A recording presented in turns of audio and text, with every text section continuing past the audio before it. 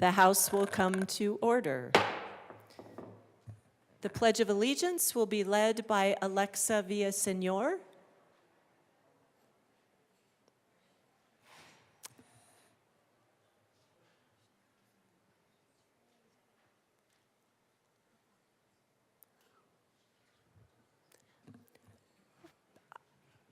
Representative Ferre will lead us in the Pledge of Allegiance this morning.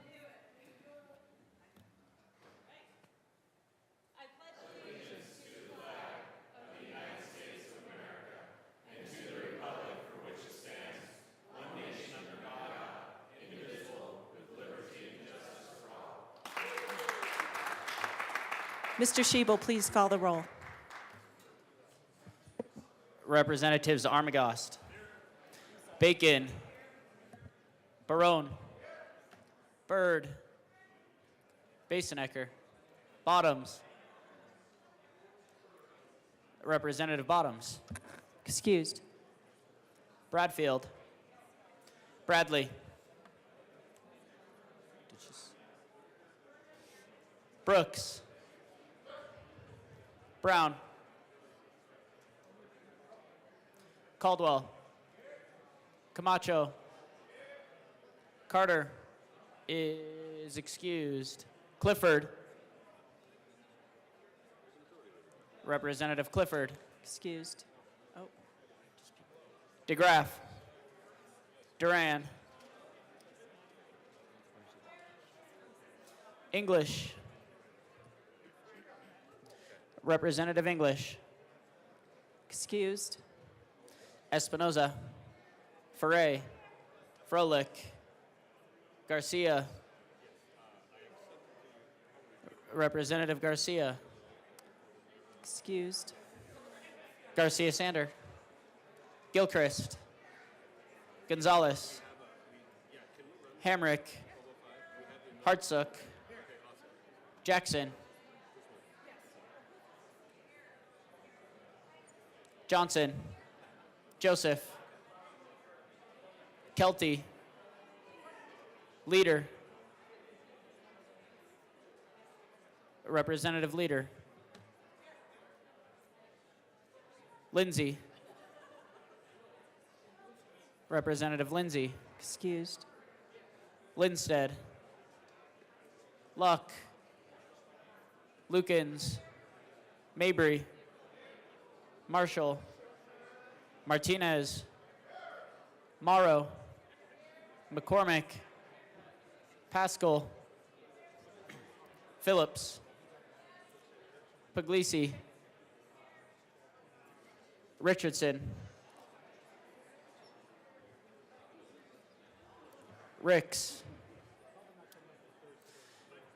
Representative Ricks, Excused. Routenell, Representative Routenell, Excused. Ryden, Sirota, Smith, Soper, Stuart Kay, Representative Stuart Kay. Stuart Kay is excused. Stuart R. Story, Excused. Sukla, Taggart, Representative Taggart, Excused. Oh, there he is. Titone, Valdez A, Representative Valdez. Oh, you got a pretty one. Yeah. Rep Valdez is excused. Excused. Velasco, Weinberg, Wilford, Rep Wilford, Excused. Winter, Woodrow, Woog, Zokai, and Madam Speaker. Here.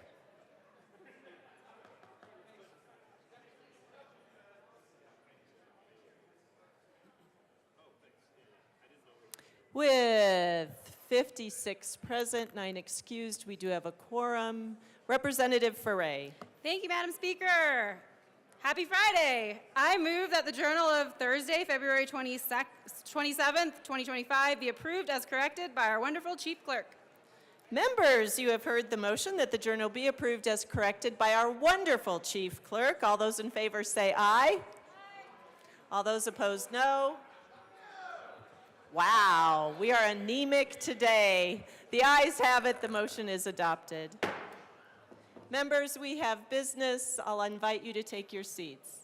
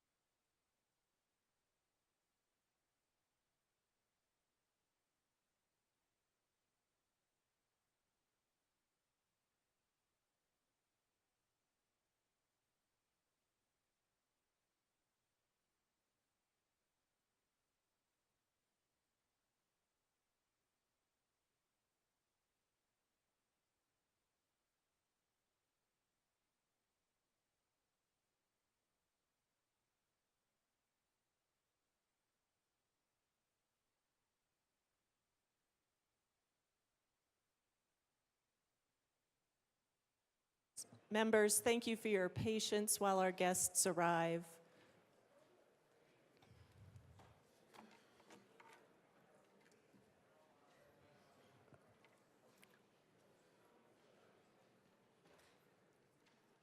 Madam Majority Leader. Thank you, Madam Speaker. I move to proceed out of order for consideration of House Joint Resolution 1021.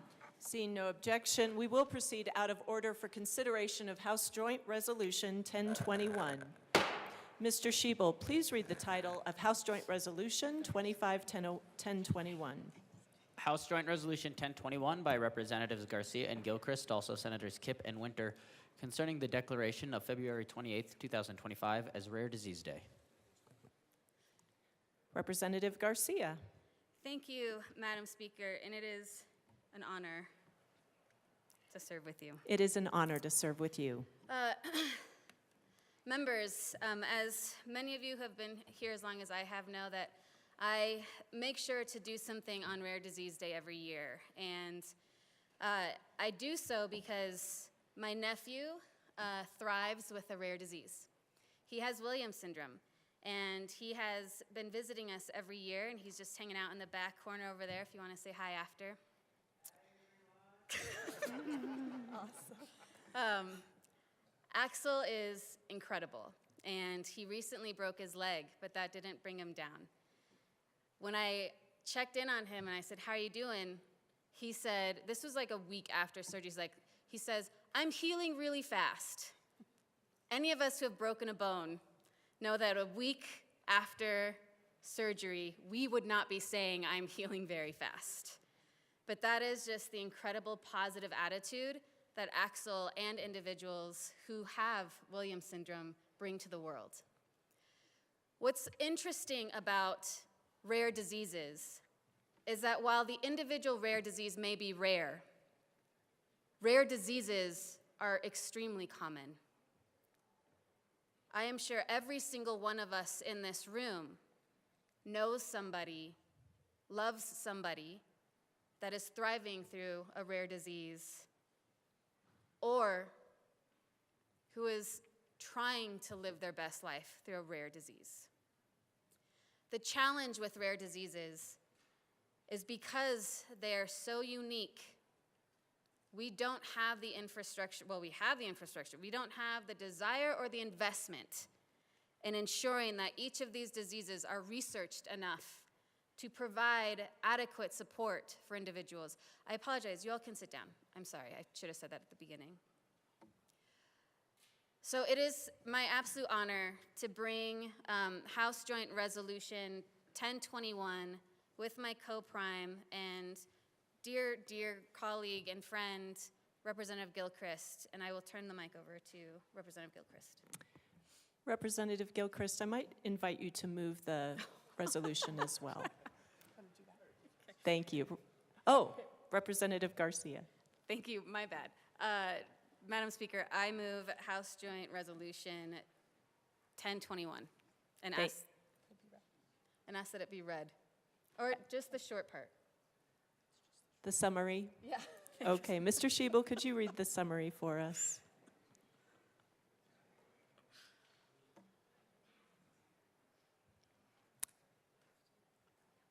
Thank you. Mr. Schiebel. Be it resolved by the House of Representatives of the 75th General Assembly of the State of Colorado, the Senate concurring herein, that we, the members of the Colorado General Assembly, declare February 28th, 2025, Rare Disease Day in Colorado to help raise awareness of rare diseases within Colorado. Show our stripes in solidarity with our community of individual zebras living with a rare disease. Recognize and support all of these individuals on this Rare Disease Day in 2025 and every day. Salute these individuals for all that it means to live with a rare disease and the humanity that they show in doing so. And on this day, as we recognize Rare Disease Day around the country, we take a moment to appreciate the more than 500,000 Coloradans and the more than 30 million Americans who live with a rare disease today. Representative Gilchrist. Thank you, Madam Speaker, and it's a pleasure to serve with you. It is a pleasure to serve with you. And thank you, Representative Garcia, for working on this with me. As the resolution states, the mascot for the rare disease community is a zebra. Just gonna try not to cry, which is why we're wearing zebra stickers today, to acknowledge all those Coloradans who've managed the tremendous everyday challenges of living with a rare disease.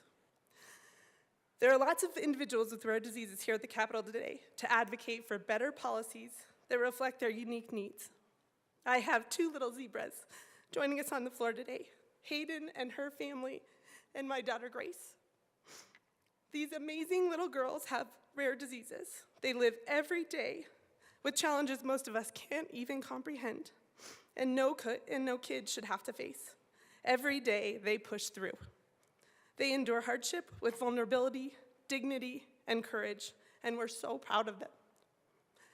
When I met Hayden's parents, and similar to when I met Minority Leader Puglisi, we shared a bit about our families and what we're going through and the challenges that our kids were facing. You don't have to say much to realize you're in the same club.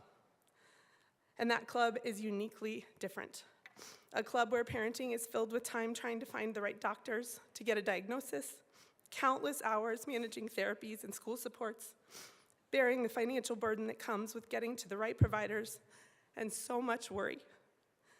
Many people with rare diseases are living with an invisible disability, which can be deeply isolating for them and their loved ones. As a parent of these kids, you have to become a fierce advocate for your child's needs, especially when others can't see or understand what they're going through. This is why this resolution is so important. We want to recognize the strength and humanity of those facing these challenges. You are not alone. For all those families that are raising little ones with rare diseases, thank you for your dedication to their health and your amazing advocacy. For all the Coloradans that are managing a rare disease themselves, we are sending the strength for you to push through. And we are committed to working on policies that will provide better access to care and ultimately improve your quality of life. We stand in solidarity with you today. Minority Leader Puglisi. Thank you, Madam Speaker. Thank you to Representative Garcia and Gilchrist for allowing me to share a little bit of my story as well. My daughter has a rare genetic disorder. At 3 years old, and you gotta trust your mommy instincts, I knew there was something wrong with her, and everybody told me I was crazy. And I took her to the doctor, and they said there was nothing wrong with her. And I was like, I know there's something wrong with her. There's something just not right.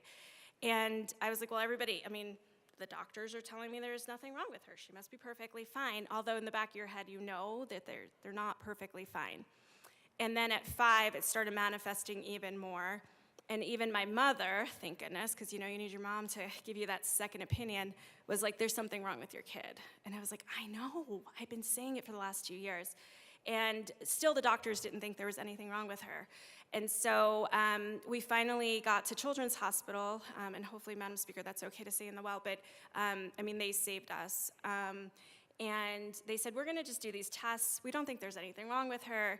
And the test came back, there was something wrong with my kid. And then it accelerated from there. And I think the hardest part is, you know, besides misdiagnosis, is the time that you had in between that maybe you could have done something different, and you'll never know. The other hard part is trying experimental drugs and not knowing if it's gonna work or not, if it's gonna help or not, or what the long-term consequences are gonna be. But you have to make choices that are gonna affect her for the rest of her life. My daughter, many of you have met her, you will definitely meet her at some point. The first term in her disease, she's one of 8 girls in Colorado that has this rare genetic disorder, is non-classic. And so she says, Mommy, I'm not classic. And I said, you are not classic. You are beautiful and unique and special. And so I'm really glad that we can lift up parents and families and their struggles as they deal with rare diseases. And I'm incredibly honored to stand up here with my colleagues as we recognize this day. Thank you. Representative Johnson. Thank you, Madam Speaker. I stand with my colleagues and everyone who knows someone who has stripes themselves, as it is a unique issue. While it is amazing to have a support group, one size does not fit all, and every rare disease is rare. I come before you with someone who, I am a rare disease. I carry my stripes with pride, and there are some days that I'm very sad with the scars that I also carry because of that. It is an ongoing health issue that I will always face, and recognizing that it is hard when you are the first in an experimental chemo across the nation to go through something. And I love the fact that it is zebra, because zebras are unique to all, but we've heard it, it's like racing. Zebras are known for racing. They're fast, and sometimes it feels like you are delayed in diagnosis, mistreatments, and not mistreatments by the doctors, but they try everything they can, and it doesn't work. And you sometimes feel like a guinea pig. But I am so glad that our symbol is not the guinea pig, and it is the zebra, one of strength, one of unity. We're all different, but we're all a herd, and I love that for this group. I don't love that we have this, but I love that we can stand together, because it's hard to explain something so rare. And when everyone has a different rare disease, it's hard to feel like you have someone listening to you. And what has not been mentioned but is ongoing is the mental health that comes with this, because you do feel alone, but you also feel unified, that there are a group of zebras, those who carry the stripes with you, helping this cause. And while different rare diseases are rare, it's not rare to have one. My mom stood up for me, moms are amazing, and helped me after many years of trying to get that diagnosis and moving forward with this thing that I will face for life. And then just this last year, she got diagnosed with a rare disease. So we're both on our own journeys. That is hard to understand even with each other going through this. But we have each other. We have our families, we have community. And I think it's spreading awareness that this is difficult. And folks are not always gonna understand. And sometimes the worst thing you can tell someone who carries stripes is, I understand what you're going through. Because it is rare, they don't. But if they can be there with you through the journey, that is the best thing that you can offer with them. So to those who carry stripes, to those who support those who carry stripes, let us recognize Rare Disease Day. It's a hard battle. It comes with mental health, and it's okay not to be okay. But we need to stand in unity and make sure we're getting the help that we seek. So thank you for bringing this resolution forward. Thank you for allowing me to speak as we all share our stripes together and as we support those with stripes. Seeing no further discussion, the motion before us is the adoption of House Joint Resolution 1021. Mr. Schiebel, please open the machine and members proceed to vote.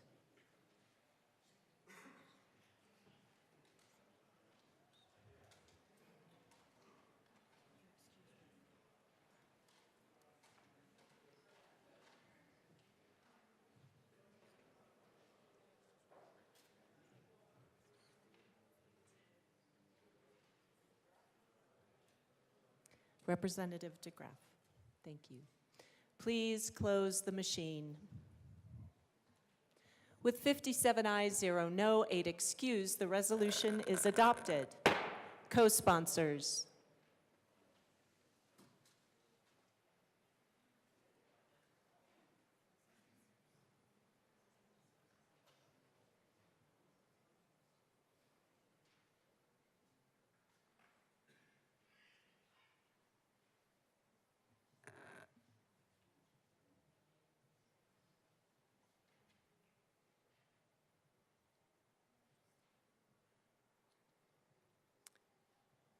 Please close the machine.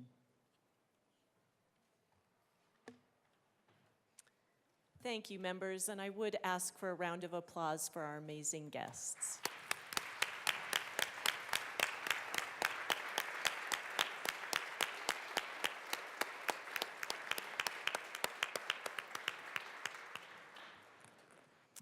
Thank you. Madam Majority Leader.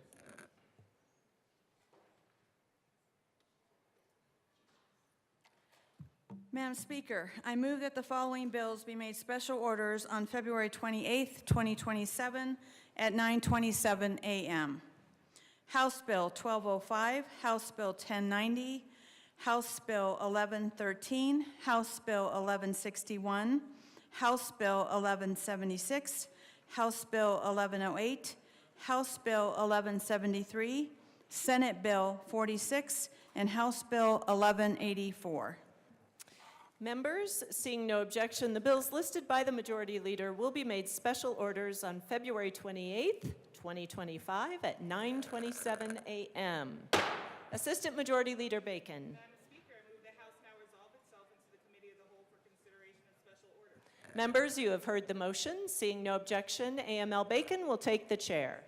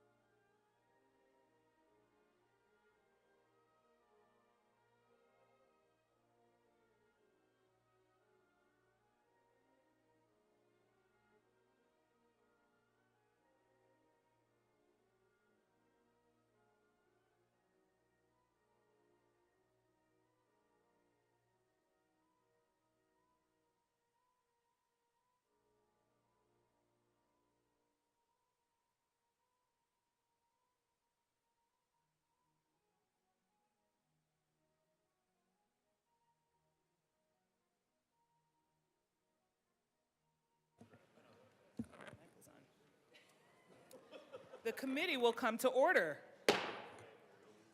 With your unanimous consent, the bills will be read by title unless there is a request for reading a bill at length. Committee reports are printed and in your bill folders. Floor amendments will be shown on the screen on iLegislate and in today's folder on your box account.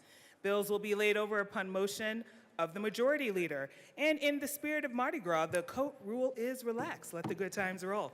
Mr. Sheba, please read the title, House Bill 1025, or sorry, House Bill 1205. House Bill 1205 by Representatives McCluskey and Brown, also Senators Mobley and Roberts, concerning measures to facilitate the implementation of fair access to insurance requirements plans.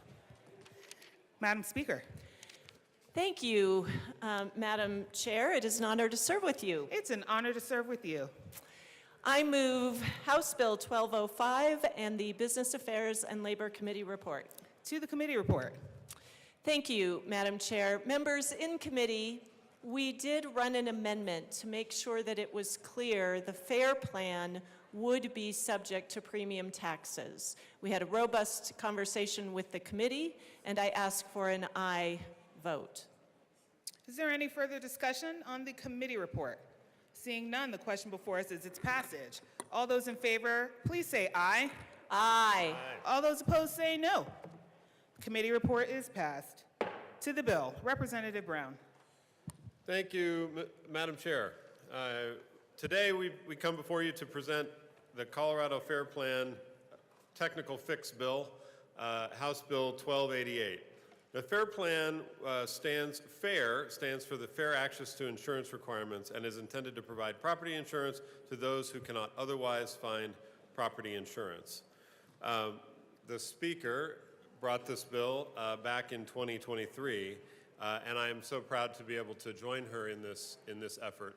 It is an important bill that will allow us to actually finish the work of standing up the Fair Plan and start issuing policies to some of our high-risk folks. At this time, I will offer an additional amendment. I move L002 to House Bill 1205 and ask that it be properly displayed.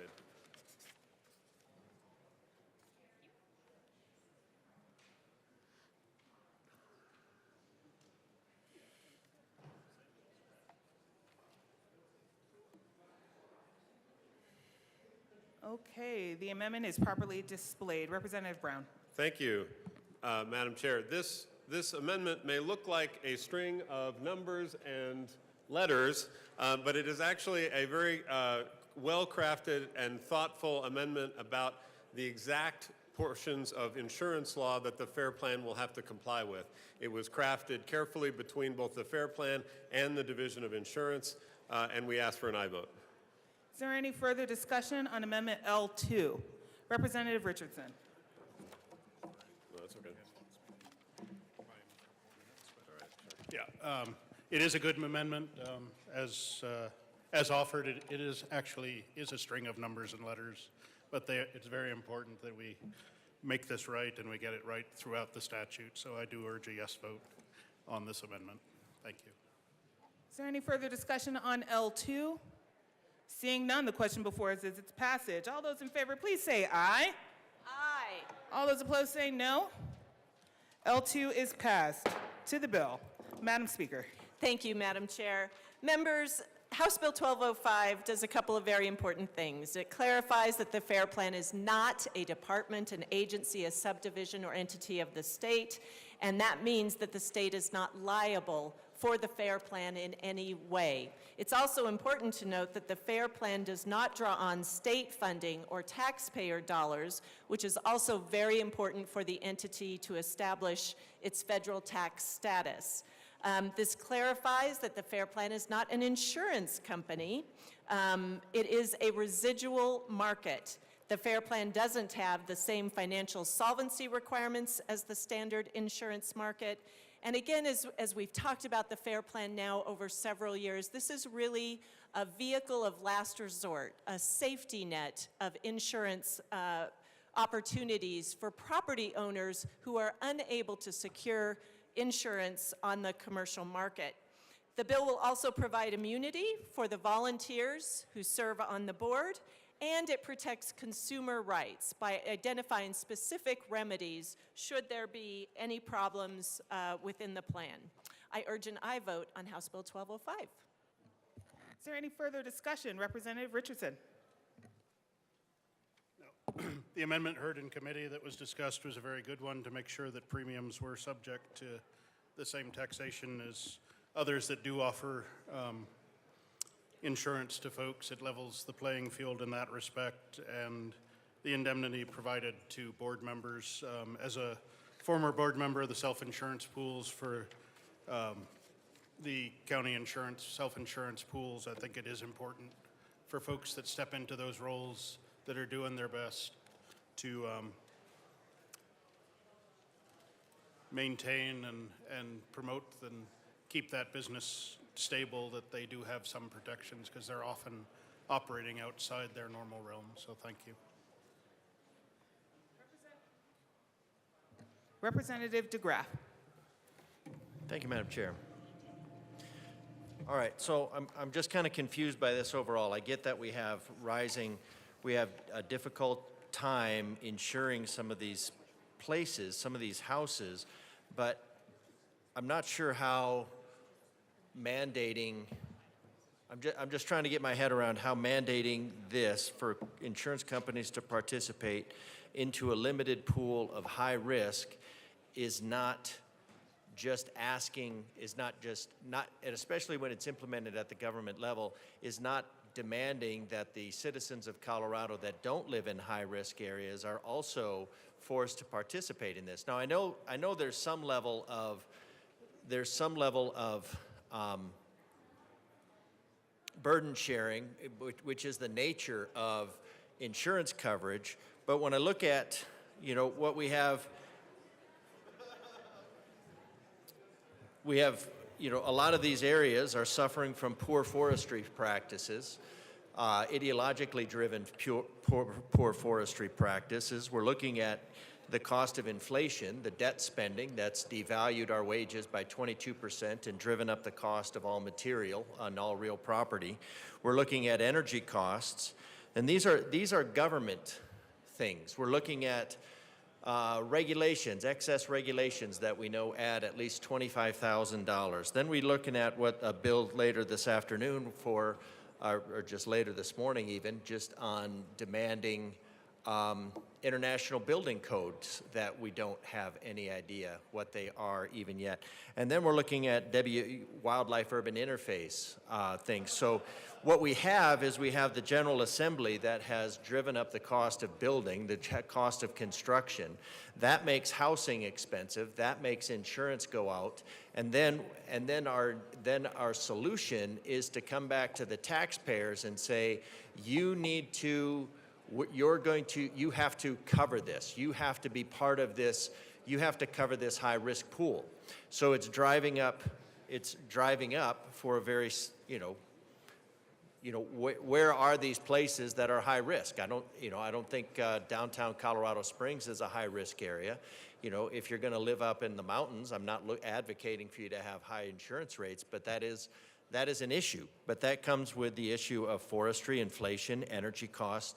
So the constituents I have that are in Colorado Springs, that live closer to a fire department, that have appropriately spaced homes, because we're continually dealing with that, with more ADUs, more cramming in, with Colorado wanting to go to Calcutta-style housing, and all of that. So the issue I have with this is that you have a market that is telling you it cannot support what this General Assembly is pushing down onto the market, and the result is that this body is further demanding on the market things that it can't necessarily support. And if we look at California, because this just happened, California's they were capped, in their rate increases. So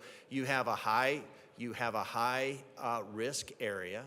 They're capped in their rates, and with those rate caps, it was decided that those rates were climbing too rapidly, so they had to be capped. Obviously, and then they were not allowed to increase, and they were not allowed to increase at a rate that was sustainable. And eventually, these insurance companies go out of business, and then you had all of a sudden all of the 2 weeks after everybody gets their notice that their insurance has finally actually been cut and that discontinued, then of course we have that tragic fire. But the tragedy, more so than the fire, was the government interference that led up to that.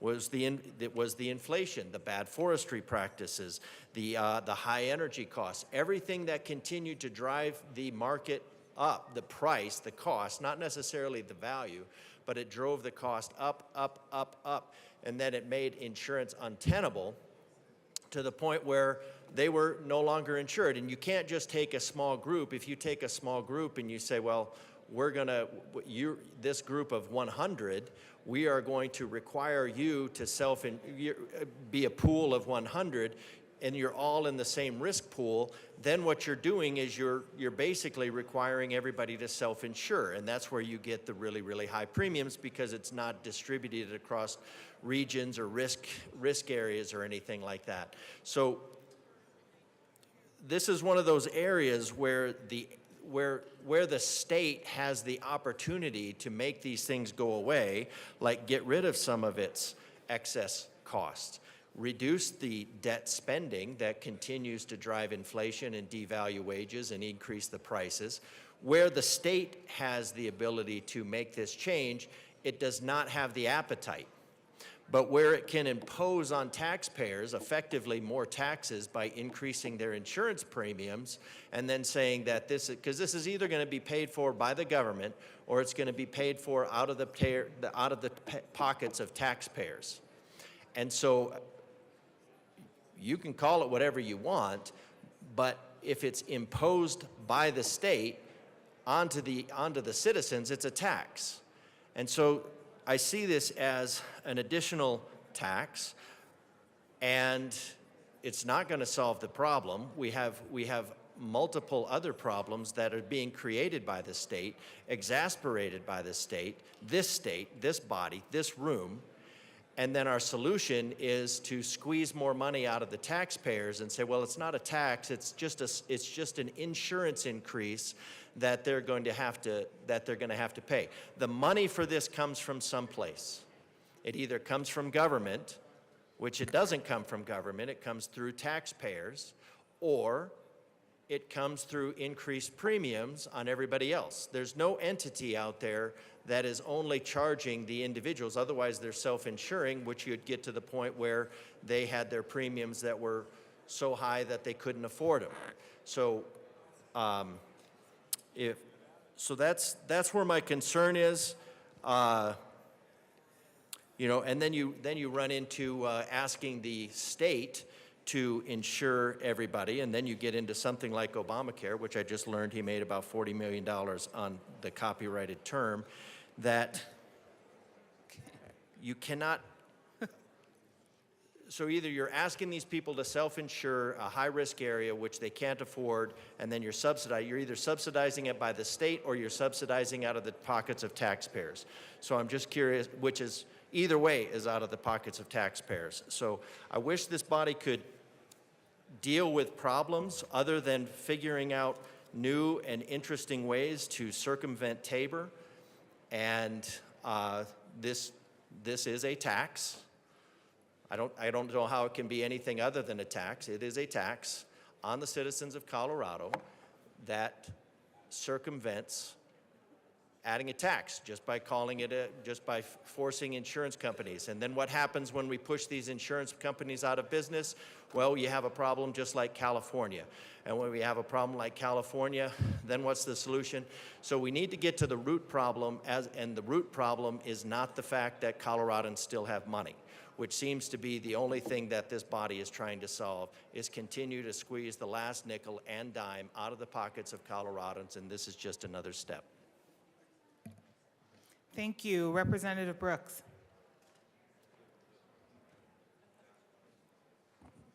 Happy Friday, Madam Chair. Happy Friday. Good morning. I am not going to take a lot of time here in standing in opposition. I am opposed to this. However, I will offer that I absolutely see what the bill sponsors are getting at in the value, the intent behind this. I did simply want to offer, because I am on record as being the solo person opposed to this in committee, I wanted to at least explain that vote, and that is entirely centered around what I believed to worry about the potential for incentivizing development in an area that would be too risky, especially for private market ordinarily. Wildfire mitigation is definitely an issue throughout the state. It's something that we're all struggling with. It's something that I'm struggling with in my area, in my district, Douglas County, specifically Castle Rock. So those are issues, those are conversations that obviously need to continue as we try to find a way to deliver sensible insurance rates to everybody in Colorado. But I did just want to at least try to explain why I was a no vote on this, even though I'm not going to make this a major hill upon which I will fight. But I did want to offer that. Thank you. Thank you. Is there any further discussion on the bill? Seeing none, the question before us on this lovely Friday is all those in favor, please say yeah. All those opposed say nah. The bill passes. Mr. Schiebel, please read the title to House Bill 1090.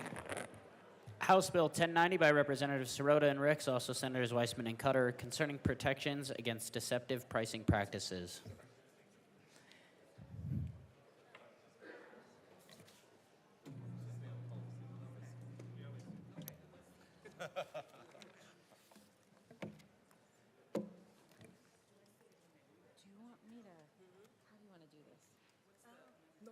I'm going to be fine, yeah. Okay. That part. Okay. Representative Sirota. Thank you, Madam Chair. I move House Bill 1090 and the Judiciary Committee report. To the Judiciary Committee report. Thank you, Madam Chair. In Judiciary, we made a lengthy amendment to address a number of points of feedback from various stakeholders, including giving some rulemaking to the Attorney General's office, making clarifications to the government charge section, making some changes requested by the Restaurant Association clarifying around the mandatory service charge, making some changes for safe harbor for a number of federally regulated entities, largely around financial transactions, and we removed the demand letter on all for everything except for landlord-tenant agreements, in which both the Apartment Association and we as sponsors agreed that that was the best path forward. And we do have one amendment to the committee report, which everyone should have received yesterday, L003. Can you move So L0? I move Thank you. L003. Members, this is a multi-page amendment that was placed in the box and on your desks yesterday.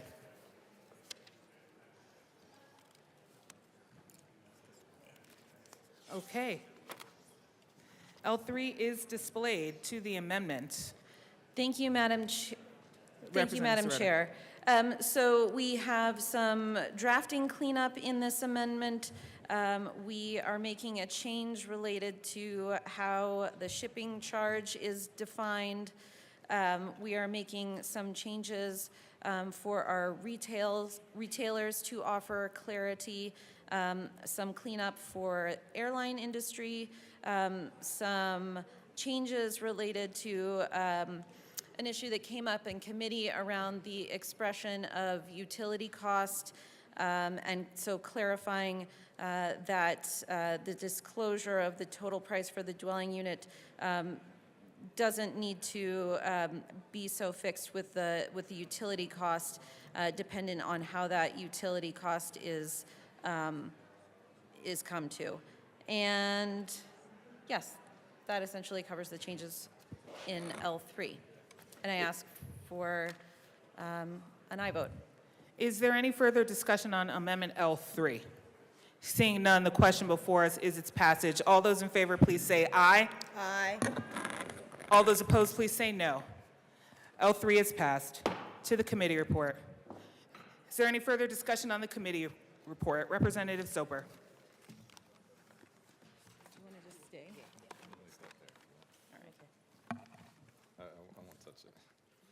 Thank you, Madam Chair.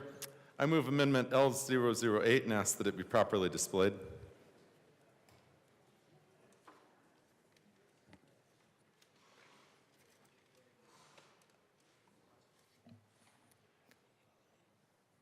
L008 is displayed to the amendment. Representative Soper.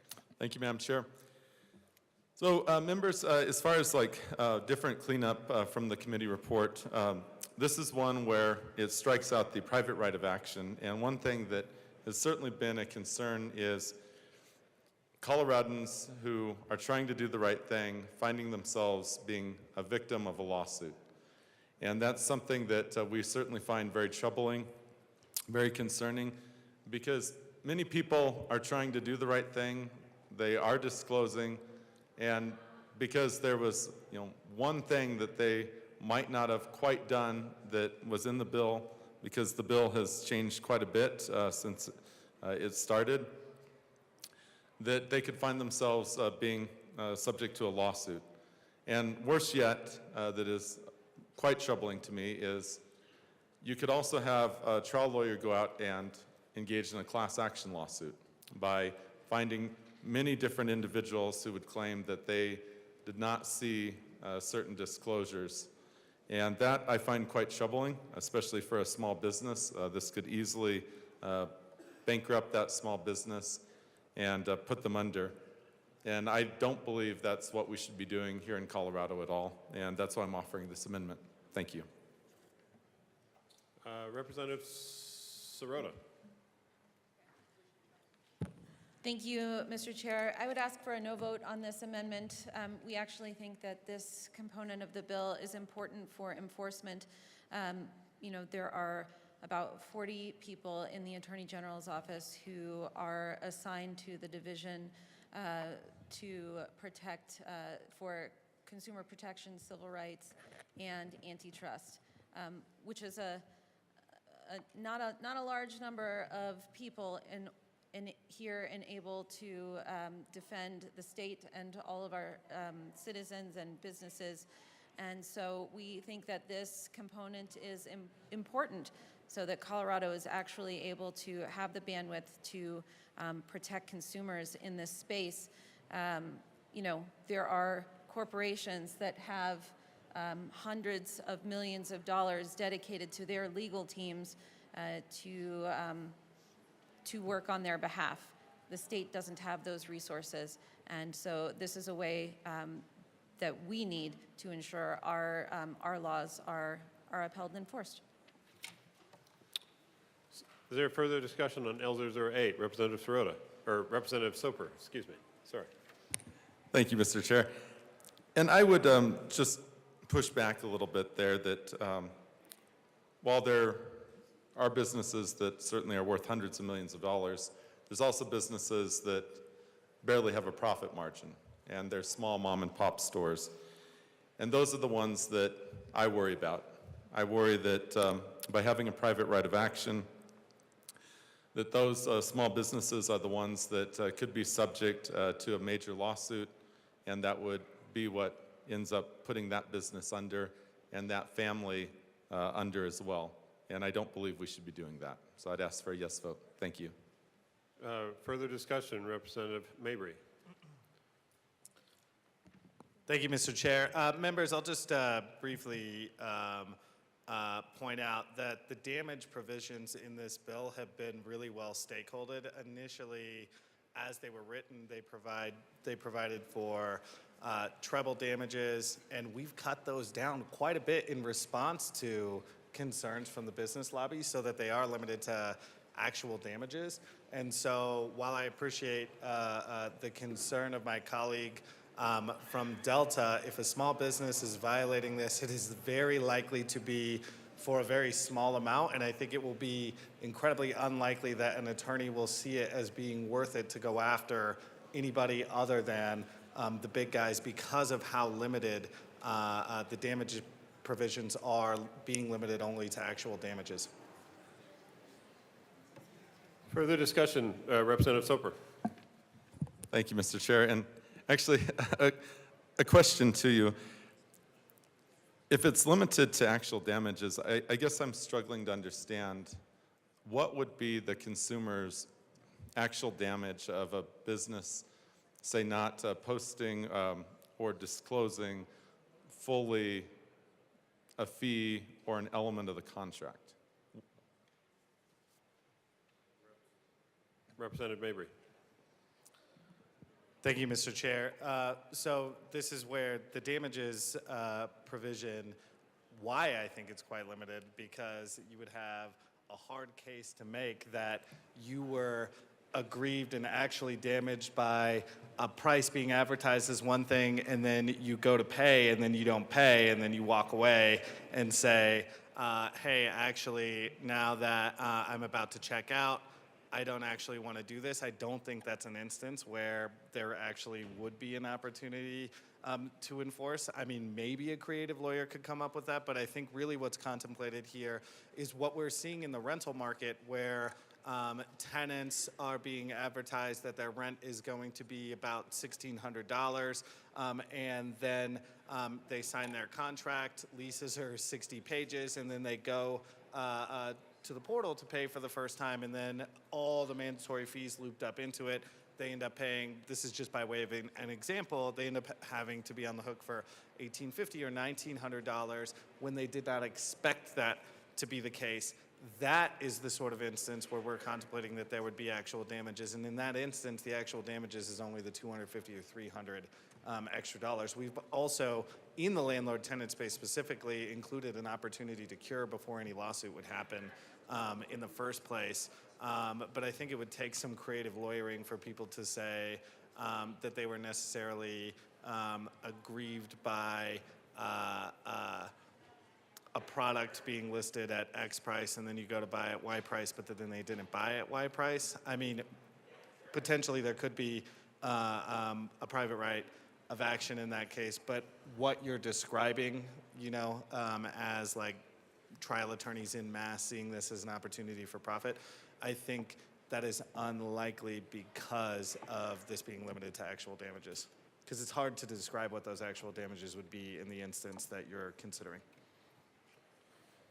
Is there further discussion on L008? Seeing none, the question before us is the passage of L008. All those in favor say aye. Aye.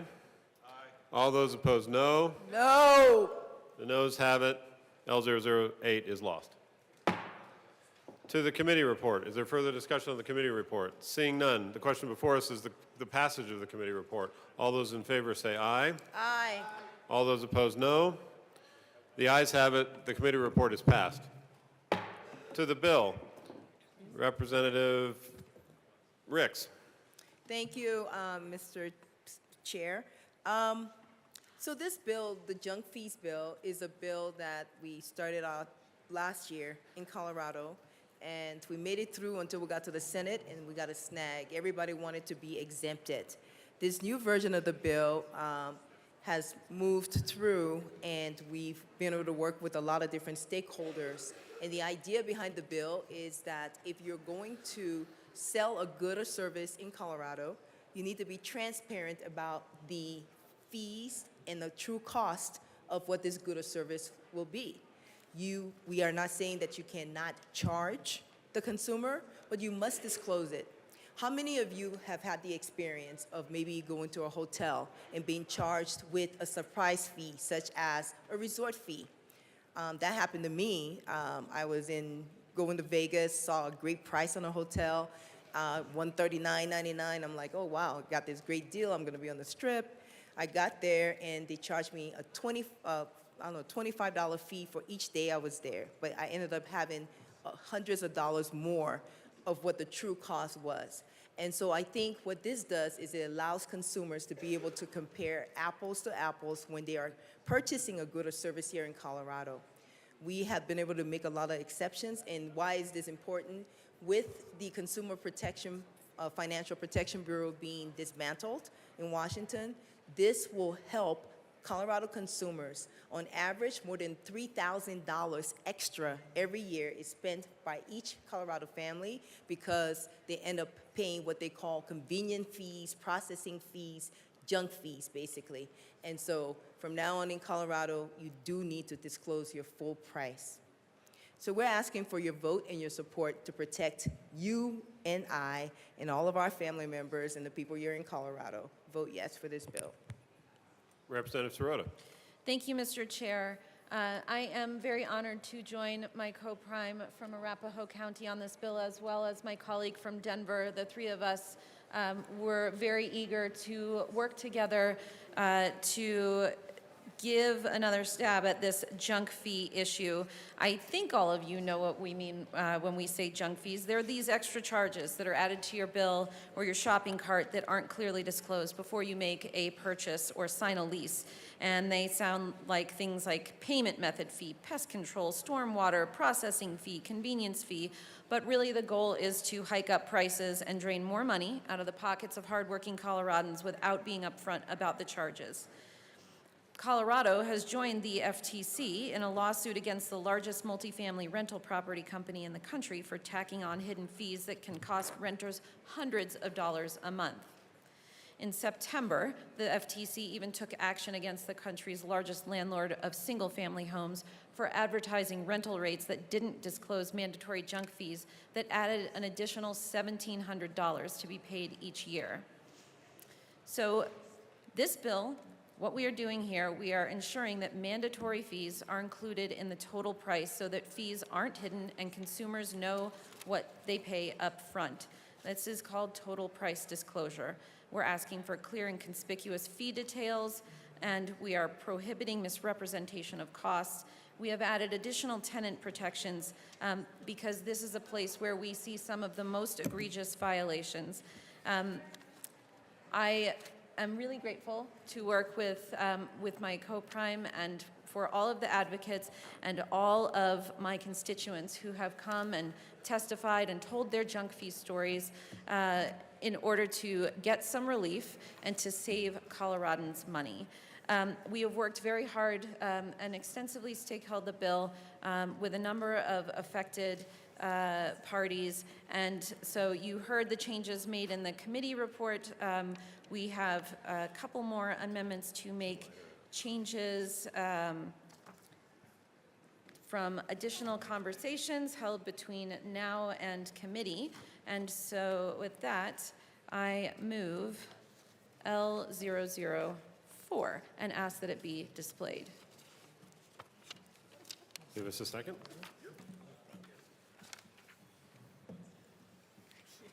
That's scary. L004 is displayed. Please proceed.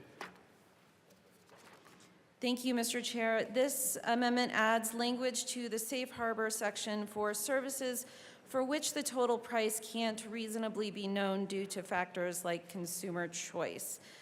This is included in the Minnesota law and will help provide additional clarity for some of the folks, including higher ed, who had some questions around their pricing practices.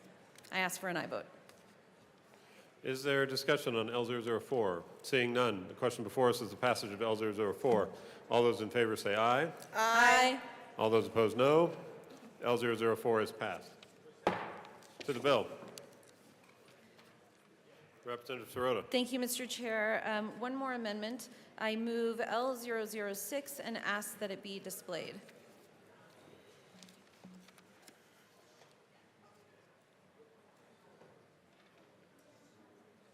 Just a second.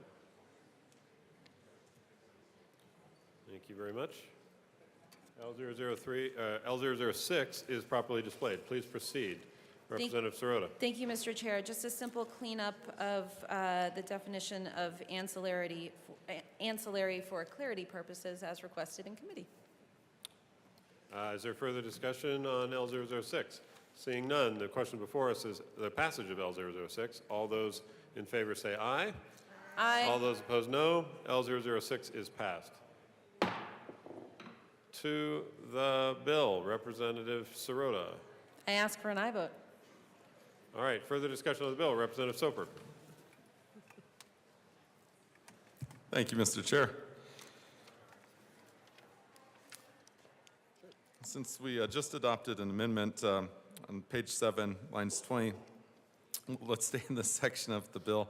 I move amendment L007 and ask that it be properly displayed. Just give us a second. So they said this is not settled. There you go. Yeah. It is properly displayed. Please proceed. Representative Soper. Thank you, Mr. Chair.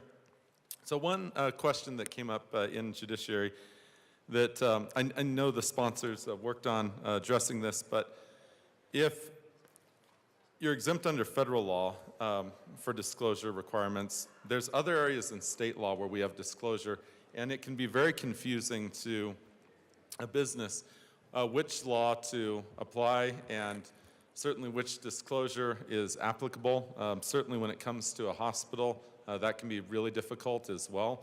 We had a lengthy debate in the Judiciary Committee about hospital fees and about what would have to be disclosed. For example, it came up that if someone was going in for surgery, that any potential expense would need to be disclosed to the patient as a possible fee that they would be charged, which then means that a hospital basically will now have boilerplate language as far as having to disclose anything from, say, blood, for a blood transfusion if something goes wrong during the surgery, or perhaps the surgeon gets in for some sort of a replacement and realizes that they had anticipated only using 2 screws, but they now have to use 3 screws. Or it takes a lot longer because of more complications, or they have to cauterize more. And so all of these would be fees that would be tacked on to the final bill to the patient. But of course, you don't really know what the actual bill is because it all has to go through insurance and is worked out by the weird magic that occurs behind the scenes, so no one actually pays what was ever billed to begin with anyways. So what we're saying with this amendment is that if there's other Colorado state law that's applicable as far as the disclosure, that should apply. And this is just adding belts and suspenders to what the sponsors have already done in the bill, because we want to make it clear that, for example, in a hospital setting, there's already the disclosure of all the standard prices that the hospital would have for goods and services. And then, of course, the variables on what's happening in the medical setting would be there. So we offer this amendment to be able to really just have that safeguard that if you're trying to comply with other areas of Colorado law, that we're making it abundantly clear that you would be excluded from this provision if there's another disclosure provision in state law. And I ask for a yes vote. Further discussion, Representative Mabry. Thank you, Mr. Chair. 2 things to say in response to that. First, we're going to be asking for a no vote on this amendment. The first thing is to say the other areas of Colorado law could be more narrow and less comprehensive than the protections that we're trying to provide to Colorado consumers in this bill. And so I view this amendment as having the potential of creating a loophole. The second thing I will say to my colleague from Delta is you should look at Amendment L4 that we just adopted in the hospital context that does create a carve-out if the person offering a good or service can demonstrate that the person offering the services for which the total price of the service cannot be reasonably known at the time of the offer due to the factors that determine the total price that are beyond the control of the person offering the service, that creates a loophole. So that third screw is covered by L4, which was just passed. The last thing I'll say is I think that this is a settled question, but we're not going to call that. We'll just ask for a no vote. Representative Sirota. Thank you, Mr. Chair. I will also just point out that within the bill, in addition to L4, which we just added, there are specific laws called out. For example, this General Assembly chose to make price transparency law around ticketing prices, and that is referenced in the bill. And I will also say that in the 2 other states with similar laws that we are considering here, hospitals are not exempted and are not out of compliance. And we don't think that additional language is needed at this time. Further discussion on L007. Seeing none, the question before us is the passage of L007. All those in favor say aye. All those opposed, no. The noes have it. L007 fails. To the bill. Representative Soper. Thank you, Mr. Chair. I feel like we're making progress slowly.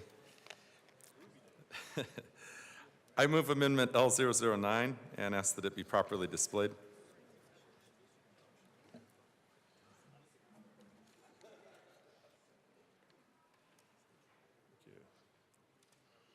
L009 is displayed. Please proceed. Representative Soper. Thank you, Mr. Chair. So members, this amendment affects the legislative declaration, and within the legislative declaration, it talks about how this particular piece of legislation is needed to clarify and reiterate the law.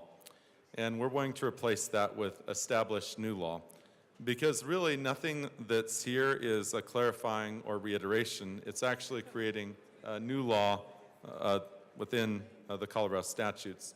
And I think it's important that we actually are very clear in the legislative declaration. Sometimes it's easy to be a little bit subjective within the legislative declaration, but we should be looking more to an objective standard within the legislative declaration, because this is what courts read to see the intent of the General Assembly. And certainly this is a new path forward for Colorado. This is new law. This isn't a clarification or a reiteration of the current state of the law. And if that were the case, then we actually wouldn't need this particular bill to begin with. So I'd ask for a yes vote. Thank you. Further discussion, Representative Sirota. Thank you, Mr. Chair. We ask for a no vote on this amendment. We disagree, and it is important for us to make clear that it is already illegal to engage in deceptive, unfair, and unconscionable pricing practices, and our bill is offering clarity to enable businesses to comply. But this is already illegal under the law, and so ask for a no vote here. Further discussion, Representative Soper. Thank you, Mr. Chair. I guess I would ask again, if it's already illegal under the current law, then why would we need this particular law? Further discussion, seeing none, the question before us is the passage of L009. All those in favor of L009, please say aye. All those opposed, say no. The noes have it. L009 fails. To the bill. Is there further discussion? Seeing, okay, Representative DeGraff. Thank you, Mr. Chair. I think this is, again, one of those areas where the state has authority to act and rein itself in. The state does not rein itself in. And then to pretend like it's doing something, it takes it out on the citizens who are, or businesses, who are largely responding and acting in response to a market that this room has fouled up beyond anything recognizable. So I think, you know, again, good intentions. The road to hell is paved with good intentions. When we look at where the government can solve these issues, when you look at these fees, how many of these fees are originated from inside this room in an effort to circumvent Tabor by the imposition of enterprises?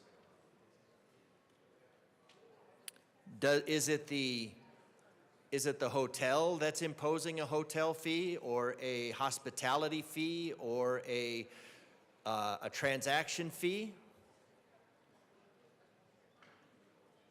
Or do some of those actually come from the state? And a problem that I have is some of these things that come from the state, these fees, which are taxes, is I think when it comes to like shopping and, you know, things that you buy, the allowance to put in fees is not even in there. Like for groceries, when you see the price of groceries or you see the price of clothing, or anything that any sales tax is not tacked on to the price of the good. So if the price of the good is $1.50, it's $1.50 plus. It's $1.50 plus tax. So the government, where it is imposing these fees and taxes, and of course the government imposed fees are taxes, they're just done as an insult to the citizens of Colorado, that they're called fees because they think the citizens of Colorado are just ignorant and won't ever figure out that the money that they send to Colorado in fees as opposed to taxes that it is. I think the people of Colorado recognize it's the same money and it's going to the same place and it's actually the same thing. But some legalistic shenanigans by this body to bilk the citizens of Colorado out of any more money are called fees. And so these fees are we had this conversation last year around rental cars.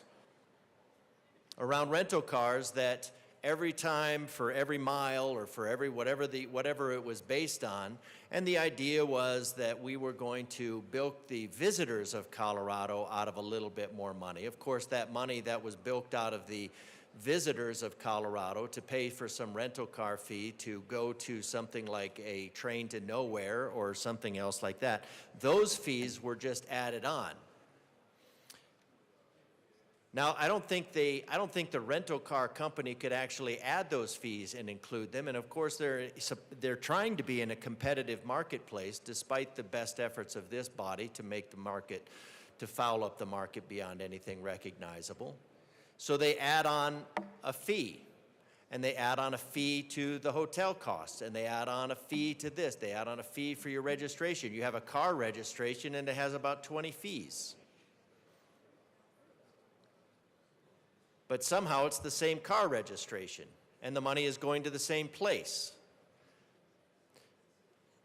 But instead of the state, instead of this room cleaning its own house, it's demanding, it's pointing the finger, giving the finger to the businesses and saying, you have to disclose all the fees.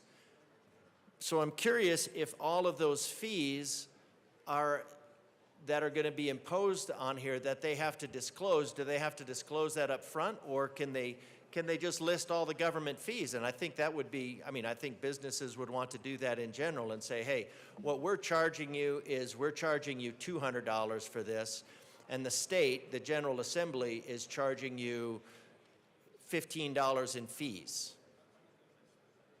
I think if we're going to have to have fees included on there, I think the source of the fees ought to be included on there. Not just the fee itself, but the source of the fee should be on there. And maybe I'm missing it, but I don't see that in the bill. And you have this thing about the largest renter. And you're always going to have that problem with you have a monopoly, and then they can increase their fees, they can add all these things on because they have a monopoly on the market. But we're not dealing with why we have a monopoly on the market, which is because you're putting all the small mom and pop renters out of business. And I wouldn't say that was an unintentional consequence. So taxes are not included in the price. Hospitals have fees, but hospitals have fees because they're trying to stay in business. Now, this body just imposed another fee on the citizens of Colorado by tacking on millions of dollars, essentially in fees, taxes, whatever you want to call it, by saying that we had to cover, that the citizens of Colorado needed to cover money that was spent on unreimbursed care by the hospitals. That was a fee charged to Colorado through the General Assembly, but we don't tell the citizens of Colorado that. We just tell them that, oh, we have a budget overage because we're doing so much good stuff for you. Representative DeGraff, I've been giving you a lot of leeway here, but just let's try to keep it in the four corners of the bill here. We're not talking about that particular issue. We're talking about this particular bill. Thank you, Mr. Chair. But the example, and I do understand why you'd think that's not within the four corners of the bill, but it kind of goes back to my initial points, where the government, where this body has the opportunity to rein in the cost for the citizens of Colorado, it acts like drunken sailors spending out of their pockets. But when it comes to the citizens of Colorado with fees and trying to themselves do the same thing that the Colorado General Assembly is doing by fees, taxes, enterprises, so why would the businesses of Colorado not follow suit? They're only doing the exact same thing as the General Assembly. They are trying to make ends meet, and in order to have a competitive price, some of them are finding that they have to be a little duplicitous, and that can really be just traced back to the General Assembly, because why would they not be duplicitous if the General Assembly is duplicitous? And the General Assembly is duplicitous in fees and taxes and enterprises. So, and some of those fees and taxes and enterprises, well, the taxes definitely, and a lot of the fees, depending on the area that you're in, those fees are added on, and they're told, and the General Assembly then tells these renters that you need to charge this fee and you need to give it to us. Well, that's a fee. So is it the business that's charging that fee? Because they're charging, say, $150, and the fee is $5. So is the total price, is it $155 to include the government fee, or is it $150? Representative McGrath, I appreciate you've made your point. Let's move on. We've talked about government fees. This bill is about deceptive pricing practices in the private market. Thank you. But we're talking about deceptive pricing practice by hiding fees, and I'm curious if those fees include fees that the government imposes, or if those remain hidden like typical. And when you have hospital fees, of course, you have doctors that are pushed out to the outside because they can't be practicing inside because they would fall under those constraints, and then so they have their fees. And so we just create an entire industry of circumventing government processes because our good intentions, your good intentions here, muddling with the free market beyond anything recognizable. So again, we have a lot of issues here where the government can fix the issue, where the government can solve the issue, cleaning house, it chooses not to.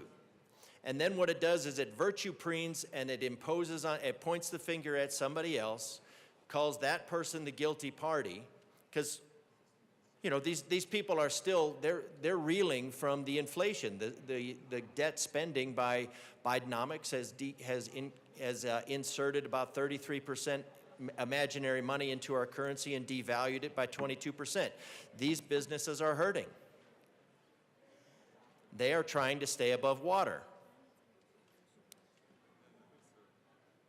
The General Assembly is not doing anything to help them stay above water, except try to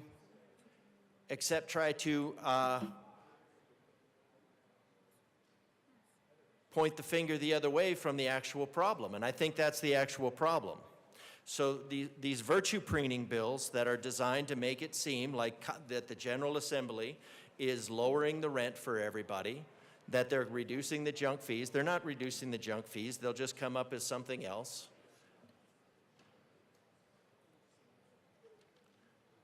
This isn't going to solve any problem because the problem is this room. This room never deals with the problem that stems from this room. So I would like to see some actual legislation that actually deals with the problem. If there's a fee that's coming up as junk fees that this room, I think we should, where's the thing that we should eliminate it? Where's the amendment that all of these fees that the state imposes through its metro districts that it eliminates? We could eliminate those by just reclassifying all fees as taxes. And then any fees that are imposed by the state would be taxes, and then we'd have a little bit more transparency on them. But we're not going to do that transparency for the state because we want to continue to trick the taxpayers of the citizens of Colorado. We want to continue to pull the wool over their eyes, say we're trying to help you. Representative Graff, you're on thin ice, man. Like you're accusing your colleagues of things that, of intent, right? You can speak to the bill and how you believe about the bill, that's perfectly fine, but let's just try to keep it to the four corners of the bill and try to keep from accusing our colleagues of trying to fool the Colorado citizens, okay? Thank you, Mr. Chair. But I think when we're talking about that, we're talking about impugning motive, and I have not spoken of anybody's motive as to why they would want to do this. Representative Graff, I know you love to debate with the chair. Just move on, okay? Just talk about the policy. That's all I'm asking. The policy is virtue preening. The policy is taking out the malfeasance of the General Assembly and imposing the pain more on the businesses of Colorado, which we know are looking increasingly at all of the regulations and all of it, and having to make the decision and having to say, I cannot work in Colorado. We have something like 200,000 rules and regulations, 40% of which are, when they look at it, are redundant. So our solution is to add more. We've got a business community that's dropped like 28 places where we are growing, and now we're shrinking. Or we're growing less fast. I'm not sure exactly which that is, but let's just say less fast. We had U-Hauls that were coming in here as a destination, and now U-Hauls are harder to find because it's an origin.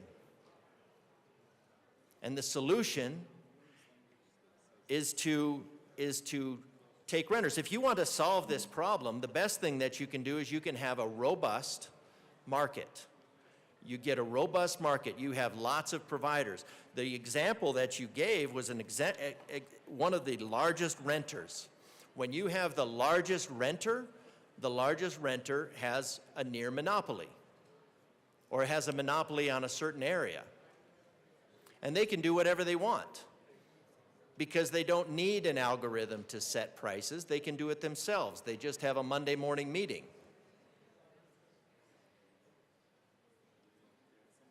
So what we're doing is we're pushing businesses out. We're pushing the mom and pops out of the rental market because seems to be where and the mom and pops are the ones that probably don't have the creativity to come up with fees. They just come up with a straight price. And so you put the price, you're putting these people out of business and putting them in the hands of, and you're putting the market in the hands of large corporate that have the wherewithal to act like the federal government or the state government and impose all kinds of trickery and fees. And then all of a sudden you're upset that they impose trickery and fees like the state government does. So if you don't want trickery and fees, then I think the state ought to,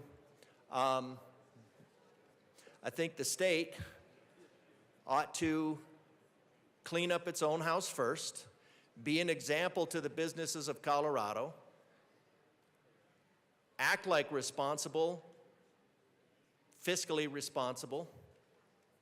I mean, we shouldn't need the Federal Agency of Fiscal Oversight to come in here, aka DOGE, to come in here. I'd love it. I think we should. But we shouldn't need to. Members, excuse me, sir, you're not allowed to speak from the gallery.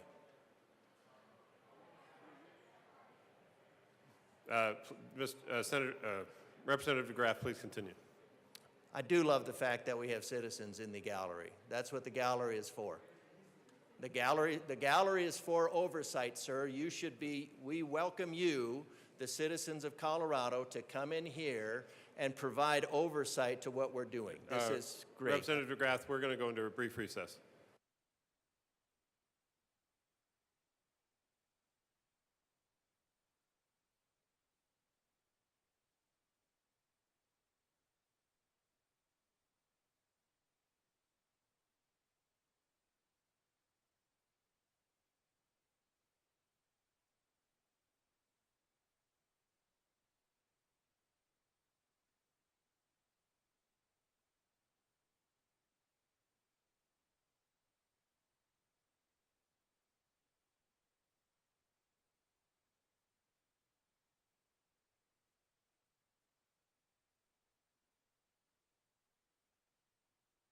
The committee will come back to order. Representative Woog. Thank you, Mr. Chair. I'm blessed to be here. And speaking of HB 19, other areas of landlord-tenant law require an initial demand. For an eviction to get started, you have to have a demand served to a tenant, and there's a cure period. For a tenant to start a security deposit dispute to try and get treble damages, they have to serve a demand. Why would you skip demands for landlords and just go straight to lawsuit? The very unfortunate answer is that it's to make it easier for attorneys to file suits. If you want to provide protections to consumers, you have to consider the larger impact of the legislation. The larger impact of removing demands is to incentivize lawsuits. Shouldn't we try to incentivize resolutions instead of disputes? With security deposits, landlords get a chance to avoid treble damages and attorney's fees, and they do that a lot of time. The goal there is to restore the deposit to the tenant, not create a bunch of lawsuits. Tenants have to be given a demand to give them a chance to cure the default, which they get even after the demand expires. So requiring a demand with deceptive pricing is consistent with how the state has set up resolution of other landlord-tenant disputes. If you really want to focus on bad actors and not these small businesses, give the good guys a chance to cure. As far as regarding time for compliance, these changes are a big shift. You have to give plenty of time to try and comply. This impacts operations for landlords and how they pay their bills. It also is a big shift on how they advertise, so you have to give them time to make a shift. On that front, maybe before they make things mandatory, they can approach it by requiring some sort of standard disclosure to be utilized so that there's uniformity in how things are disclosed. That could make it easier for compliance for property owners and easier for tenants because all of the disclosures would have the same format. Right now, this is dictating certain things to appear in advertising and in leases, but no real guidelines for how that should look. This bill is another attack on small businesses, which are feeling a constant onslaught of administrative burdens, among other things. And as these small businesses close, small-time landlords in real estate sell their rental homes. And with less homes available for rent, the higher rent costs become. This law will make Colorado less affordable, and I urge a no vote. Further discussion, Representative Soper. Thank you, Mr. Chair. Members, I move Amendment L010 and ask that it be properly displayed. Thank you, Representative Soper. Give us a second.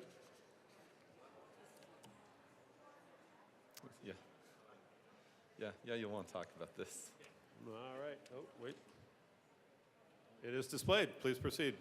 Thank you, Mr. Chair. This removes the language in the legislative declaration that says that the bill should be broadly interpreted. A legislative declaration is where the courts will look to what the General Assembly's intent of the legislation is. If there's ever a question that arises as to what we as the General Assembly were thinking in terms of how a law should be interpreted, or at least as far as what the views were when we were pushing a piece of legislation. Broadly interpreted is a very subjective language and violates the separation between the judicial and the legislative branches of the government. It's the judicial branch of government's job to tell us what the, how the law is interpreted. We may say what the law is. As the interpretation goes, to say that this should be broadly interpreted is now putting a very strong language over to the judicial branch as to how they need to reason. And that's very inappropriate to have in our legislative declaration. So by removing this, it would just make it silent and therefore agnostic as far as that particular piece. The court will still be able to look to the rest of the legislative declaration. I mean, we've talked about other elements of the legislative declaration today, but we certainly don't instruct the judiciary and the Supreme Court on exactly what level of interpretation they should go through as far as the statute. I also speak to authority with this because right before the session began, the Colorado Supreme Court actually looked at a bill bill that became law that I was one of the sponsors of, along with then Representative Weissman. And the whole question in that particular case was, what was the General Assembly thinking with an amendment we had run in the Judiciary Committee as to whether or not it applied to Title 18 or if it applied to all the statutes? And so the court actually went back, and beyond the legislative declaration, they actually went back and listened to the debates, both in committee and on the floor during second reading, to determine whether our intention was to have this amendment applied to Title 18 or to all of the statutes. And they learned from the debate that it was our intent that it applied to all of the statutes. Saying that, if the court wants to find out what our intent is as a General Assembly, they will listen to this debate right here. They will go back and listen to the committee hearing. They will definitely look to what we've said, probably put much more weight on what the sponsors have said. But to say it should be broadly interpreted is just a bridge too far. And I would say the same thing if it said narrowly interpreted as well. Thank you.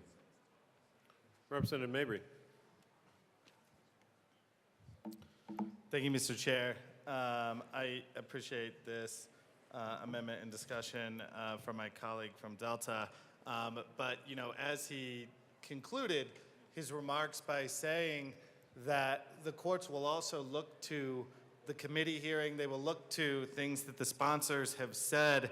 I think the sponsors and the General Assembly here is being really clear that we are trying to defend Coloradans from deceptive trade practices, from drip pricing, from paying for things, from having to pay for things that they did not know that they had to pay for when they signed contracts. The courts are already going to be able to look back on committee in this hearing and know that that was our intent. Here, we're just reiterating that our intent is for the state of Colorado to protect consumers from these deceptive trade practices. When we put a clause like this in the legislation, what we're trying to do is we're trying to provide guidance where you might be in a situation in litigation where somebody could find one word or a misplaced comma in this legislation that would lead to an interpretation that was contrary to our intent. And if there's like a coin toss and it's unclear in the language, it's a reminder to the courts that our intent is to protect consumers. That's it. And I think it's entirely appropriate for us to define what we're trying to do here. We are trying to broadly protect consumers from these deceptive trade practices. All this clause does is reiterate that to the courts. And that alone does not tell the courts how to interpret the law. If there is a question, they again are going to look back at this hearing. They're going to look back at the hearings online. So the concern that this will lead to unintended consequences, I think, is a little misplaced because they will already hear the debate that we're having here, and the debate that we're having here clearly states that we want to protect consumers. This is extra clarification for the courts, and I think that's appropriate. Representative DeGraff. Thank you, Mr. Chair. And I really hope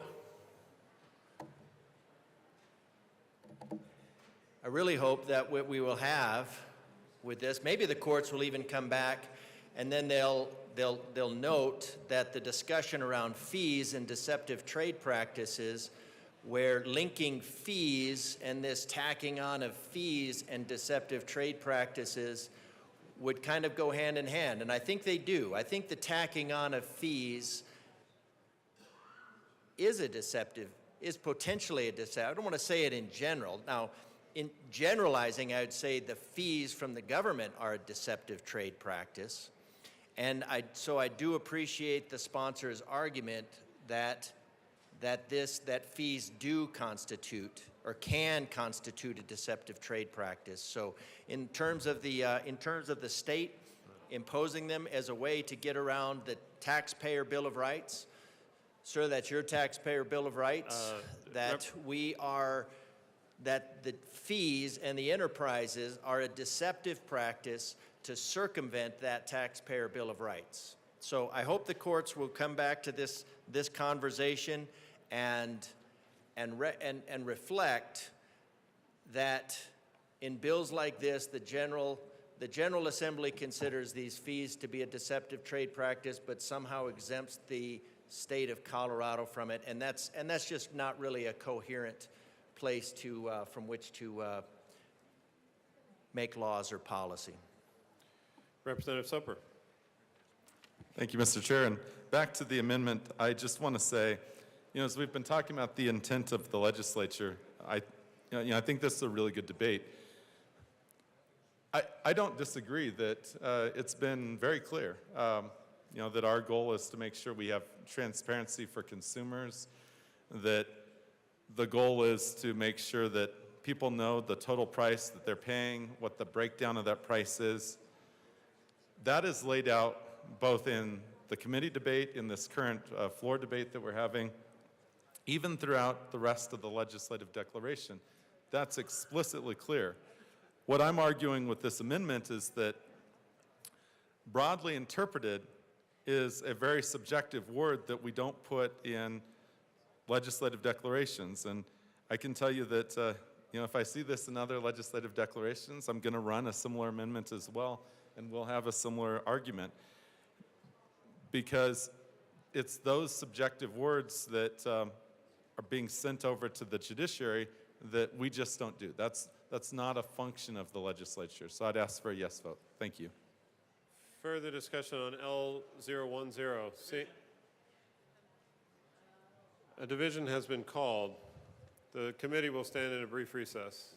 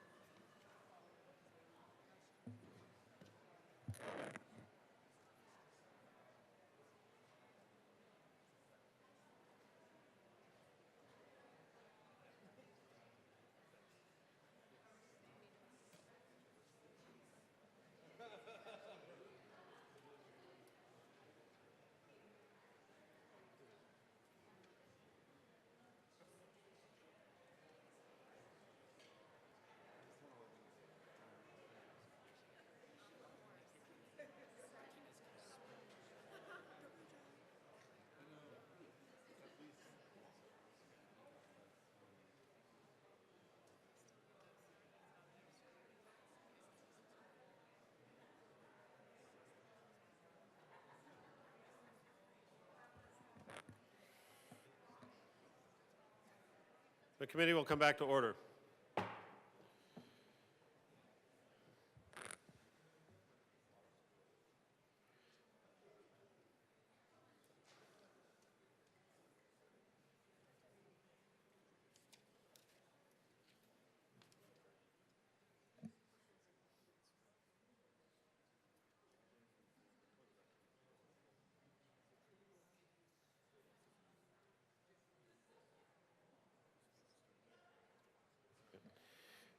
The question before us is the adoption of L010. A division has been requested. All those in the chamber not entitled to vote, please sit and remain seated. All those in favor of L010, please stand and remain standing in one place or raise your hand and keep it raised until the count is taken.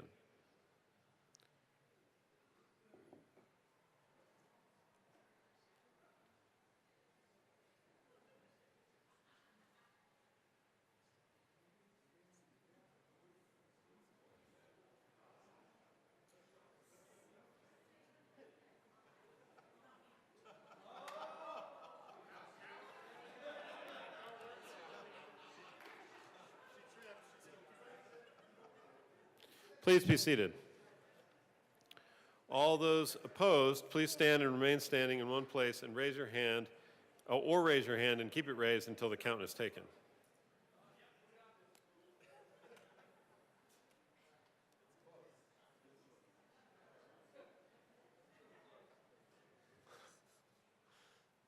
Or raise your crutches.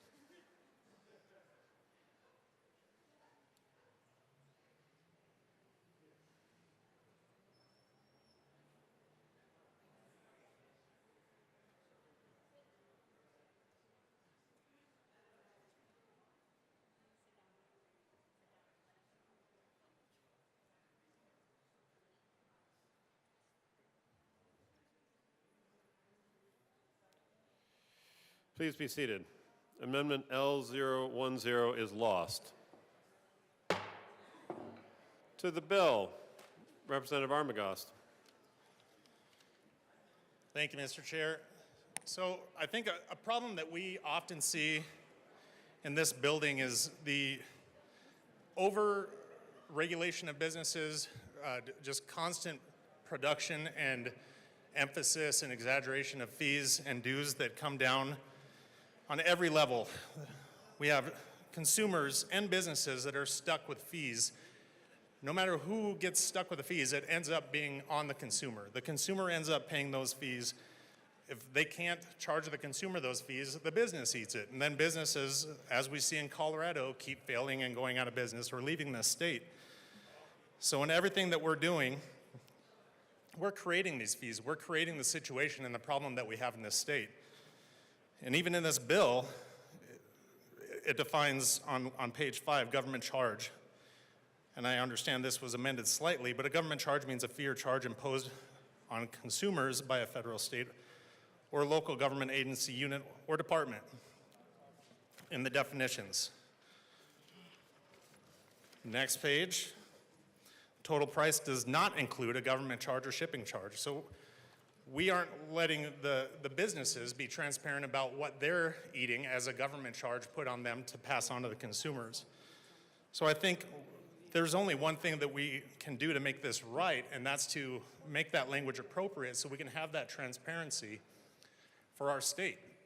All of these state charges that we're passing on to these businesses, putting them out of business, or if nothing else, passing it on to the consumer, and then blaming the businesses for it, that's not right. So, therefore, I move L12 and ask that it be properly displayed.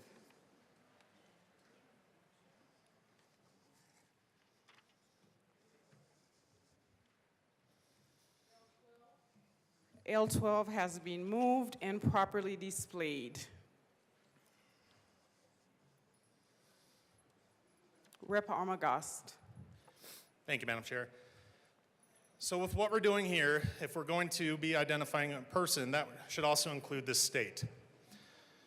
We need to include the state government and being transparent about the fees and the deceptive pricing that we're passing on to the businesses that in turn are having to put that down to their consumers. And if they're not, they're eating that cost. While they're eating that cost, it's being excluded from this bill. So the other amendment in this, or the other piece of this amendment strikes a government charge. So when we're not including the government charge in that transparency, we in turn are being deceptive to our businesses and to our consumers. So this is something where we have to, as in good governance, as we always talk about in this building, we have to be able to justify and be transparent about what we're doing to our small businesses. If we want to talk about the transparency of those things, are we making sure that our grocery stores are implying that we have plastic bag fees for the Colorado state government, plastic bag fees, retail delivery fees, tire fees, $4 per used tire, all of these different fees, oil and gas production fee, at the gas pump, does your receipt show that the state government is charging you for oil and gas production fees? I don't think so. We need to be transparent about that. Dairy plant fees, hazardous material mitigation fees, state parks and wildlife area local access funding fees, Born to be Wild special license plate fee, In God We Trust, all of these specialty license plate fees, energy and carbon management, regulation in Colorado fees, requirements to operate a motorboat fee, mobile home park water quality fee, Pikes Peak International Hill Climb license plate, all of these specialty plates and fees that we're putting on people, all of these different fees that fall on these specialty license plates are part of that. Natural disaster mitigation enterprise fee, Keep Colorado Wild annual pass, management of plastic products. Going down so many of these specialty license plates that have all these different fees. Electronic third-party vehicle transaction fee, alcohol beverage takeout and delivery fees, record sealing collateral consequence reduction fees, energy performance for building fees, competitive pharmacy benefits manager marketplace, private lenders of student loans, acts and practices. It goes on and on. Cannabis outdoor cultivation measure fees, standardized health benefit plan Colorado option fees. This goes on all day. This goes all the way back, 2019, 2018. These fees you don't see on your receipts, yet we're paying these fees as consumers. Businesses are paying these fees and having to pass it down to their consumers.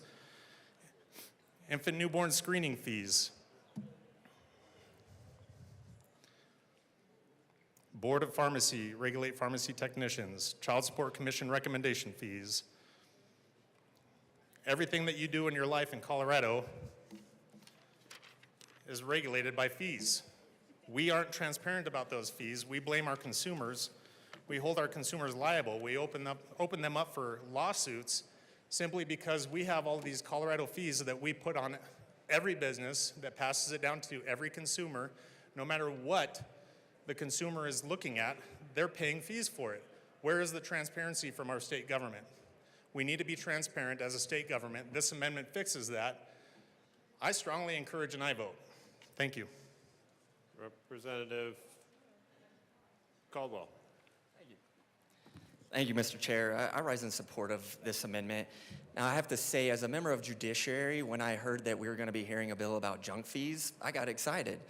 I got excited because I thought we were finally going to address all the junk fees that the state government puts on our citizens and private businesses.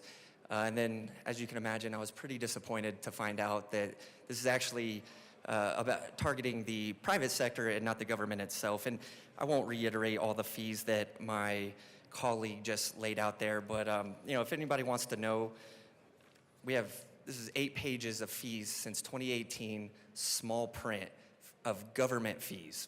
And so what this amendment's going to do here is hold the government to the same accountability that this bill is trying to impose on our private sector.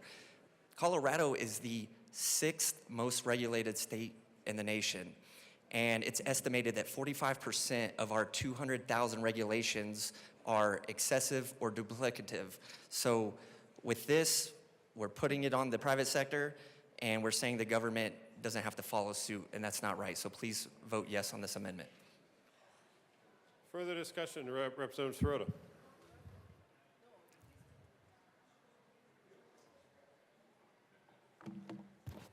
Thank you, Mr. Chair. Members, I ask for a no vote on this amendment. First of all, I think changing the bill related to government charge would actually be problematic for a number of the industries that we work with to ensure that they are able to be compliant and fair with the pricing that they are presenting.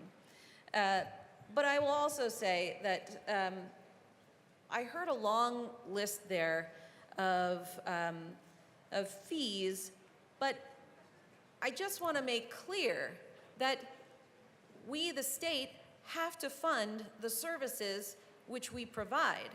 And some of those services are provided with our income tax dollars, and others are funded through a fee to the specific person that is benefiting from the service being provided.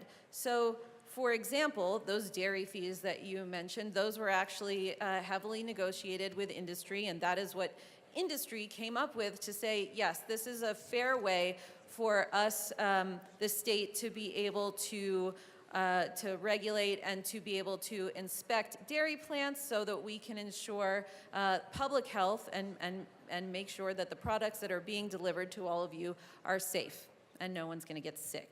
I think that's something we all need. Hazardous materials fee. So we think that those folks who are creating hazardous materials for our environment should have to pay for the cleanup of the hazards that they are producing. I heard a bunch of optional license plate fees. You don't have to get a vanity plate. You don't have to get a special license plate, But if you want to, you can, and then you can pay more for it. Licensure fees. Those aren't something that we all pay for, but if you are employed in a particular profession, sometimes you pay a fee to ensure that that your profession is regulated so that we know that people who say they are doctors and nurses actually are doctors and nurses and that the profession is regulated. I think that's good government, and they're not things that are being tacked on to all of you. They're optional things that people choose to participate in. You know, as for the shopping bag fees, the 10 cents a bag, also optional. You don't have to pay that. You can bring your own bag and reuse it as many times as you want. Even so, I think I heard an estimate of if we got rid of that law that we'd save $90 on shopping bags a year, and that would have to assume that you were using 1,000 bags a year. They're talking about laws that we have sponsored and voted for, and frankly, Coloradans support. And there's no plan to continue providing those services if we eliminated the revenues that those services support. The fees that you heard about are not comparable. This bill, related to junk fees, is talking about a bill that could save Coloradans thousands of dollars a year. Consumer Reports has estimated that a family of 4 pays about $3,300 in junk fees. That's what we're talking about here, not little pennies here and there to support the important services that the state of Colorado provides for its citizens and that we rely on. I ask for no vote. Assistant Minority Leader Winter. Thank you, Mr. Chair. Pennies matter to certain people. As the state of Colorado nickels and dimes my constituents to death, I can't believe that if we're speaking about transparency, that we don't want to be transparent in what we're doing with either the people's tax dollars or the fees that they pay.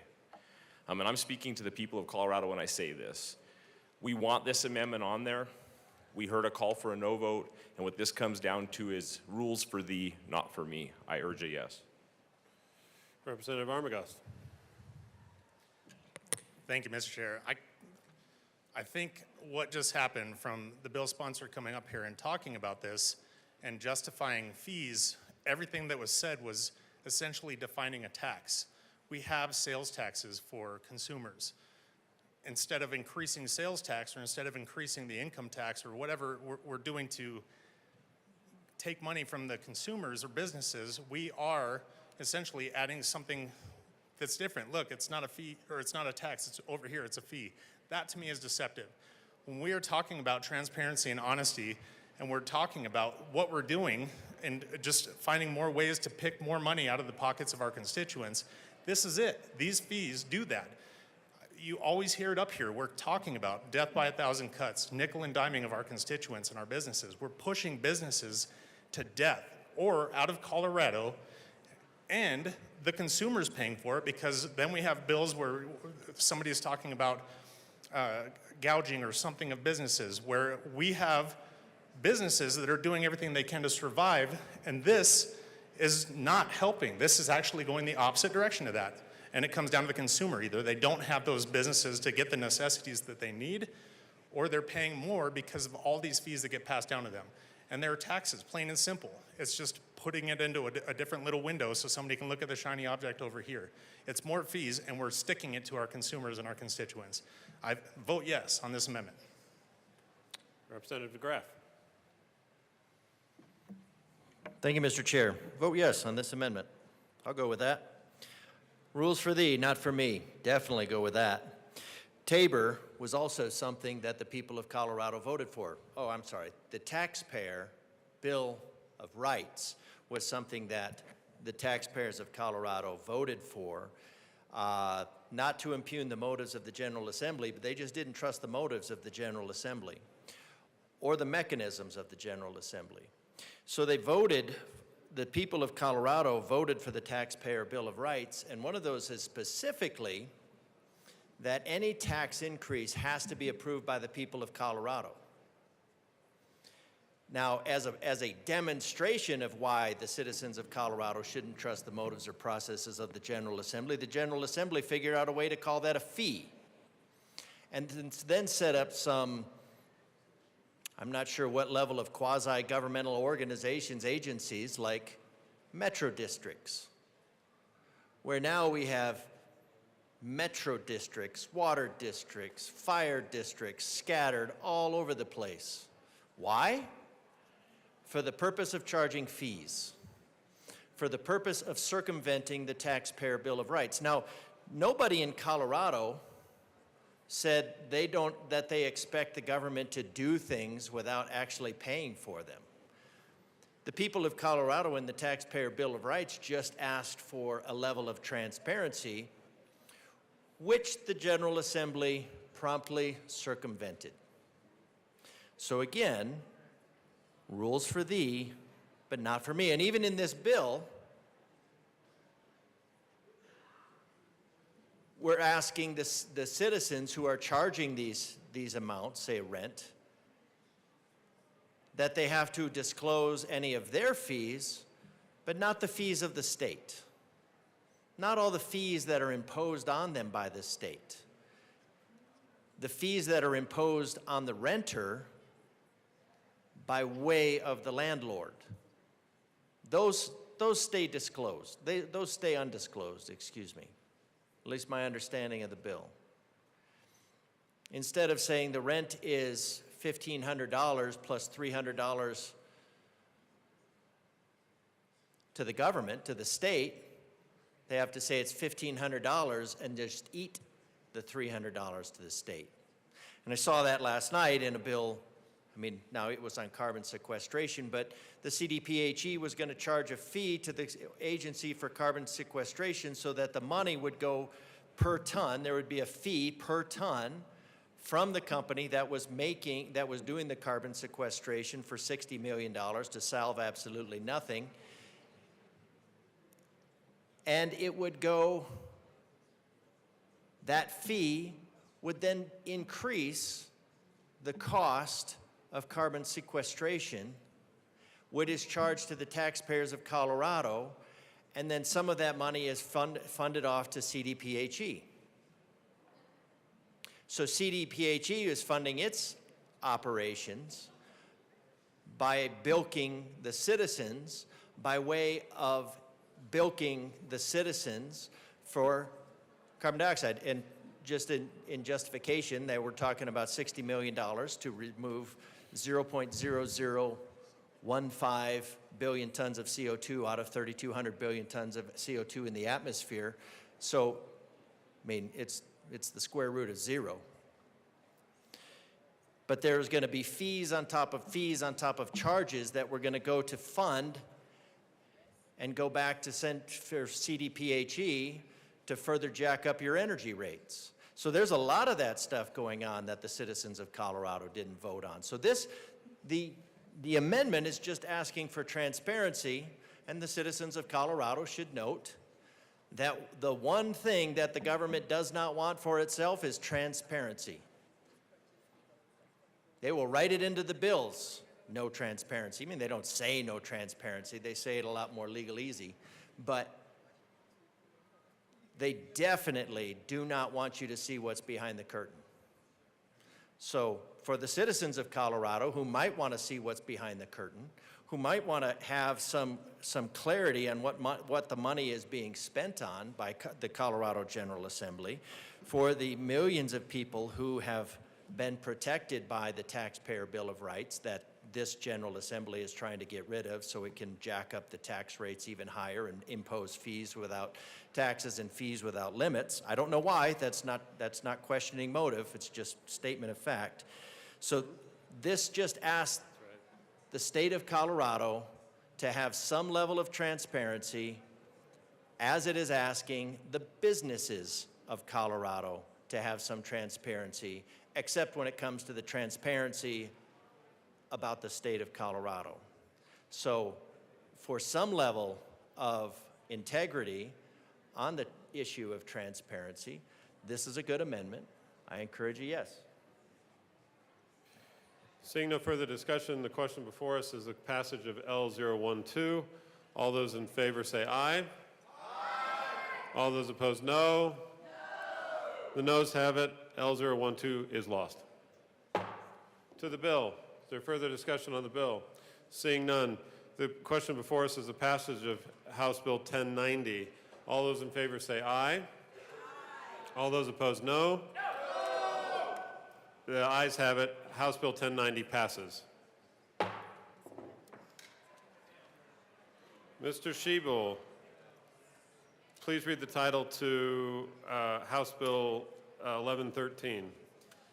House Bill 1113 by Representative Smith and McCormick, also Senator Roberts, concerning limiting the use of certain landscaping practices in new residential development. You're up. Go ahead. Representative Smith. Thank you, Madam Chair. I move HB 25-1113 to the committee report. And the committee report. And the committee report. All right, to the committee report. HB 25-1113 passed in the Energy and Environment Committee with 2 amendments. L001 added a legislative declaration in order to describe the intent of the Representative legislation. Smith, I just want to clarify, we're talking about the Agriculture, Water, and Natural Resources report. You can just say what we did in the committee. Yes, sorry. Okay, thank you. Agriculture Committee. L003 defined the number of units of multifamily housing in which the new regulations would be applied. It repeated the definition of turf, and it gave clearer definitions to local government entities. We have 2 amendments to the committee report today. Thank you, Madam Chair. Did you want to move your We committee? have the 2 committees, or the 2, I move L009 and ask that it be properly displayed. Move it to the committee. Amendment L009 has been properly moved.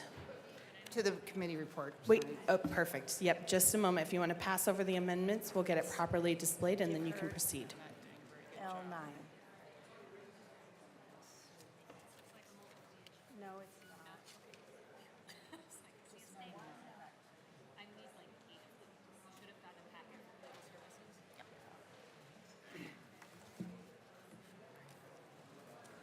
So you're on 9. Okay.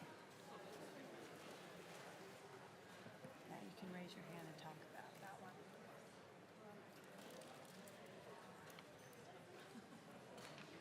All right, Amendment L009 has been properly moved and is now displayed. Please proceed, Representative Smith. Thank you, Madam Chair. L009 is a request from the Colorado Water Congress to clarify that the bill only applies to local entities with land use planning and zoning authority. I ask for a yes vote on L009. Is there any further discussion on the amendment? Seeing none, the question before us is the adoption of Amendment L009. All those in favor say aye. Aye. Aye. Those opposed, no. The amendment is adopted. To the bill. Raise your hand. Representative Smith. Committee report still. Oh, I'm that still was on the just committee amendment. report. I move L007 and ask that it be properly displayed. And you do want to move it to the committee report. Oh, to the committee report. I'm sorry. I'll give it to her.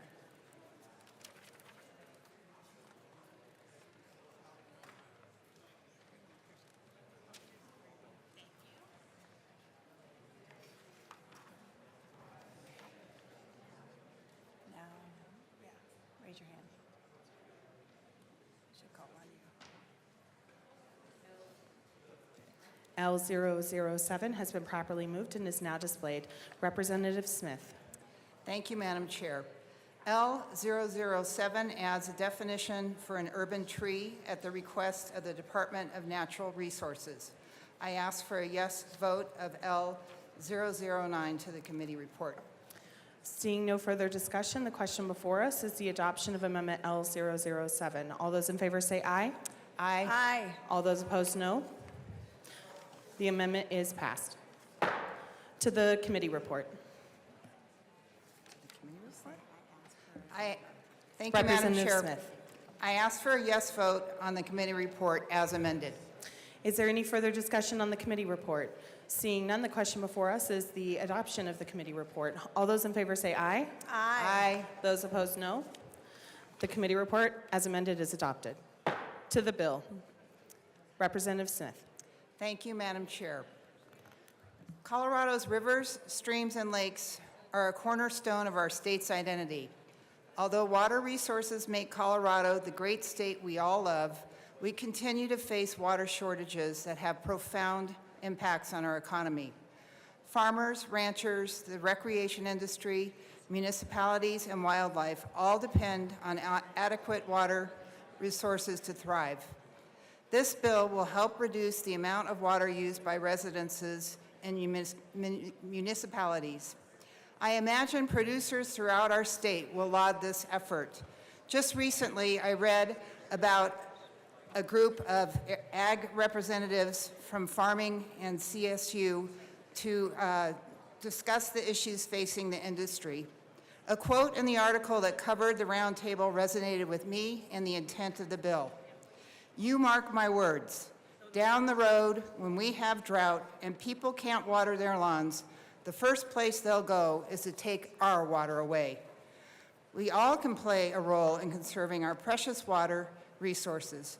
This bill aims to reduce water usage by the built environment. Representative McCormick. Thank you, Madam Chair. Yes, I just wanted to go over what this bill does and does not do.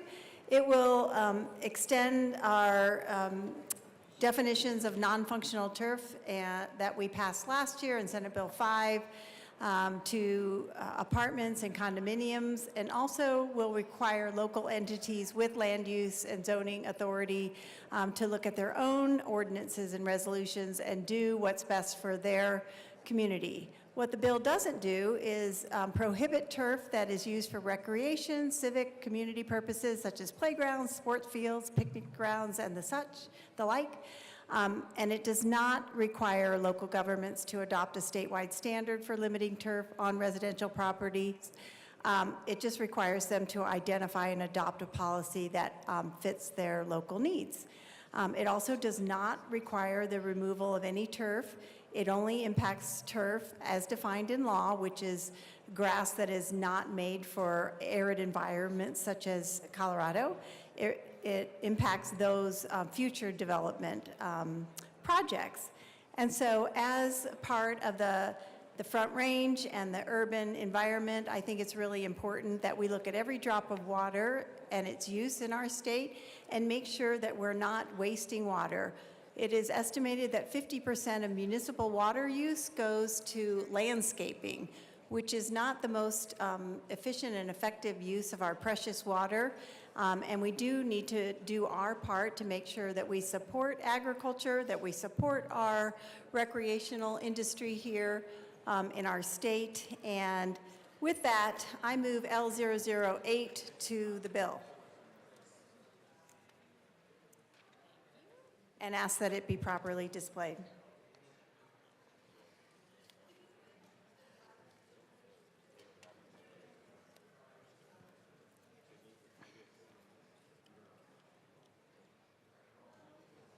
Amendment L008 has been properly moved and is now displayed. Representative McCormick.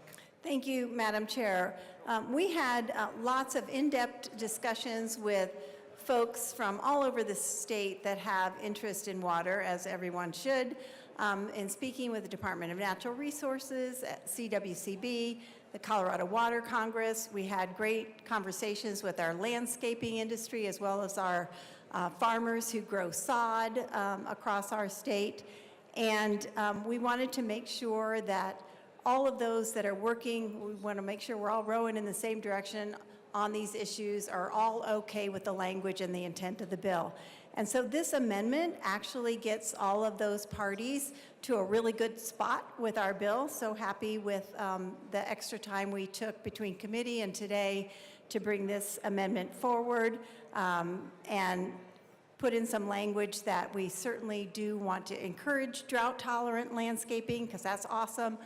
There's some beautiful Colorado-scapes that we see all across our state, and this amendment brings all of those groups to a really good spot on our bill, and I urge an aye vote on L008.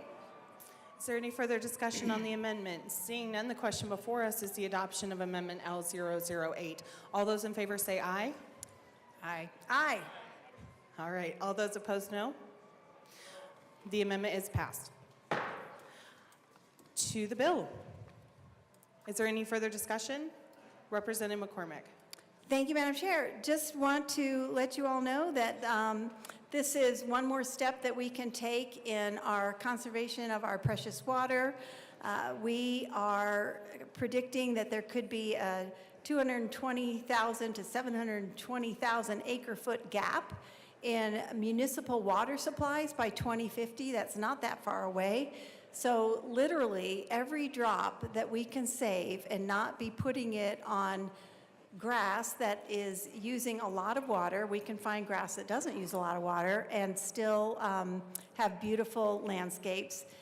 So this is a way for the legislature to do our part in making sure that we're utilizing water to its full beneficial use across our state, and I urge an aye vote on the bill as amended. Is there any further discussion? Assistant Minority Leader Winter. Thank you, Madam Chair. First and foremost, I want to say I appreciate the bill sponsors on this. I totally understand what you're trying to do, but I want to be able to explain to my constituents how I voted in committee. And I appreciate the amendments, because this does, you listen to a lot of people that day, and it does put this bill in a lot better place.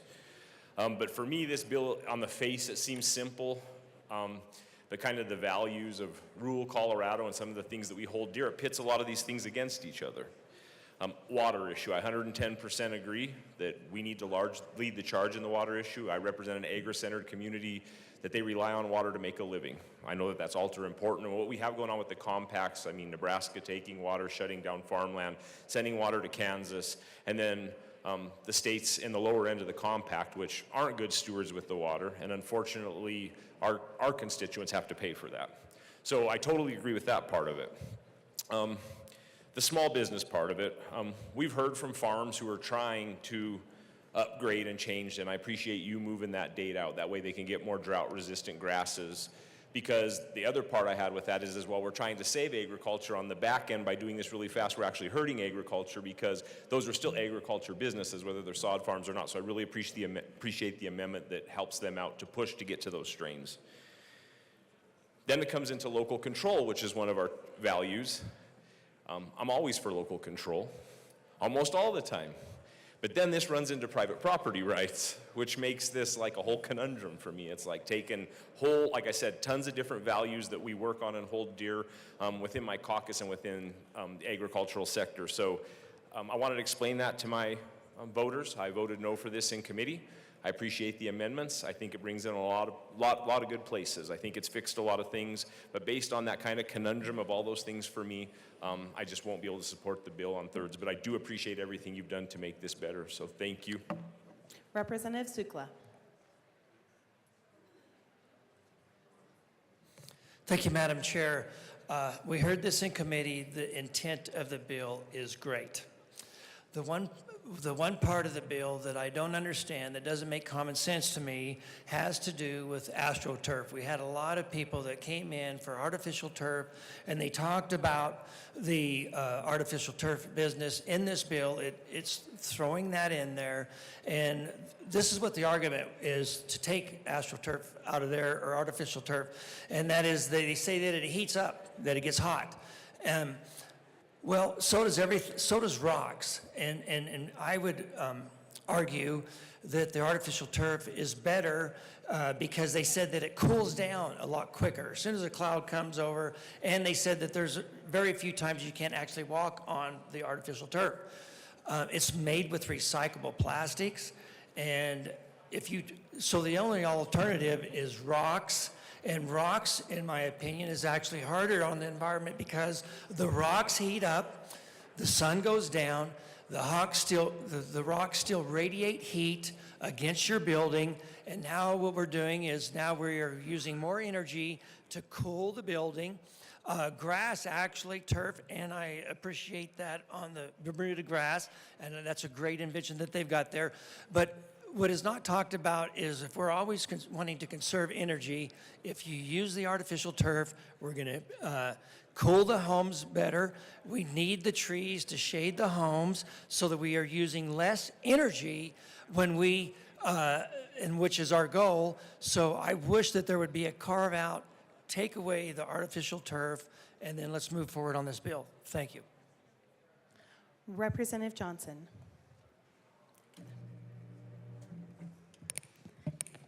Thank you, Madam Chair, and thank you, sponsor, so much for bringing those amendments forward. Still not in favor of this bill. It undermines agriculture.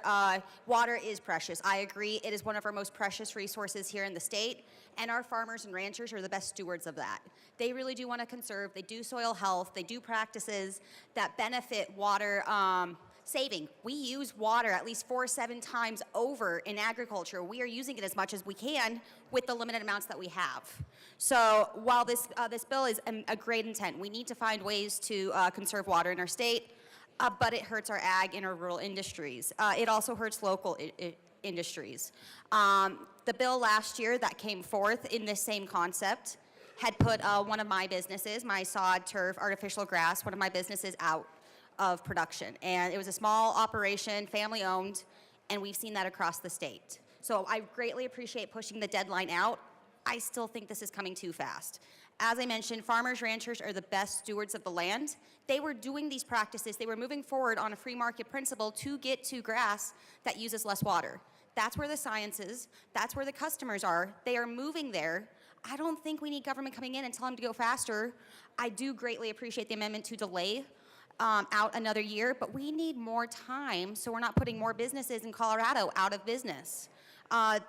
They also, turf, artificial grass actually does help conserve water. When we're talking about fire mitigation in the state, when you have less weeds, which is what turf, artificial grass is doing, we have less weed management to worry about. We have less fuels for those fires that are coming. Then we don't have to use that water to put those fires out. So we need to look at ways to do fire mitigation, and that's what our turf and artificial grass industries are trying to do. So we need to make sure that we are bringing all aspects of water saving into play here. Again, greatly appreciate the intent of the bill, greatly appreciate the amendments. I'm still a strong no vote on this bill because we can't hurt local control. We can't hurt local businesses. We cannot hurt agriculture. And there are multiple ways to look at water saving while also tying in the concept of fire mitigation, which we did hear about in committee work. So I would encourage a no vote. Representative Brooks. Thank you, Madam Chair. Hi, how you doing? Mr. Local Control Guy here.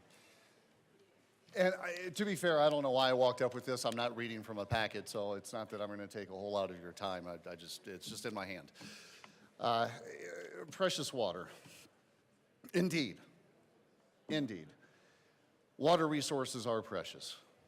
I also find local control, the ability to make decisions on a local level, to also be precious. I'm going to tell you a story about Castle Rock, Colorado, the area from which I am elected and serve. Castle Rock, Colorado has already instituted for any new development, for any new housing in Castle Rock, that there is a Castle Rock mandate that there will be Coloradoscape only used in the front yard. Only Coloradoscape. And in the backyard, you're limited to 500 square feet of sensible turf, something that is drought resistant. We're solving this at a local level. We are addressing this at a local level because our local water resources are precious to us. Our ability to solve these issues locally are also as equally precious to us. We're doing the right things in Castle Rock. To be perfectly honest, I don't really know how excited I am about a local mandate that every new home needs to use Coloradoscape. Not sure how I feel about that, but we're there. We're there, and we are conserving water. Further, I appreciate my constituents coming up before me talking about agriculture. I love following and this is an endearing term, hillbilly, more rural area constituents. I'm half there myself. Because that's another element of what Castle Rock Water is doing. We have the ability through our own resources, which I don't want to see stretched thin through something like this, to be able to get up to the South Platte River, to partner with Parker, Colorado, to ensure that the overflow that's running out of the state right now, that we're able to capture that. Right now, we've got rights, we've got water rights, and you know how important those are. Those don't come cheaply, and they don't come easily. Having those water rights, those water rights that are senior to another state, and being able to then capture those are very, very important. The South Platte River project that we have with Parker Water, it will end up costing over $1 billion, but it is $1 billion that is very, very well spent, because it'll be much more expensive a week from now, a month from now, down the road. And what that'll do is actually support agriculture. Because right now, all the ag in the area is not able to capture those overflows of the South Platte when those overflows do occur. So instead, we're going to build a reservoir out there to be able to capture the overflow and then allow ag to be able to tap into those overflows, to tap into the water that's in the reservoir when they need it, when they have less limited supply, while at the same time, it allows Castle Rock Water and also Parker Water to be able to pull from that reservoir and bring that back to us. Those are projects that we're involved in, and those are projects that we are solving right now, and I would appreciate our ability, continued support, to be able to work on those at a very local level. This intrudes upon those decisions, and for that, I would ask for the unlikely, but still ask for it, no vote. Thank you. Representative Martinez. Thank you, Madam Chair. It's an honor to serve with you. Oh, it's an honor to serve with you too. Members, for those that don't know, I'm from the San Luis Valley. Just to make that point clear. And in the San Luis Valley, we value our water. And we want to make sure that we are protecting that water. And we want to make sure that everybody in the state is being water conscious when they're approaching new developments, when they're approaching their houses, and making sure that we're doing this in the responsible way. There's been several bills that have come up in the last couple of years that have prioritized making sure that water is sustainable in those areas before development has come down, which I have been greatly appreciative of. Why do I like this bill? Why do I rise in support of House Bill 1113? The reason why is because we have seen over and over and over again new developments that are coming in that don't have the water in their area, in these urban areas, and what happens? They come into rural areas to buy up those water rights and ship those into the urban areas for that sustainability. This is a step in the right direction to making sure that we are being water conscious in the state. Albeit, is this going to solve everything and it's going to solve the entire state's water problems? Absolutely not. But this makes sure that we're making a conscious step into making sure that we are approaching water sustainability and making sure that we are not using water-intensive crops for landscaping purposes when they're not necessary. I think that everybody, I urge and challenge my urban colleagues to continue to be water conscious when we're developing these things, and to making sure, because if not, who suffers? It suffers in the rural areas. Our agriculture industry suffers because of that, and we need to do better. So I urge an aye vote on House Bill 251113. Representative DeGraff.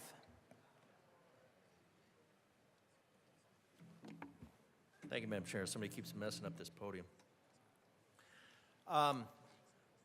Yeah, I think we need to be responsible with our water. We have it's a limited resource. It's an infinitely recyclable resource. The water that we put on our grass, the water that goes on the turf, cools the ground, keeps the air cool, puts the water back up into the water cycle, into the atmosphere. That comes back down as rain. We bring it in and we bring it around. So it's not like the water is being burned up and never seen again. The water cycle just continues on. And a lot of this bill could be handled with education. And you say, you teach people and you say, this is how you can do, this is how, and that can be done by organizations. It does not need, this is not a good intention or a good idea that necessarily needs a gun behind it. We are creating laws. We don't need to impose all of our good intentions on the citizens of Colorado at the barrel of a gun. It's a law. We're talking about making laws. So I think we need to step back first, especially when there's so much denigration over law enforcement in general. It would seem that would come with less laws, but here we are, making them 700 a year, 600 a year. So education on plants, teaching people, organizations that are concerned about this can teach people and can promote the plants that they think that will work. And then people can make the determinations based on their own need. For instance, the turf, lots of places use turf. The Air Force Academy has a giant turf field that it uses for landing the sailplanes. And the reason they use the turf is because it had a 10-year payback period on that, and then they could use it for longer. So they could use that turf without the water, without the painting of the lines, and I think it was something like a 10-year payback that they saved money over that time. So there are places that turf is just going to work better. And why does the General Assembly need the barrel of a gun to impose its values and creating a law on somebody else's lawn? When you look at what always strikes me when flying into Denver, flying around Colorado, is just how small these areas are. They're really not all that big. Now, when you're driving around on foot, it seems like it's massive, but when you've just flown hours over the mountains, hours over the prairies, this area is insignificant. And from a certain distance, it's even hard to find sometimes. Yet we have this body has in its mind, and I get it, I've lived in New York City, I've lived in that everything is wrapped up, and these problems that they need to be solved out of here. So, but let's look at water. When you look at, we were just talking about the ag industry. When you look at holistic grazing, when you talk about rotational grazing, grazing actually improves the water cycle, improves the land, improves the moisture content, it carbon sequesters.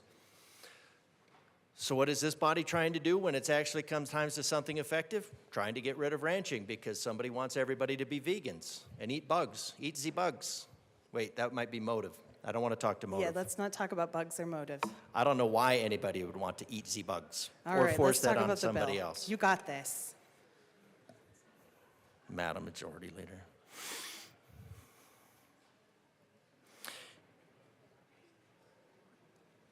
In my yard, because Colorado recognizes it's built in a high desert, not necessarily with limited water supplies, there has been a lot of effort go into zoning. And there are places where they said, hey, you know what? You need to have 2.5 acres per house in this area. That's it. You can't have more. You can't have more than that because we need the water to soak into the ground so we can replenish the aquifers. You can't have more than 6 housing units per acre in these areas because we want to have the water impact the ground so it soaks in, so it replenishes the aquifers. So it doesn't just all run off into ditches and then rush past Colorado. So we have these rules. In my yard, the zoning is that I can only have a certain amount of my yard that's covered by a roof. And I can't have a water barrel. No, I can have one 50-gallon water barrel, but I can't have a big water barrel. I can't have a cistern, because we want the water to land on the soil, to soak into the soil, to replenish the aquifers. Yet, all of a sudden I can have an 800 square foot ADU because somebody decided that it would be best if we could cram more tax-paying widgets into Colorado. Because every tax-paying widget that wants to be in Colorado should be in Colorado. So 800 square foot, completely violate the intent of the zoning behind there, but it was done. And then rezoned 80% of Colorado Springs, Denver, Fort Collins, and Boulder.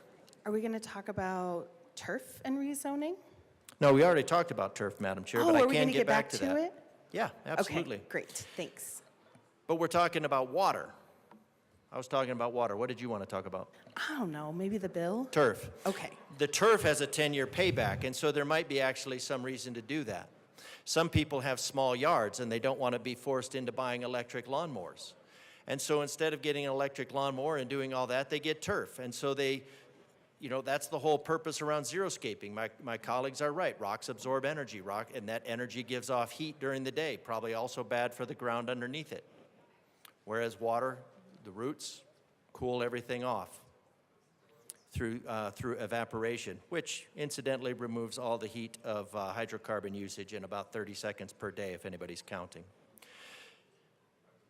But those zoning things that make absolutely no sense, that make our water issues worse, were justified by the Colorado Energy Office, 10%, 40.125 over 3,200, were justified about the lie of 0.0002 degrees Celsius because of the benefits, but then those benefits are things that are keeping the water. So we're on one hand trying to cram more tax-paying widgets into Colorado,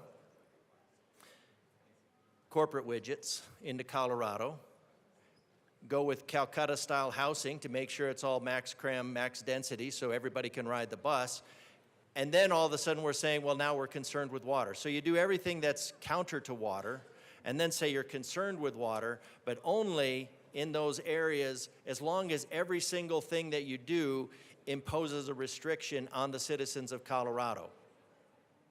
Fiat rezoning of 80% of these big cities for the greater good. And then because that's going to create a water issue, then we have to say, then we have to give these other restrictions. So everything is a restriction here. Everything is at the barrel of a gun. If a good intention was a good idea, it wouldn't need a gun. And this is another, if you have a better mousetrap, the world will come to your door, right? If you have a better idea, sell that idea and convince them. Don't just come to the legislature, hit the easy button, and tell everybody that you know better than they do. That's what this body does. It's not good at it. It's not good at it. It's just what it does. So if you have a better idea, convince people, don't impose on people. Representative Woog. You don't want to talk? You didn't raise your hand? Okay. All right, is there any further discussion on House Bill 1113? Seeing none, the question before us is the passage of House Bill 1113 as amended. All those in favor say aye. Aye. All opposed, no? No. All right, the ayes have it. House Bill 1113 as amended passes. Mr. Schiebel, please read the title of House Bill 1161. House Bill 1161 by Representative Valdez concerning requiring the labeling of gas-fueled stoves. Representative Valdez. Thank you, Madam Chair. I move House Bill 1161. To the bill. All right, this is a pretty simple one. What this bill does is it would have distributors of gas appliances, gas stoves, place a sticker on the inside of the door saying that this appliance should be ventilated to the exterior when in use. It's just a consumer health bill. We think that it's scary that 97% of people don't actually turn on their ventilation hood when they're cooking with gas, and they should. It causes childhood asthma, There's all sorts of pollutants and particulates you just don't want in your house. And I think the proof of that is we don't run our gas-powered furnaces or our gas-powered water heaters without ventilation. So all this bill does is adds a sticker to appliances to remind folks, hey, turn on the fan when this is in use. And I ask for an aye vote. Is there any further discussion? All right, Representative Woog. Thank you, Madam Chair. Point of clarification, are we speaking to the bill? Yes, there's no committee report, so to the bill. Thank you for that.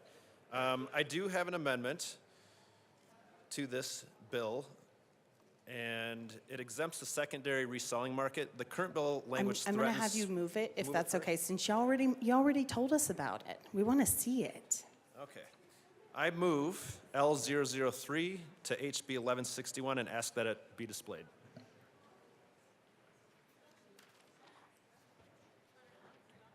Amendment L003 has been properly moved and is now displayed. Please proceed, Representative Woog. Thank you, Madam Chair. So this amendment exempts the secondary reselling market. So the current bill threatens, sorry, I got loud here. The current bill language threatens small and startup businesses that seek used equipment to reduce startup costs. So this will simply, if the label is not on this appliance, it will exempt that resale market, so they won't be liable for anything.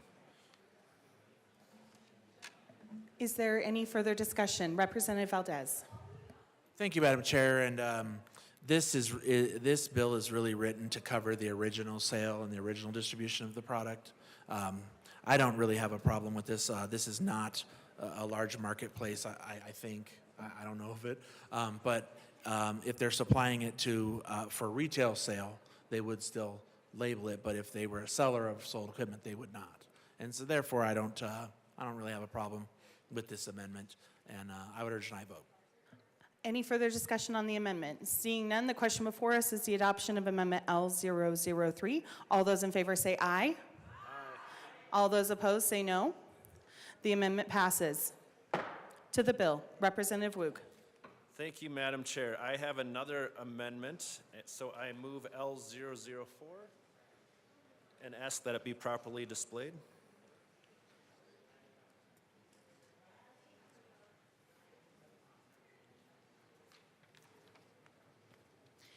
Amendment L004 has been properly moved and is now displayed. Please proceed, Representative. Thank you, Madam Chair. So this amendment removes the safety clause and seeks to replace it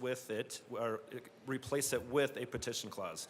It's vital for the public and our businesses to have their voice be heard. We don't feel this is an emergency, and we would love your support on this.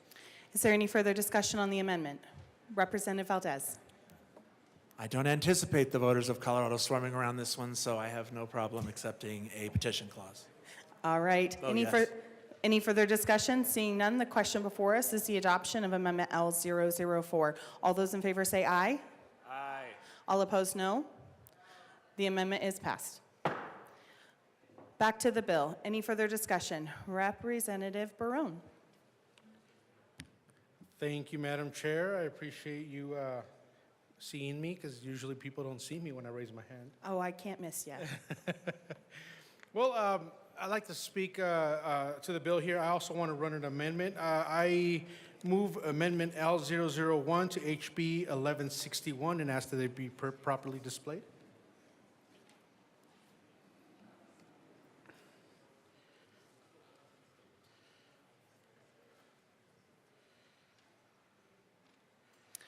Amendment L001 has been properly moved and is now displayed. Representative Barone. Thank you, Madam Chair. So this amendment, what it does is it would state that that reminder be placed on either the back or the side of the stove, just like the warning labels would be. That way it's not in the way of any sort of visual changes to the stove itself.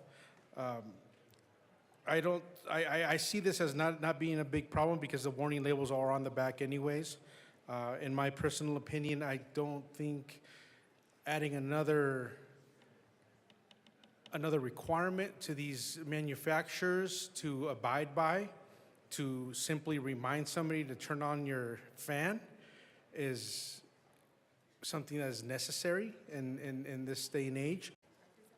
Representative Valdez. Thank you, Madam Chair. Thank you, Representative Barron. I have an issue with this one because what we're really trying to do is have this be in the consciousness of the person when they're using the stove each time, like, hey, oh, yeah, I got to return. So we want it on the front.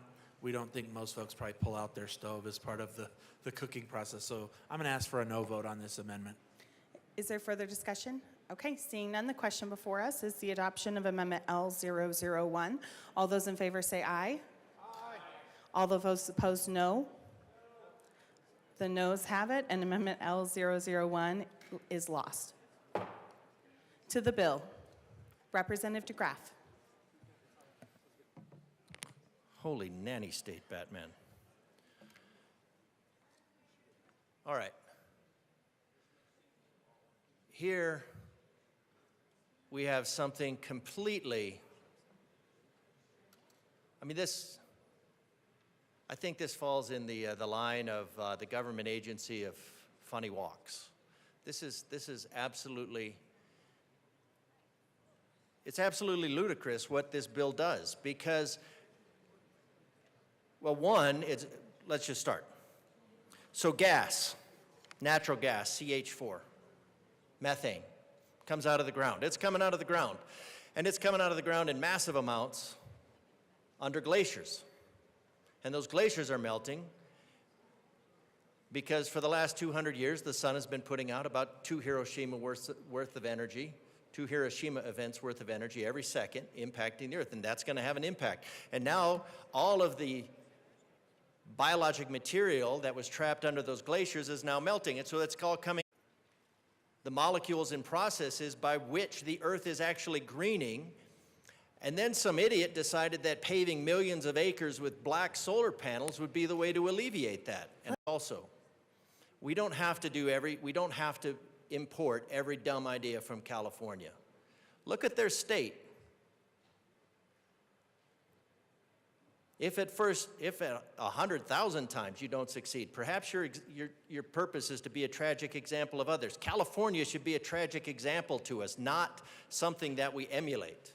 So let's look at the chemistry. We have a flame. When you burn natural gas, when you burn CH4,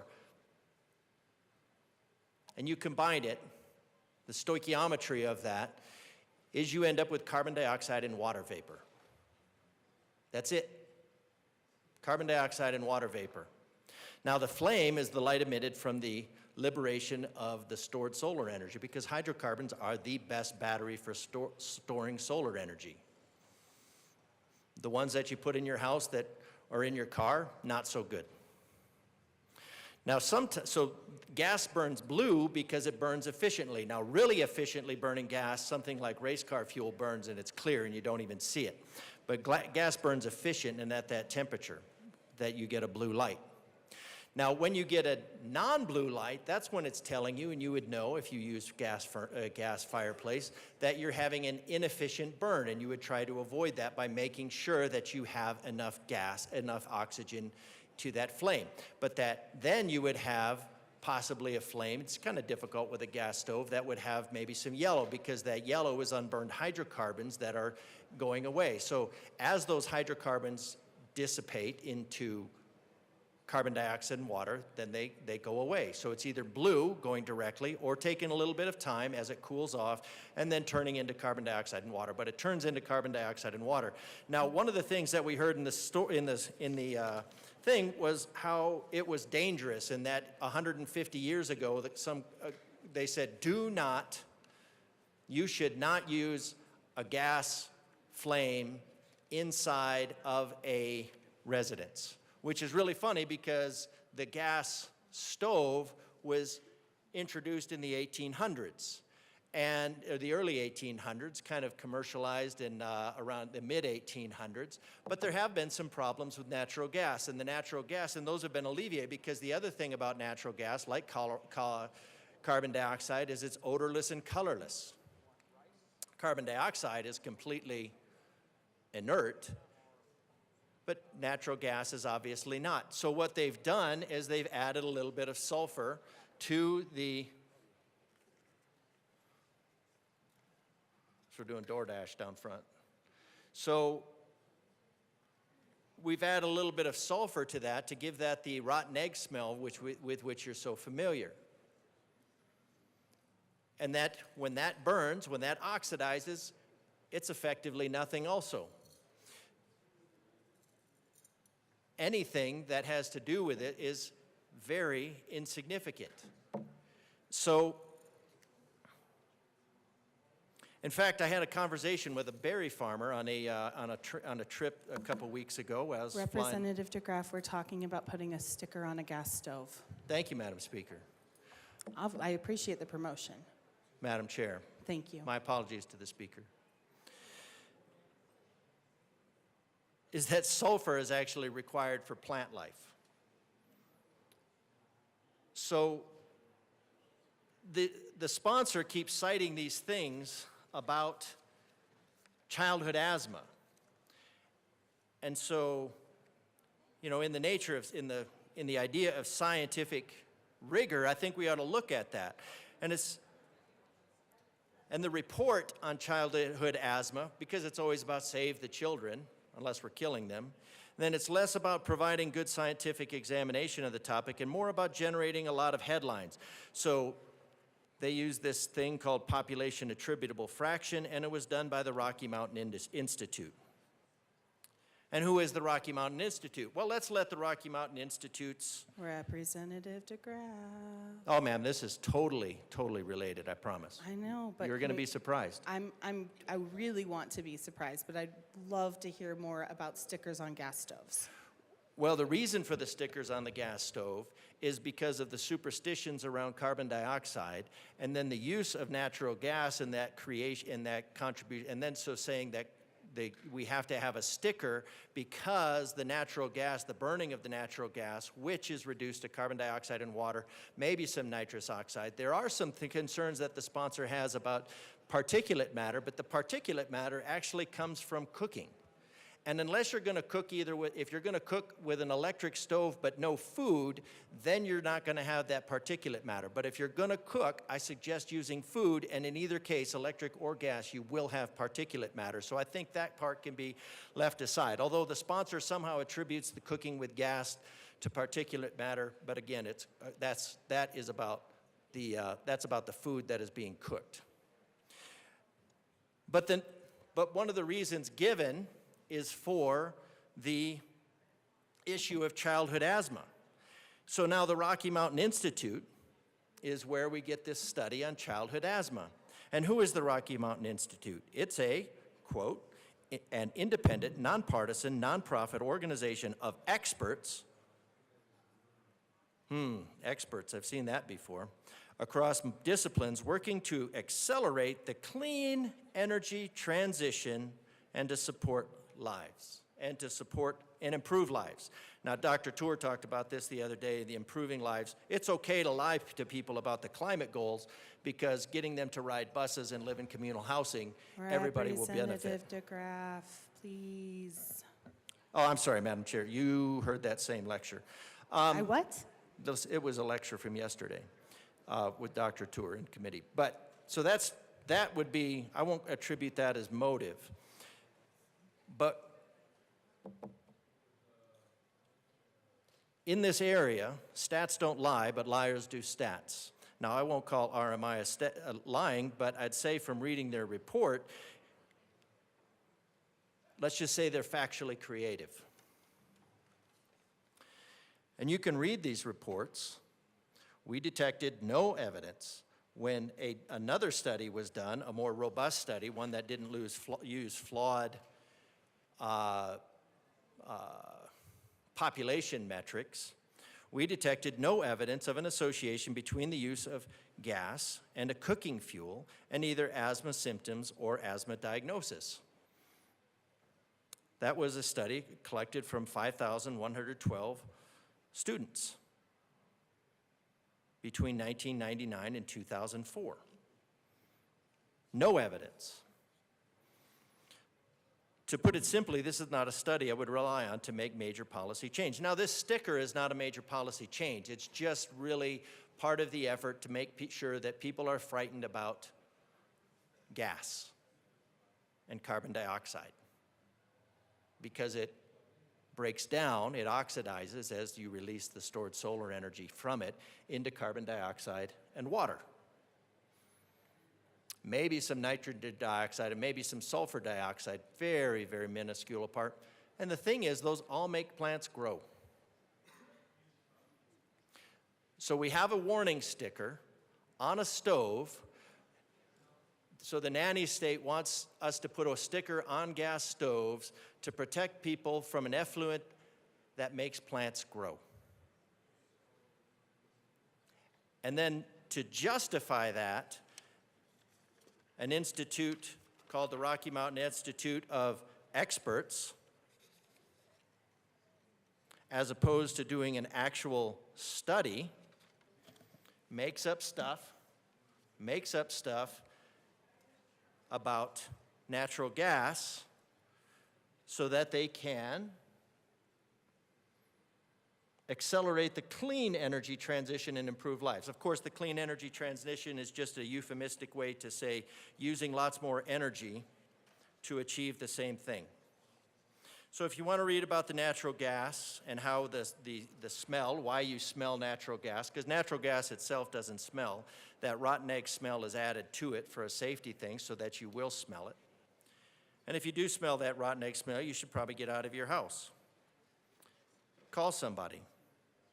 The EPA does not identify gas equipment or cooking gas appliances in this context. RMI cites that cooking food, regardless of type stove used, produces certain pollutants. So again, it's about the food, not about the pollutants, because burning natural gas, oxidizing natural gas to release the stored solar energy found in the molecular bonds does not produce a particulate. And you would know if it produced a particulate because your stove would be covered with soot. And people cook for years and years without soot building up from the flame. Studies show that gas ranges produce considerably less than the maximum allowable standard. RMI incorrectly compares peak emissions in the event of nitrogen dioxide to a time average standard. So you take a peak level and then you continue that across. You continue that across a time and treat it like it is the baseline. Again, stats don't lie, but liars do stats. It is incorrect to compare a peak emission event to a standard-based. So there are well-documented risks to respiratory health, that is the claim, and the RMI report executive summary that is not repeated in the summary. So again, it is just something that is made up by RMI, put in the conclusion, and stated as a fact.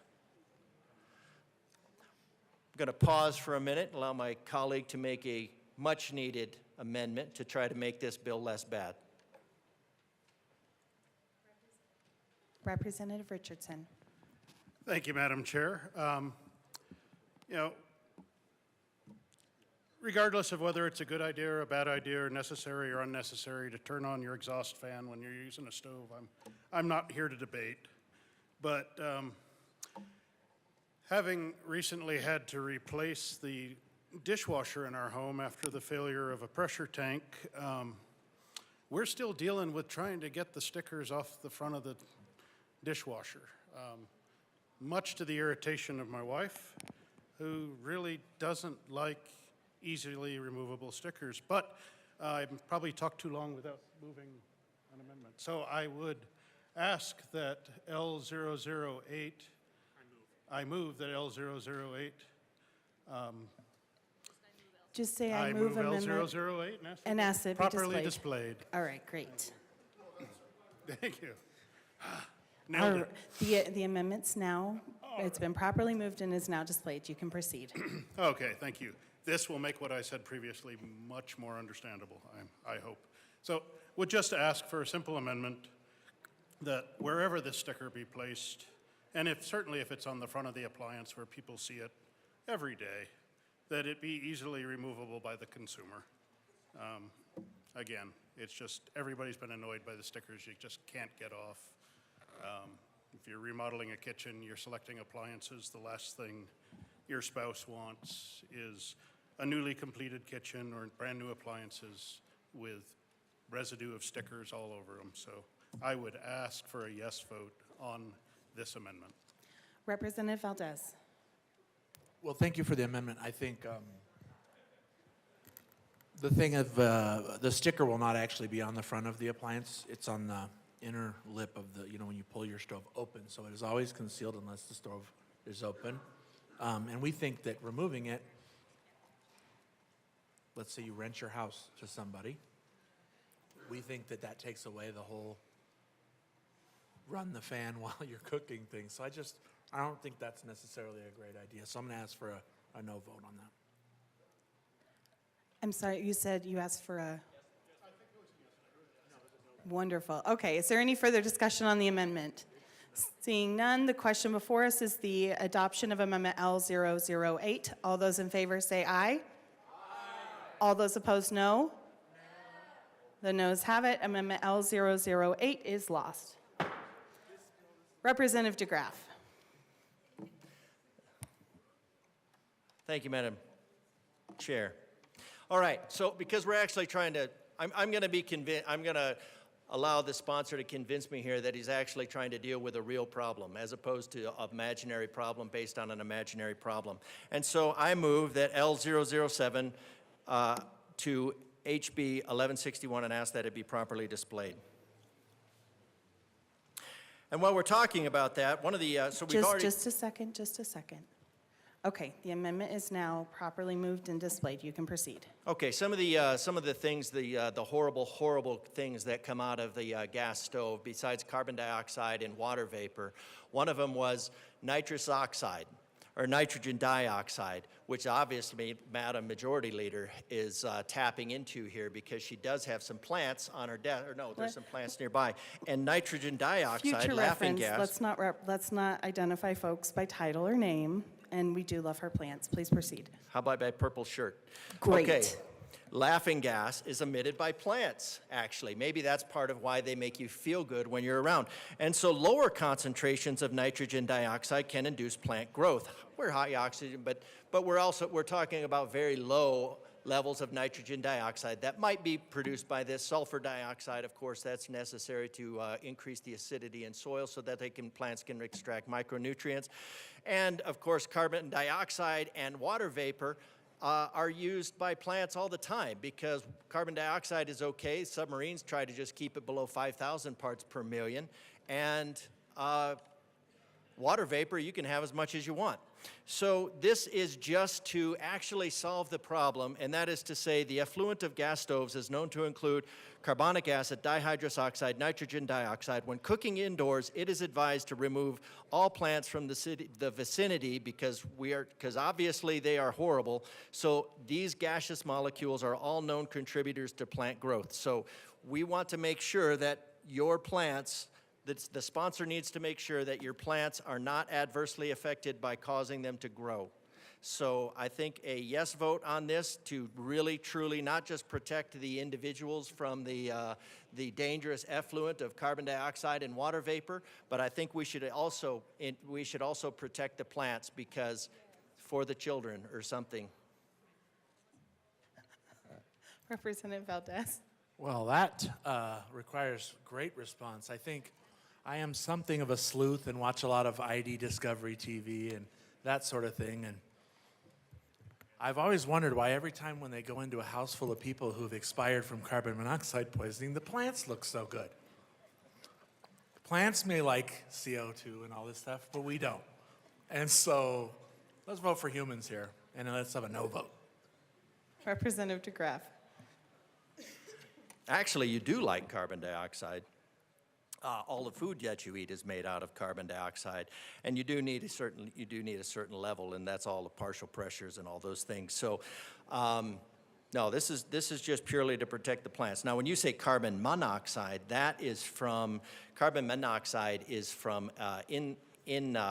inadequate oxygen. That's from a constrained burn. That's where you would have that. So that's a little bit more difficult. You need to have restrictions on the burning area. Carbon monoxide is bad for you because it's kind of shaped like the O2 molecule, locks up the oxygen receptors on your cells, and that's what causes the problem. So carbon dioxide, absolutely healthy for you. Like I said before, submarines keep their CO2 levels below.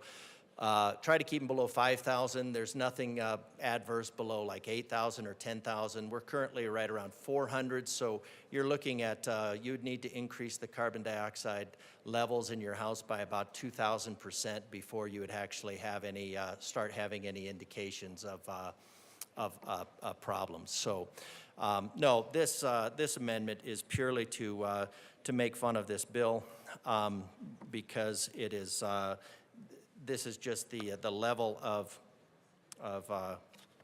that is just this ludicrous that we would need to protect plants any more than we need to protect humans. So, but yeah, I asked for an aye vote on it. Seeing no further discussion on the amendment, the question before us is the adoption of Amendment L007. All those in favor, please say aye. Aye. All of those opposed, no. Amendment L007 is lost. To the bill. Representative Graff. 3 minutes.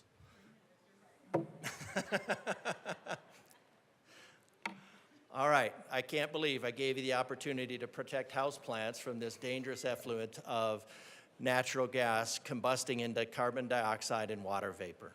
It makes me think that this is all about something else. Something about just adding more regulation, more nanny state meddling, it's just more nanny state meddling continually. And then ultimately just trying to vilify the use of natural gas, supposedly for the purpose, because it's such a horrible thing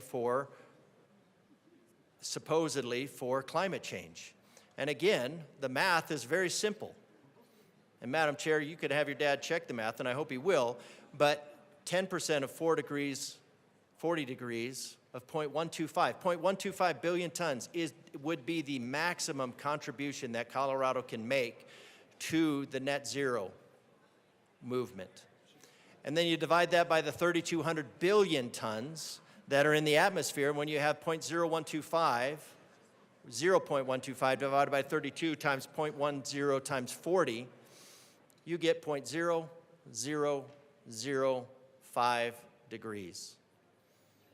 And the cost that we learned to do all of these efforts would probably cost $120 trillion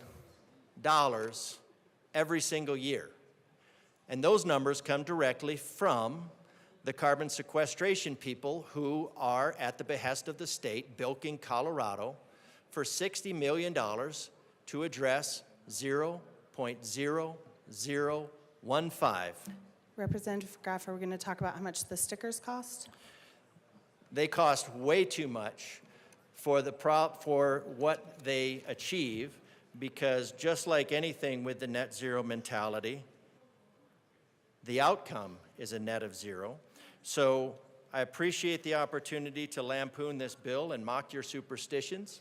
I know you'll vote yes on it because this is the nanny state, and I'm going to go get some Cajun food. Seeing no further discussion, the question before us is the adoption of House Bill 1161 as amended. All those in favor say aye. Aye. Those opposed, no. House Bill 1161 as amended is adopted. Mr. Schiebel, please read the title of House Bill 1176. House Bill 1176 by Representative Stewart R., also Senator Simpson, Michelson, Janae, concerning measures to reduce the stigma of behavioral health treatment for medical practitioners. Representative Stewart. Thank you, Madam Chair. It is an honor to serve with you. It is an honor to serve with you. Madam Chair, I move House Bill 1176. And the transportation, housing, and the committee report? No? Okay, sorry, I misread that. Okay, to the bill. Thank you, Madam Chair. House Bill 1176 will modernize Colorado's medical licensing process and reduce the stigma that prevents physicians and physicians' assistants from seeking behavioral health care.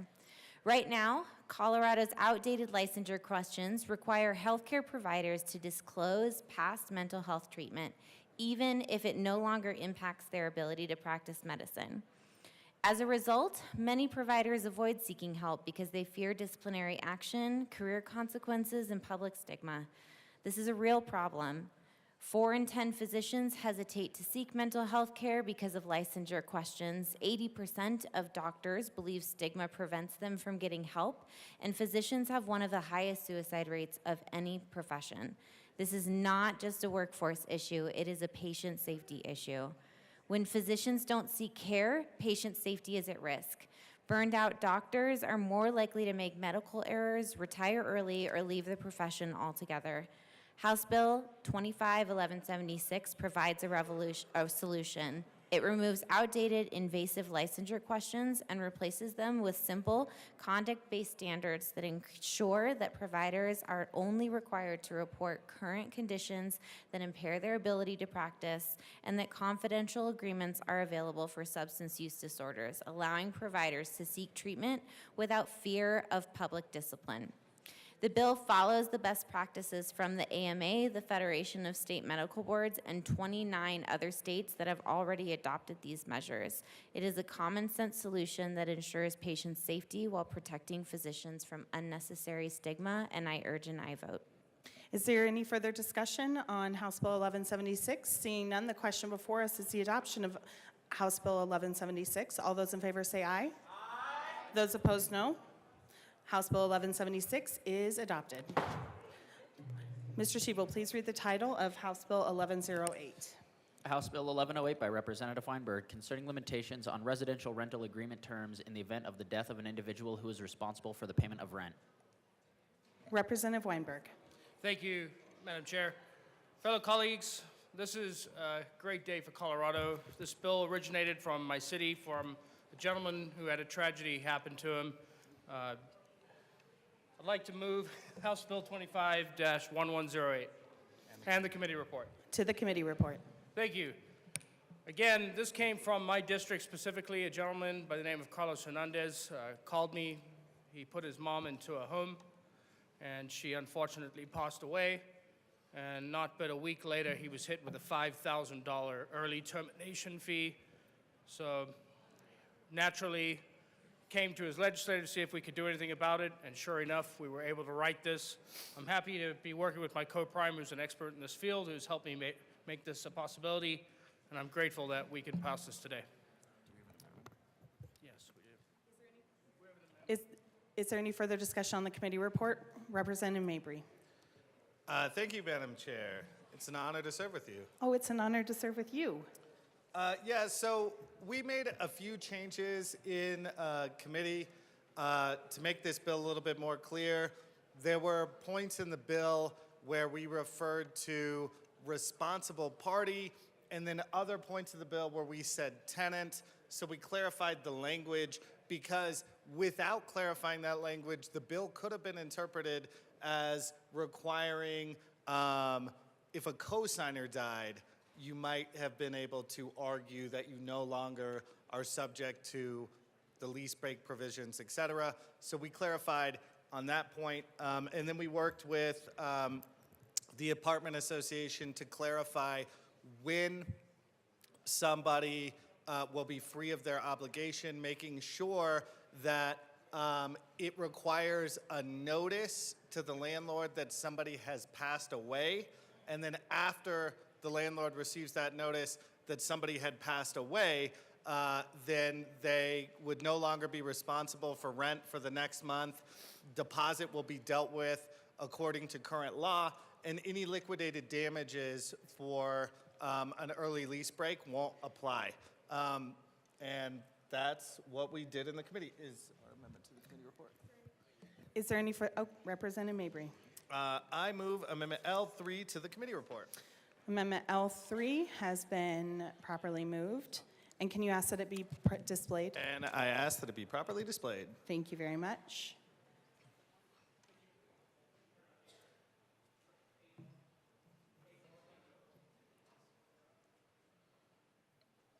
Okay, while we wait on this to get up, I'm just going to explain. This actually came from live feedback in the committee from Representative Richardson, who pointed out the language that we use in Colorado.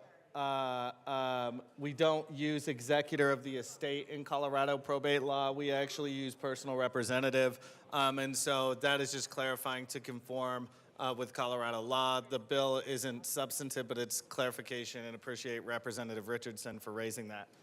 Is there any further discussion on the amendment? Seeing none, the question before us is the adoption of Amendment L3. All those in favor say aye. Those opposed, no. The amendment passes. To the bill, to the committee report. Representative Mabry. Oh, no further discussion on the committee. Okay. Any further discussion? Seeing none, the question before us is the adoption of the committee report as amended. All those in favor say aye. Those opposed, no. The committee report as amended is adopted. To the bill, Representative Mabry. Thank you, Madam Chair. Members, I am honored to work on this legislation with Representative Weinberg. I think it's a really good idea, and I'm glad that we're doing this in a bipartisan way. The story that he told about his constituent is actually really consistent with the story that I have right before this legislative session happened. Over the fall, I was working with a woman in Jefferson County who was elderly, a victim of domestic violence, and she was facing eviction kind of consistently because her life was in shambles. The person who was abusing her had stolen her wallet a few times, and because of that, she had fallen behind in her rent and had faced eviction. And I became friends with a police officer in Jefferson County. I won't say exactly which municipality in the interest of confidentiality, but I became friends with a police officer who was helping this woman and was acting with her victim's advocate to make sure that this woman's life was stable. I'd gone over to her house a few times. The police officer had as well. And this woman was in her 70s, and, you know, we could tell her health was deteriorating. I spoke to her right before Christmas because she had received another eviction notice, and I explained to her what her rights were under the eviction process. And then about 4 days into session, I got a phone call from the police officer from Jefferson County who had told me that the woman we had been working with and helping had passed away. And then I called her and we talked about it, and we talked about how grateful we were that both of us were there helping her out so that she wasn't on the streets there at the end of her life. And then about a week after that, I got a text message from that same police officer saying that the landlords were trying to charge my former client's sisters for rent for the next month. And my former client's sisters were similarly situated. They were also older, they were in poverty, not really able to get by on their own. I did explain the law as is. It is arguable that a landlord could attempt to charge this money, and so I'm really happy to be on this bill to clarify the law. I'll also note that the Apartment Association is in support of this bill as well, because what we've changed is we've said if it is known by the landlord, if somebody related to the tenant has proven that the tenant has passed away and that they're agreeing to terminate the agreement, then the landlord doesn't have to go through the eviction process. So right now in Colorado law, when somebody passes away, in order for a landlord to get possession of the property legally, sometimes they have to go through the eviction process. And so it puts them in a situation where they're serving eviction paperwork on people who are passing away, on people's families, right after somebody had passed away. And so this is a common sense bill for both landlords and tenants, and I'm happy to be on it, and urge an aye vote. Is there any further discussion? Representative Barone. Thank you, Madam Chair. I stand for this bill here today. As a landlord myself, I do understand the hardships people run when there's a death in the family or a death of one of the tenants. I personally would have no problem terminating a contract early due to a death, and I would not try to charge early termination fee due to a death. The hardships that a family goes through when either one of your tenants pass away is enough. We don't want to add on the early termination fee and the late, payments of their deceased family members' rent. So I do approve of this bill, and I urge and I vote. Thank you. Is there any further discussion on House Bill 1108? Seeing none, the question before us is the adoption of House Bill 1108 as amended. All those in favor say aye. Those opposed, no. House Bill 1108 as amended is passed. Mr. Shebel, please read the title of House Bill 1173. House Bill 1173 by Representatives Lukens and Johnson, also Senator Kolker, concerning expanding the role of an advisory board to serve the Office of School Safety. Representative Lukens. Thank you, Madam Chair. I move House Bill 1173 in the Education Committee report. To the committee report. Thank you, Madam Chair. In the Education Committee, we brought a small amendment that clarified a few pieces since the Behavioral Health Administration has since been created to add in this amendment, and we ask for a yes vote on the Education Committee report.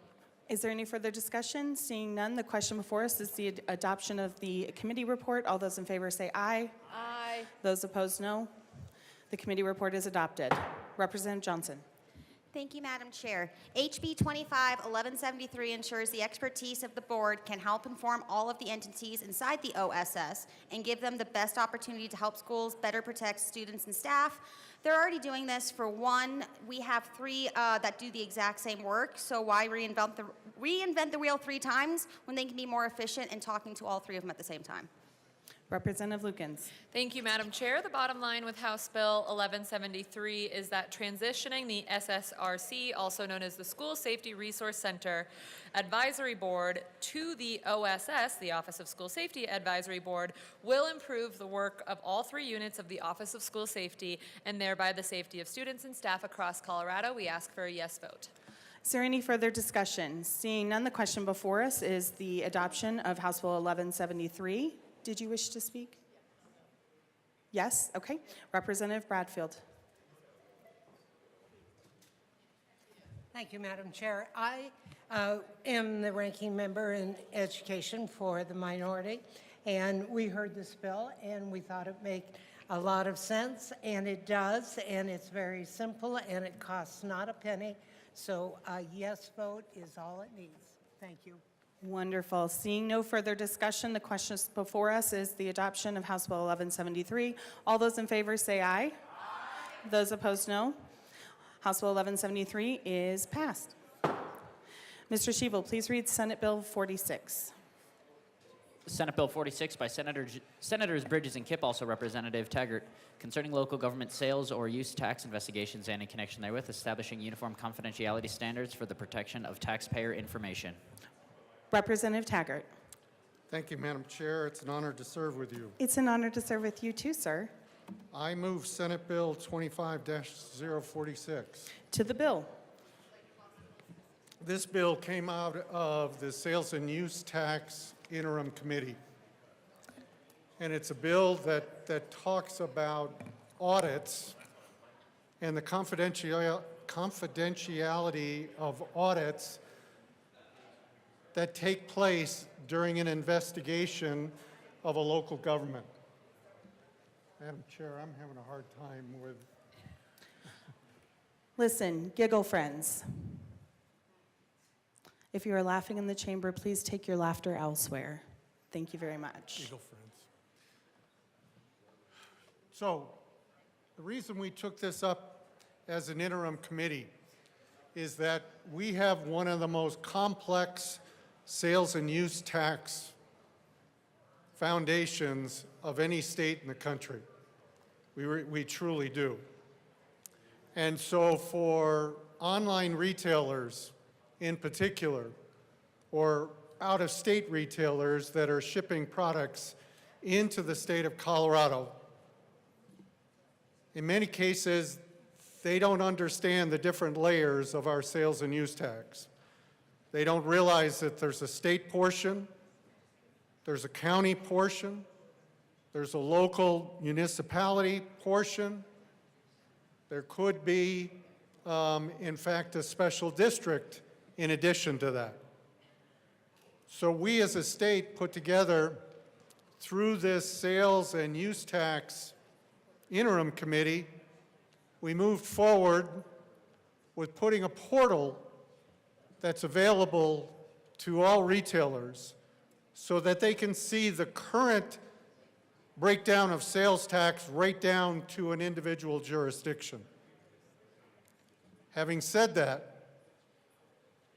we have a lot of online retailers that choose to ignore sales taxes or use taxes in the state of Colorado, or they might pay the state portion of it, but because they don't understand that there's additional or don't want to understand that there are additional taxes at a local level, they choose not to pay those. So a local jurisdiction has the right and authority then to enter into an investigation using a third-party auditor for the purpose of investigating, is that local jurisdiction being paid their fair share of sales and use taxes? Why this is important to me? I want to protect our local retailers. Our local retailers don't deserve to be in an uncompetitive position with online or out-of-state retailers. That is not remotely fair.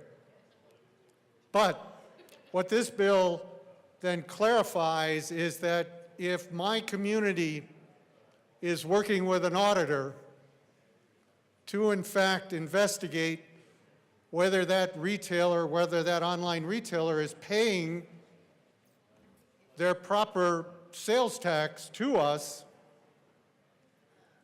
the auditor that I hire does not have the right or authority to call two other municipal jurisdictions and say, hey, I'm doing this audit on behalf of the city of Grand Junction. Wouldn't you like to get involved? That's not remotely fair. Now, that auditor can, with this bill, also provide the information, obviously, to the correct people within the municipality, within the local government. They obviously should be providing that to the online retailer. And if a court determines that that information is relevant someplace else, the court can demand that that can happen. But short of the court getting involved in that and saying this information should go to this particular jurisdiction of the court, it has to remain confidential. Now, I got a question from one of my constituents. Rick, what happens once the audit is finished and the investigation comes out that there are dollars and cents owed to a jurisdiction? In that particular case, the two parties, that being the jurisdiction and that particular online retailer, will come to an agreement. If that agreement still is such that that information remain confidential, that's part of the agreement. If the agreement says that this can be shared, then that's also part of the agreement, and it can in fact be shared. So a bill that just helps us, as local local governments, do audits, also keeps that information confidential. And ultimately, what I want out of this bill is a fair marketplace. That online retailers have to pay the same amount of sales tax when they have product delivered in the state of Colorado as a local retailer. That's important to me. Thank you. Seeing no further discussion, the question before us is the adoption of Senate Bill 46. Is there, all those in favor say aye. Aye. Those opposed, no. Senate Bill 46 is passed. Mr. Shebel, please read the title of House Bill 1184. House Bill 1184 by Representatives Pascal and Hartsook, also Senators Roberts and Carson, concerning community-based continuing care services for seniors awaiting admission to a life care institution. Representative Pascal. I move HB 25, 1184, community-based continuing care for seniors. To the bill. Thank you, ma'am. So what life care institutions are, they're also called continuing care retirement communities. They are a senior living facility that offers a suite of different care levels, including assisted living, independent living, memory care, skilled nursing. They are all on one campus, and the customers pay a one-time fee and then down, and then they're paying monthly. And this type of facility gives them a guarantee that they can stay on campus through their life. They are regulated by DORA because of the financial model to ensure institutional solvency and to protect customers. These communities are assets to Colorado because they provide care to older adults, decreasing the burden for caregiving for family members. So I'm sure you realize that Colorado is aging. We are anticipated to have an increase of 36% of people over 65 by year 2030, which that includes me, so yikes. So oftentimes and typically these facilities are nonprofit institutions. And many of them are seeing significant wait lists. And so in order to help provide more care opportunities for adults needing this type of care, they are wanting to open up some services to their wait lists. And I'll throw it over to Rep. Hartsook to tell you more. Representative Hartsook. Thank you, Madam Chair. And thank you to my co-prime. So the key piece to this legislation is right now on these campuses for the elderly, whether it's a nursing home, a memory care, or anything in between, is services can only be provided if you're on-campus resident. Statute prohibits them from providing these services off the campus. Even though you're on the wait list, even though you have put into a contract and paid your deposit, they cannot provide you services. So from a healthcare perspective, the sooner we can engage with the aging population and get them the services that they need before they physically move into these facilities, long-term costs, you have a better chance of reducing them. You certainly have a better chance of getting the elderly the care that they need before they move into the facilities. That's the key piece of this legislation. It is now allowing, because statute prohibits them doing anything off campus. This will then allow them to provide these services off campus, provided they're on that wait list and they've got the fee and that contract is in there. They are now going to get that health care and be able to just keep going on with a better way of life. So as they move into these facilities, that continuity of care continues. No matter what happens to their health, that continuity of care continues within these facilities as they have to migrate, whether it's from assisted living into nursing care, and then, God forbid, into memory care. But that is the focus of this bill, and we ask for an aye vote. Thank you. Thank you very much. Seeing no further discussion, the question before us is the adoption of House Bill 1184. All those in favor say aye. Aye. Those opposed, no. House Bill 1184 passes. Thank you so much. Thanks. Madam Majority Leader. Thank you, Madam Chair. I move the committee rise and report. You heard the motion. Seeing no objection, the committee will rise and report.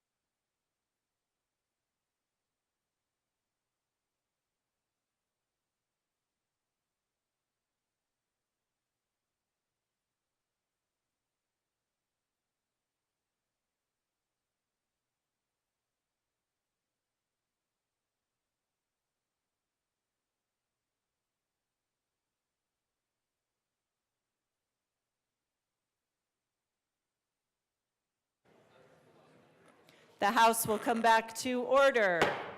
Mr. Shebel, read the report of the Committee of the Whole. Madam Speaker, your Committee of the Whole begs leave to report as under consideration the following attached bills, being the second reading thereof and making the following recommendations thereon. House Bills 1090 as amended, 1108 as amended, 1113 as amended, 1161 as amended, 1173 as amended, 1176, 1184, and 1205 as amended, passed on second reading, ordered engrossed and placed on the calendar for third reading and final passage. Senate Bill 46 passed on second reading, ordered revised, and placed on the calendar for third reading and final passage. Representative Wilford. Members, you've heard the motion. We do have amendments at the desk. And I'll invite you all to take your seats as we are voting. Mr. Shebel, please read the Armagost amendment to the report of the Committee of the Whole, House Bill 1090. Representative Armagost moved to amend the part of the Committee of the Whole to reverse the action taken by the committee in not adopting the following Armagost Amendment L12 to House Bill 1090 to show that said amendment passed, that House Bill 1090 as amended passed. Representative Armagost. Thank you, Madam Speaker. I move the Armagost Amendment to the Committee of the Whole report and ask to be properly displayed. Excellent. One moment, please. It is properly displayed. Please proceed. Thank you, Madam Speaker. So, again, when we're talking about charging fees and holding transparency and accountability for fees, we really need to be holding ourselves as the government that's imposing these fees accountable to the same transparency and the same ability to be held accountable for not exposing and otherwise displaying those fees in everything that we're putting on our businesses and our constituents as consumers. So again, we need to be taking care of our constituents as consumers and business owners. We need to be maintaining and expressing the same level of transparency that we're expecting others to fall into. So I encourage a yes vote. Representative Sirota. Thank you, Madam Speaker. Members, I ask for a no vote on not have to list government charge in total price. Representative DeGraff. I think the majority of people would find it very helpful to have all those fees and taxes right away, because you're going through the grocery store, then you've got to do the math in your head, like how much am I sending up to the General Assembly to waste of my money, am I wasting? Why is it, you know, again, as my colleague said, rules for thee, but not for me? If it's important for any other industry to disclose all of those fees up front so that people know exactly what they're paying, but then all of a sudden, why is the government so interested in being able to have fees and taxes, but that you don't really know until you get to the cash register and then you get the big wallop? Then you find out, it's like, wow, I just paid that much in taxes. Why is it important for industry? Why is it important for these individual companies to not behave like the government? What you're saying is these businesses acting like the government is unethical. And I'm not going to disagree with that. I'm just saying you're saying what the government is doing is unethical. So I do appreciate you noting that what the government is doing is unethical. If you're going to put a tax on it, be upfront with it. The stores can all put on their stuff, instead of saying $1.50 plus or 89 cents plus or $1.89 plus, you just say $2.16 total. And you know what it is. You know how to budget. There's no surprises. You're trying to get rid of surprises in the private market, and you're trying to keep surprises where the government is concerned. You say the price to register your car is this amount, but then you have all of the other fees that don't show up until you're actually registering your vehicle. So I can't imagine why individual businesses would think that it was okay to do accounting like the government.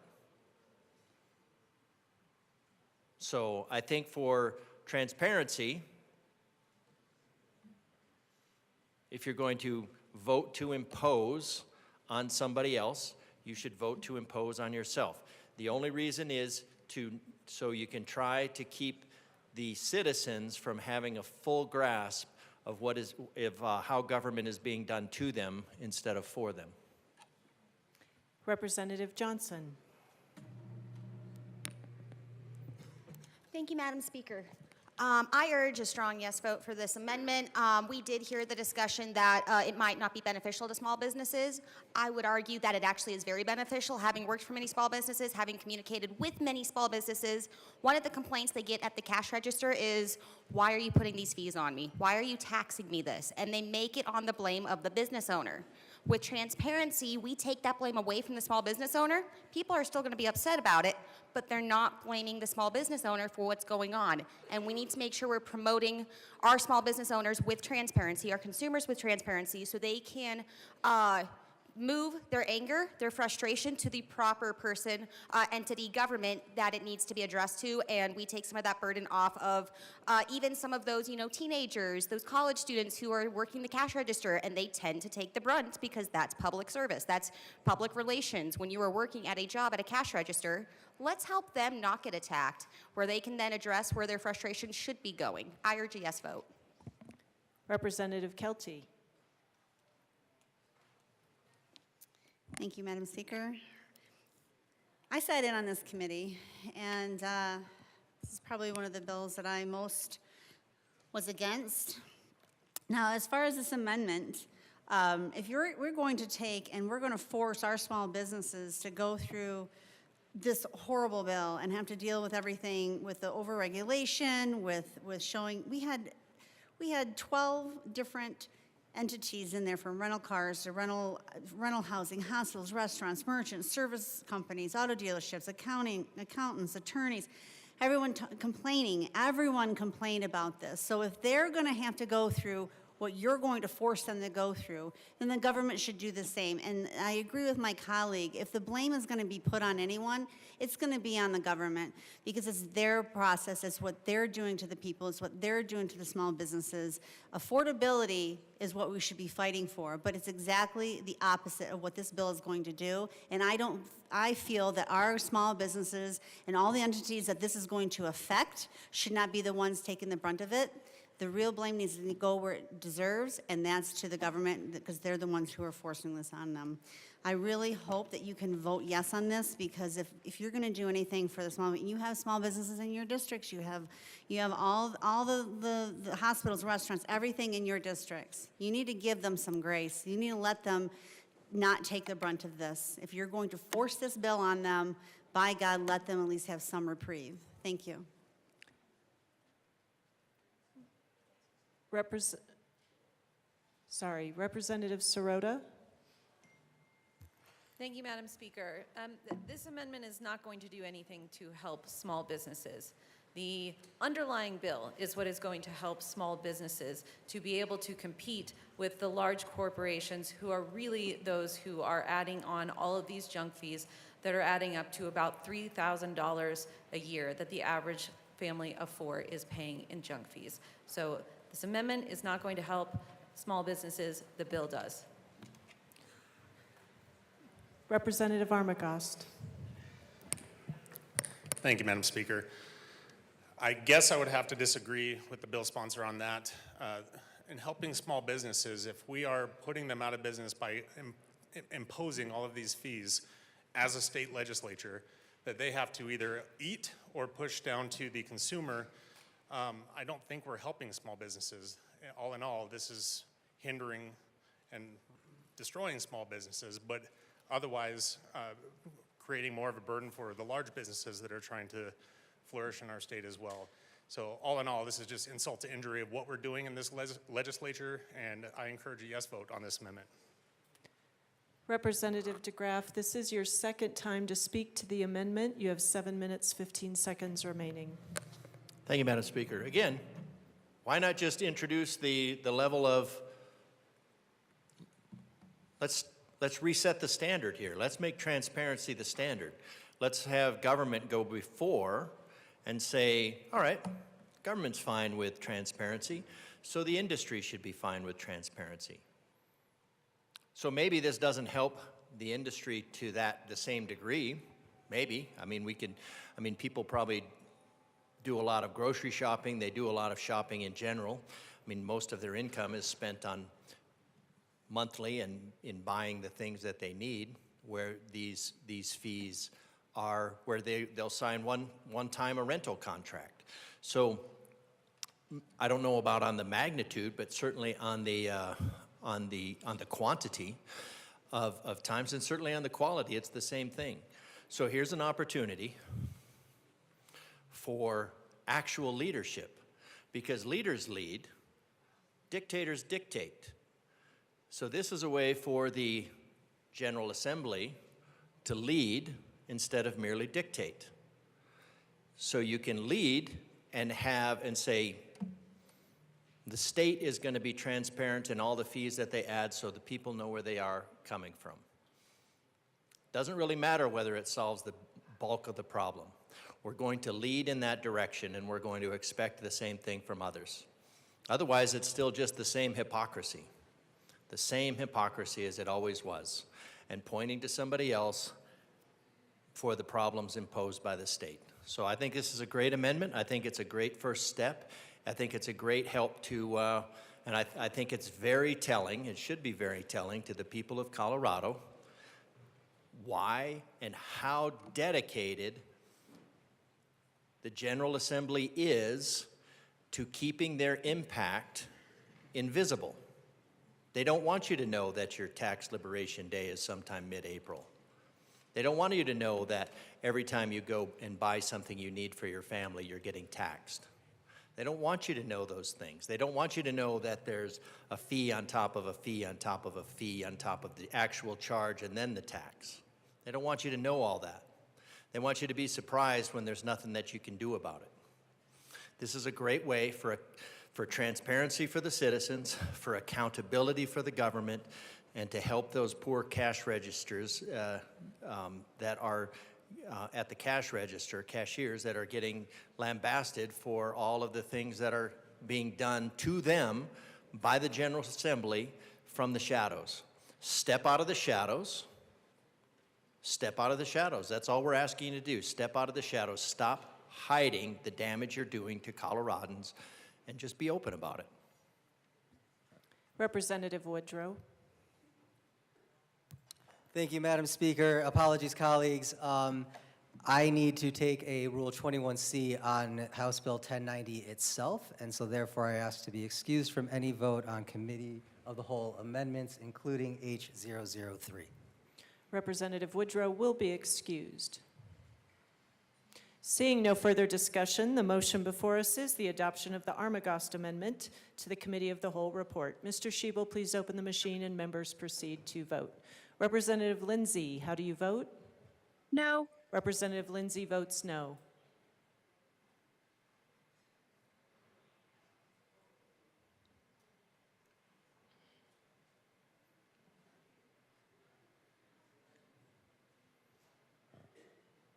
Please close the machine. With 21 aye, 39 no, and 5 excused, the amendment is lost. Mr. Schiebel, please read the first SOPR amendment to the Committee of the Whole report, House Bill 1090. Representative Soper moved to amend the report of the Committee of the Whole to reverse the action taken by the committee in not adopting the following Armagost Amendment, L8 to House Bill 1090, to show that said amendment passed, that House Bill 1090 as amended passed. Representative Soper. Thank you, Madam Speaker. I move the first SOPR amendment to the Committee of the Whole report and ask that it be properly displayed. One moment.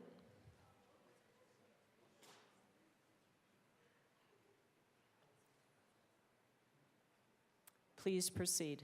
Thank you, Madam Speaker. Members, this removes the private right of action. As we had heard during debate, it came out that it would be very difficult to prove actual damages. Why even have that as an option? If you're going to have the Attorney General's office involved, let them police it rather than citizens going and suing our small businesses. So I'd ask for a yes vote. Thank you. Seeing no further discussion, the motion before us is the adoption of the first SOPR amendment to the Committee of the Whole report. Mr. Schiebel, please open the machine and members proceed to vote. Representative Lindsay, how do you vote?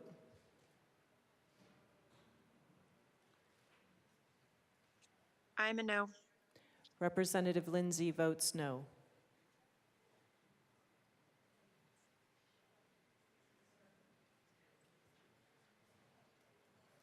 Please close the machine.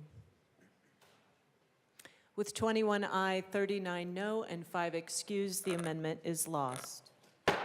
Mr. Shebel, please read the second Soper amendment to the Committee of the Whole report, House Bill 1090. Representative Soper moved to amend the part of the Committee of the Whole to reverse the action taken by the committee in not adopting the following Armagost Amendment L10 to House Bill 1090 to show that said amendment passed, that House Bill 1090 as amended passed. Representative Soper. Thank you, Madam Speaker. I move the second Soper Amendment to the Committee of the Whole report and ask that it be properly displayed. Please proceed. Thank you, Madam Speaker. Members, this removes language in the legislative declaration that tells the courts to broadly interpret this section of statute. I believe this is unnecessary.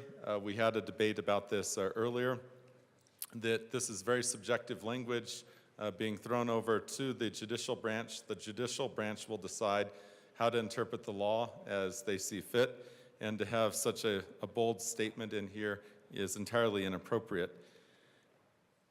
Along those same lines, the Supreme Court, if they do have a question about what the legislative intent is, they will turn to the debate that we had during the Committee of the Whole.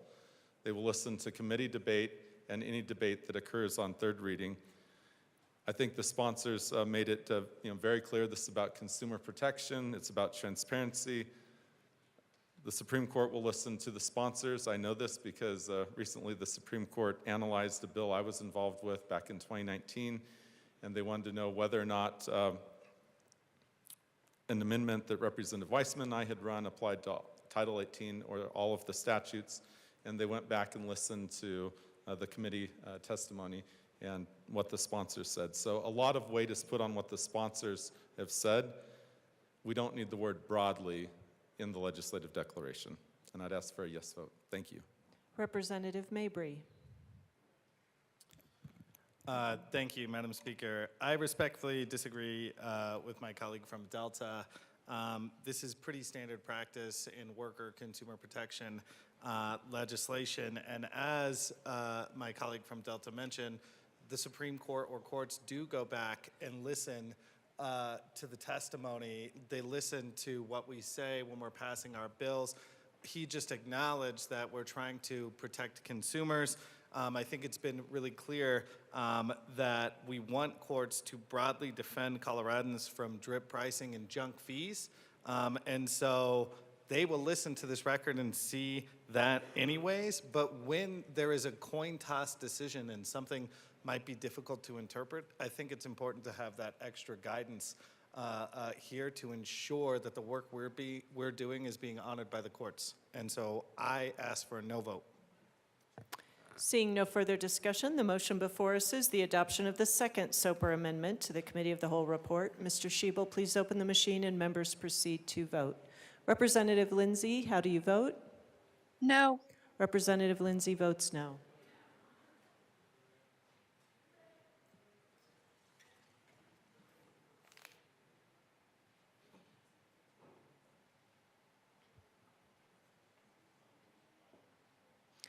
Please close the machine. With 22 aye, 38 no, and 5 excused, the amendment is lost. Seeing no further amendments, the motion before us is the adoption of the report of the Committee of the Whole. Mr. Shebel, please open the machine and members proceed to vote. Representative Lindsay, how do you vote? Yes. Representative Lindsay votes yes.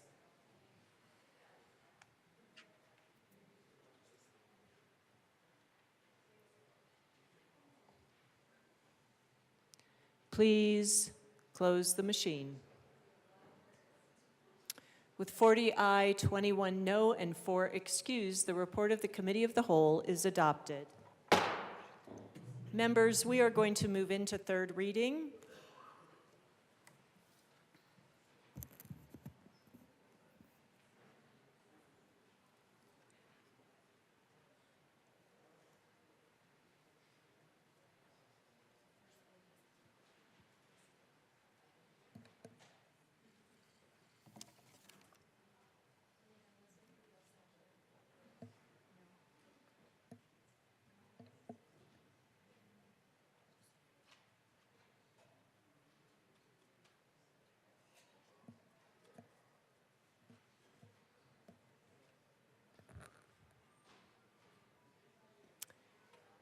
Thank you, members. Appreciate you taking your seats.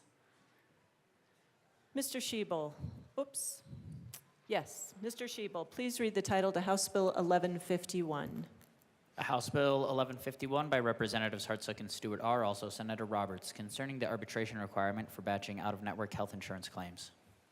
Madam Majority Leader. Madam Speaker, I move House Bill 1151 on third reading and final passage. Representative Garcia. Thank you, Madam Speaker. And members, I want to first just apologize to you all for coming up and taking more time on thirds. However, I feel like during seconds the room was relatively empty, and I don't think enough people fully understand the implications or the ramifications of this bill.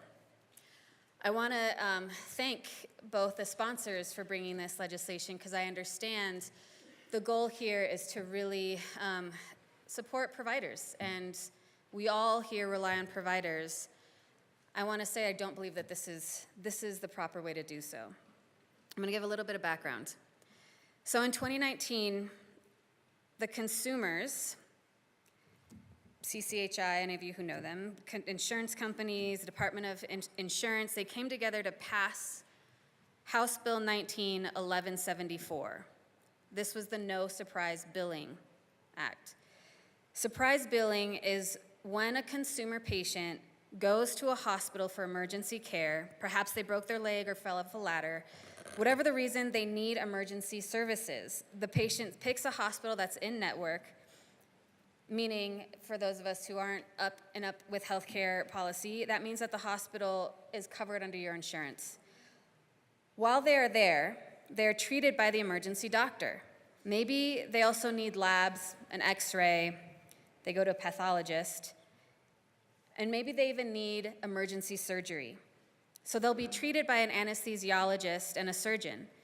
Being that it's an emergency situation, the patient can't possibly pick who the providers are providing them with this service.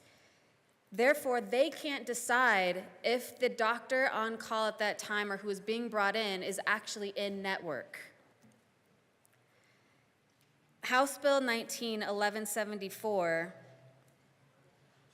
saved so many consumers money because of restricting surprise billing.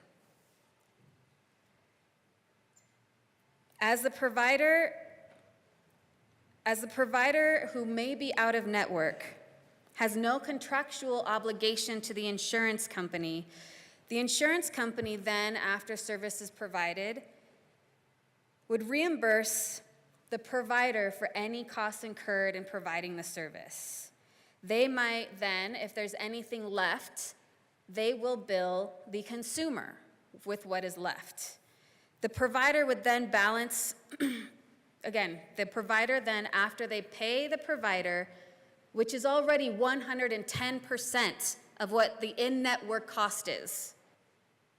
A provider currently already gets paid 110% of what the in-network cost is. So they're already making more than what they would make if they were in-network.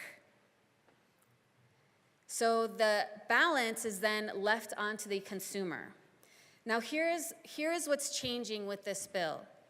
Providers, when they feel that they are underpaid, they have every right to enter arbitration and argue for greater reimbursement, saying what I just received from the hospital, what I just received from insurance isn't covering what we provided.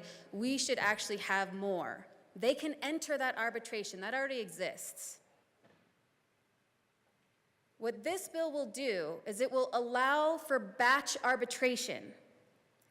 It's not meant to be easy to enter arbitration. It's not meant to be easy, because if it were easy, every provider would have an even greater incentive to argue for the reimbursement rate, thus charging the consumer more.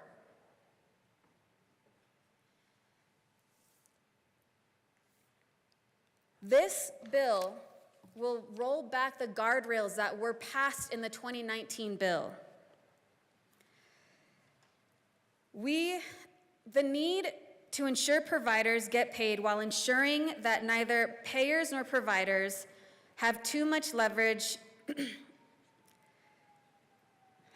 excuse me, I'm sorry. I'm a little nervous only because I hate that I'm having to be up here talking against a colleague's bill. I just want that to be clear. So forgive me if I'm a little off my game right now. But the need to ensure providers get paid while ensuring that neither payers nor providers have too much leverage exists in contract negotiations. The lawmakers that passed the bill in 2019 overwhelmingly agreed to the provisions of that bill. That bill passed out of this chamber 60-4. Those provisions outline that for every emergency service where patients cannot choose a provider, providers would be paid, again, the greater of either 110% of carriers' median in-network rate for that service in the same geographic area or the 60th percentile for the same service in the same geographic area based on the claims data from the prior year. Providers actually get paid, again, more to stay out of network. But House Bill 1174 from 2019 is still saving people money.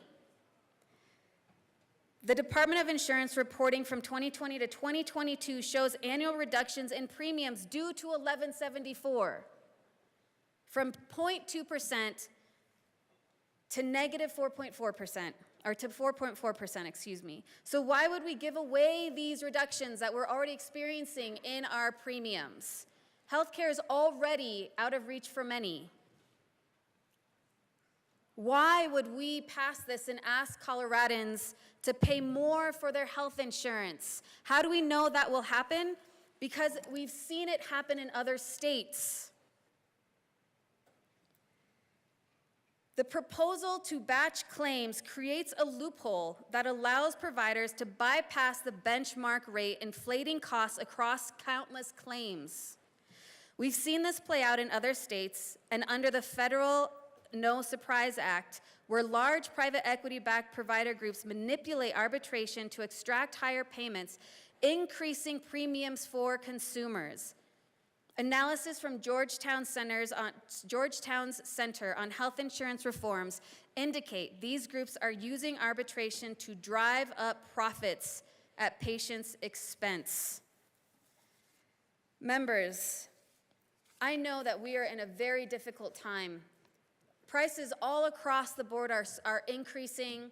We are not seeing reduction in inflation as much as we expect. Healthcare costs continue to rise. This bill is not the answer to help alleviate the burden on doctors while also saving consumers money. The only thing this will do is allow for doctors, for industry, to batch claim, thus resulting in higher costs.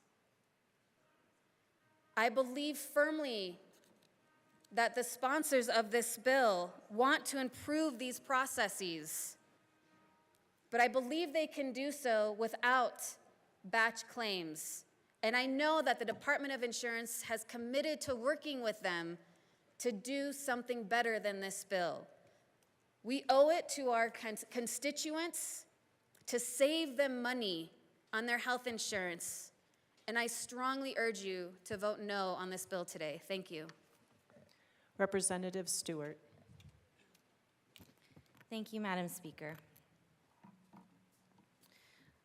My colleague is right about one thing, that there was a deal struck back in 2019 that said that providers who are providing life-saving medicine in emergency rooms, who don't have a choice in who they serve, they would help any of us if we walked in there and needed life-saving care, that they were going to be able to receive a negotiated rate that is 110% of the median in-network rate. Obviously, that number might fluctuate a little bit year by year because the median in-network rate might fluctuate a little bit year by year. That was the agreement.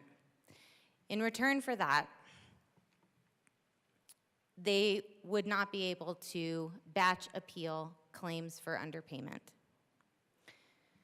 However, what we're seeing is that our payers are not holding up their end of that bargain. Providers are getting marginally underpaid for the care that they are providing under the state mandated rate. No one is asking to arbitrate for payment above what is already the law in the state of Colorado. But would you go to arbitration to recuperate $10 of underpayment if you were risking $400 if you lost that arbitration? I don't think any of us would. It doesn't make any sense. This is not about the consumers. This is about making sure that providers are getting paid what we said in this building they were supposed to get paid for providing life-saving care in emergency rooms to anybody, regardless of their insurance. Being able to batch like claims and say, hey, we were underpaid by $10 for all of these exact like claims is going to actually reduce arbitration costs, not inflate costs. And again, providers are asking insurers to pay what we, the state of Colorado, said they were supposed to get paid. That is all they are asking for. And they are asking for us to reduce some administrative burden for them in that process. We are losing providers in the state of Colorado. And I know this because I am one of the providers that we lost in the state of Colorado. We need to make sure that we are holding up, that everyone is holding up their end of the bargain. And this is all that this bill does. It allows providers to get a little bit of administrative relief so that doctors who are serving us in emergency rooms can actually do the job that they went to school for, which is to help people and save lives. Being able to batch like claims is always a money saver. It is never going to cost more money. We have ensured that there is accountability in this process as well to make sure that this program is not being taken advantage of. This is just about giving the people who help us a little bit of help, and I would urge an aye vote. Seeing no further discussion, the motion before us is the adoption of House Bill 1151 on third reading and final passage. Mr. Schiebel, please open the machine and members proceed to vote. Representative Lindsay, how do you vote? No. Representative Lindsay votes no.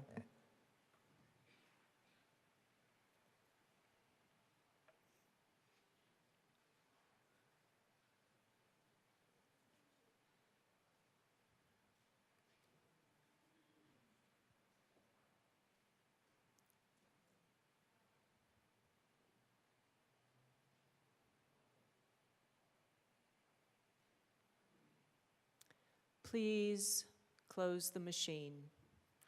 With 40 aye, 21 no, and 4 excused, House Bill 1151 is adopted. Co-sponsors.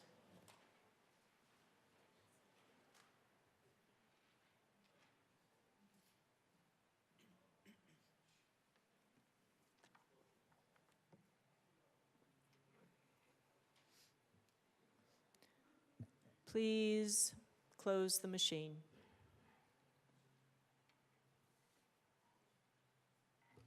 Mr. Schiebel, please read the title to Senate Bill 38. Senate Bill 38 by Senators Roberts and Catlin, also Representatives McCluskey and Winter, concerning protection of the personal information of persons impacted by wildlife damage. Madam Majority Leader. Madam Speaker, I move Senate Bill 38 on third reading and final passage. The motion before us is the adoption of Senate Bill 38 on third reading and final passage. Mr. Schiebel, please open the machine and members proceed to vote. Representative Lindsay, how do you vote? Yes. Representative Lindsay votes yes.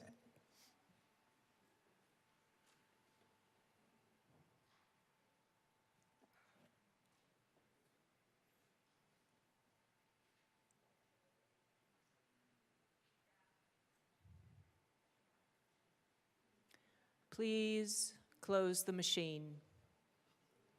With 60 aye, 1 no, and 4 excused, Senate Bill 38 is adopted.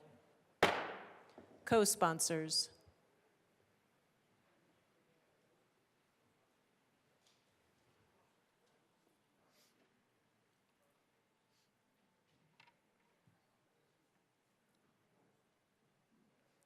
Please close the machine. Mr. Shebel, please read the title to House Bill 1060. House Bill 1060 by Representatives Soper and Clifford, also Senators Kirkmeyer and Mullica, concerning the use of electronic fence detection systems. Madam Majority Leader. Madam Speaker, I move House Bill 1060 on third reading and final passage. Representative Clifford. Madam Speaker, I request permission to run a third reading technical amendment. That's right, hiss it up. I'll hiss myself. It is a Friday, folks. Representative Clifford, we will wait to fully explain the amendment, but a brief explanation is allowed. We've had some last-minute requests for amendments to make sure that there is nothing in this bill that says that a local government cannot set regulation for an electronic fence detection device, and we are further clarifying that with this amendment.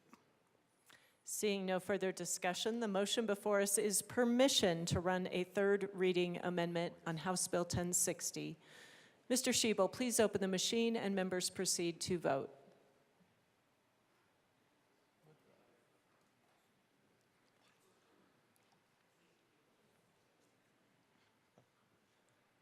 Representative Lindsay, how do you vote? Yes. Representative Lindsay votes yes.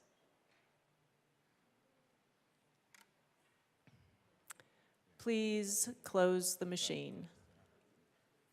With 54 aye, 7 no, and 4 excused, permission is granted.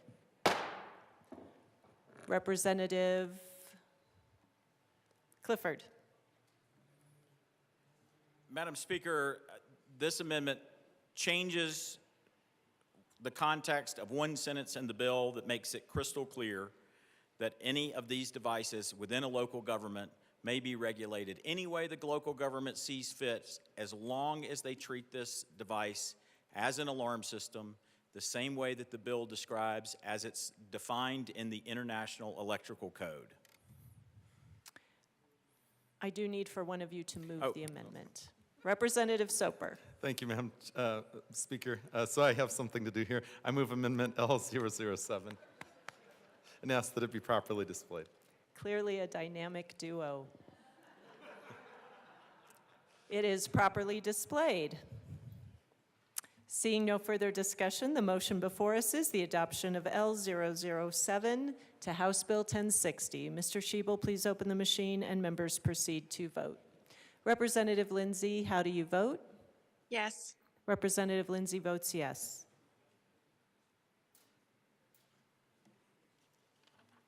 You better give me the bail.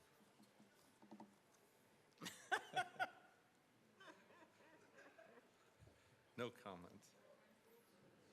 Seventh time. Please close the machine. With 58 aye, 3 no, 4 excused, Amendment L007 is adopted. Representative Clifford. Madam Speaker, before we vote, I just want to say, when I signed on to this bill, I took a bill that had been run in this building multiple times. That's part of the laughing that is happening up here. I did what I thought was good for local governments by turning a bill into something that said may for local governments. I have never at any point in time, and nothing in the four corners of this bill is intended or aimed at any local government not having any say or control over an electronic fence detector system. The only purpose and the only thing that this bill does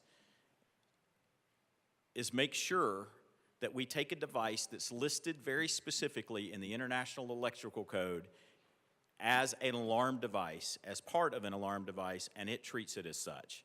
This is not a fence from Jurassic Park. This fence will not electrocute you. It is not something that is going to hurt us. We've taken amendments to make sure that it could not even be used in any residential areas. We have been open to amendments in the entirety of the process.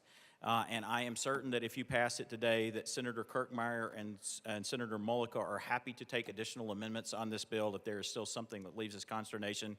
But I request your aye vote today. Thank you. Representative DeGraff.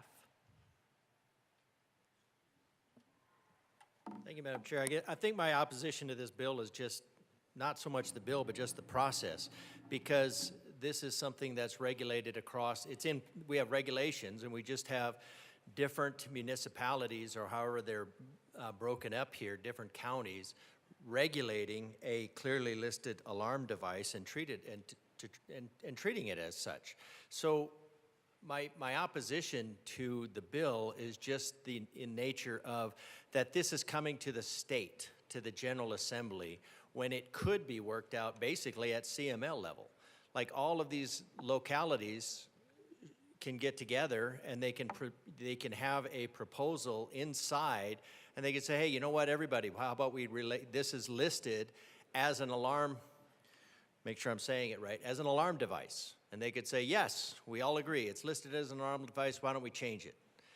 But instead of having that cooperation in our communities at a lower, I would say at a higher level than what the state is, we get this idea that the state is where all the high-level stuff happens. Remember, the individual is sovereign, and then the layers of government really fall below that person. So at the county level, this problem can be worked out.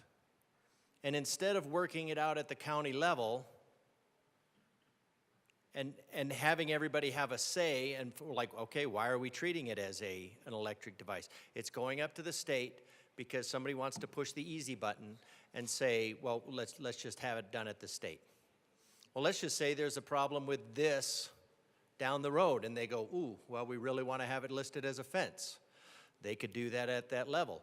Now we bring it up into the state level, or down to the state level, however you want to look at it, and now this problem is now a state problem. This problem now is a permanent and forever state problem. It could have stayed as a local problem, could have stayed as a local issue, could have stayed as a matter of working out at the municipal level, but now it's a state problem.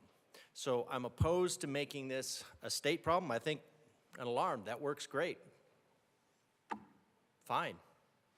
Probably should be classified as such, but it can be done at the local level, doesn't need the state level. We don't need to take this issue on as another one of our 200,000 regulations. Madam Majority Leader, I do believe we need a different motion. Thank you, Madam Speaker. I move House Bill 1060 as amended on third reading and final passage. Members, you have heard the motion. The motion before us is the adoption of House Bill 1060 as amended on third reading and final passage. Mr. Schiebel, please open the machine and members proceed to vote. Representative Lindsay, how do you vote? Yes. Representative Lindsay votes yes.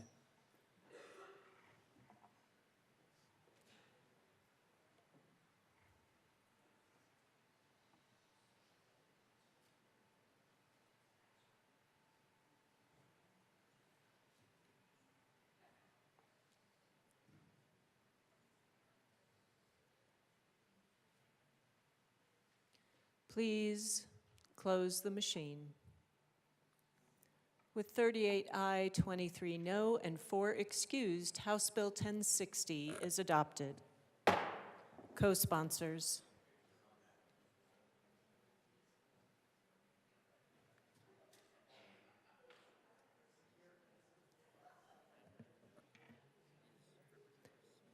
Please close the machine.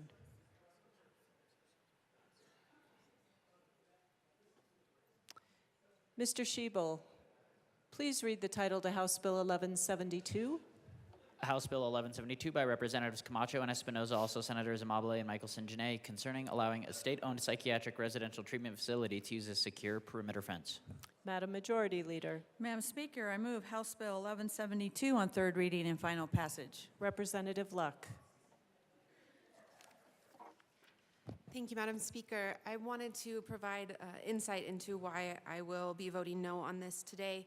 It is not for the underlying policy vis-a-vis allowing for fences around these facilities, My struggle is with the section 26-6-909, where this bill delegates authority to the administrative state to determine the rules for admission to these particular treatment facilities. In having a conversation with the bill drafter as well as one of the bill sponsors, I have been apprised that that could be anything from the visitors that come in to the people who actually are in those facilities. And I am one to believe that those determinations should be made in this building. Now, in talking with the bill sponsor, there is, I guess, some other legislation that might be introduced or has already been introduced into the system this year that will talk more specifically about what those rules are or what that is. But unless I see that, I am not comfortable in delegating this authority.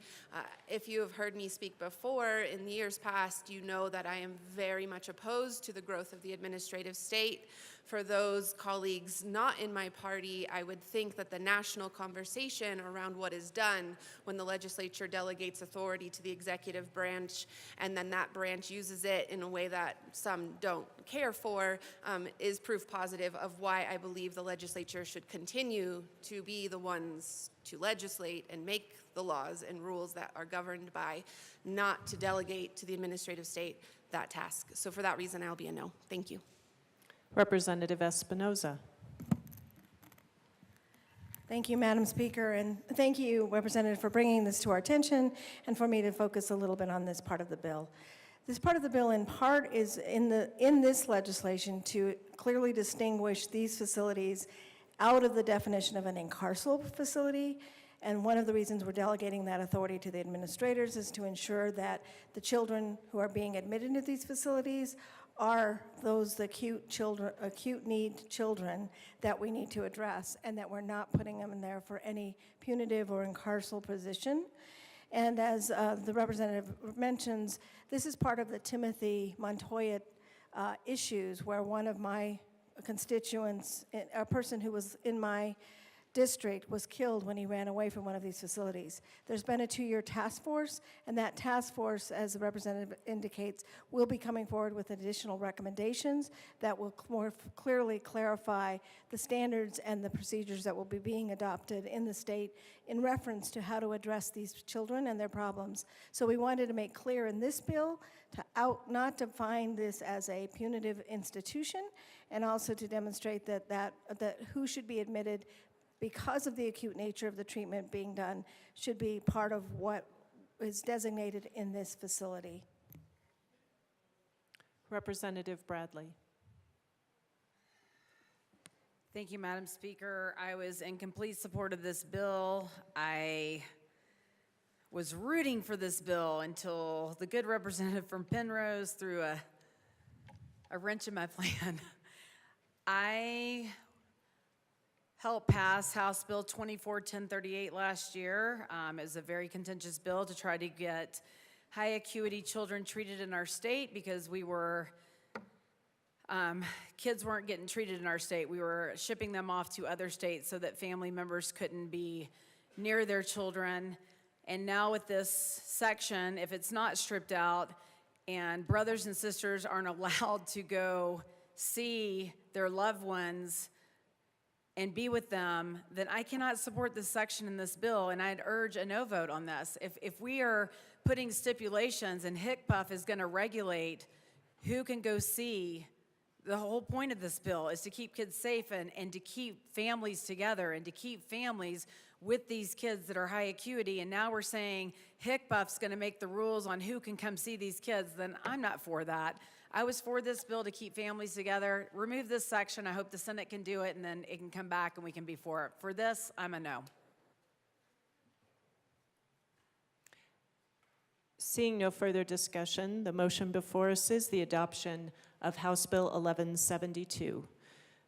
Mr. Schiebel, please open the machine and members proceed to vote. Representative Lindsay, how do you vote? Yes. Representative Lindsay votes yes.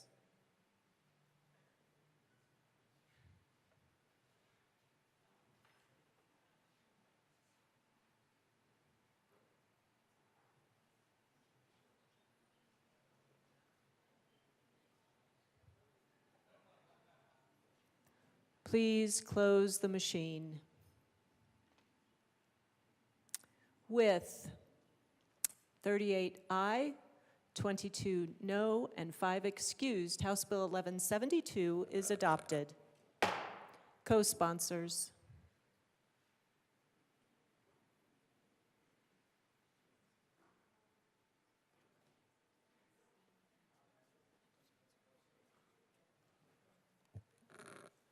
Please close the machine.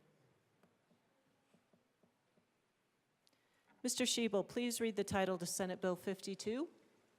Senate Bill 52 by Senators Winter and Hendrickson, also Representatives Valdez and Lindsay, concerning the confidentiality of information related to the regulation of railroad operations. Madam Majority Leader. Madam Speaker, I move Senate Bill 52 on third reading and final passage. The motion before us is the adoption of Senate Bill 52 on third reading and final passage. Mr. Shebel, please open the machine and members proceed to vote. Representative Lindsay, how do you vote? Yes. Representative Lindsay votes yes.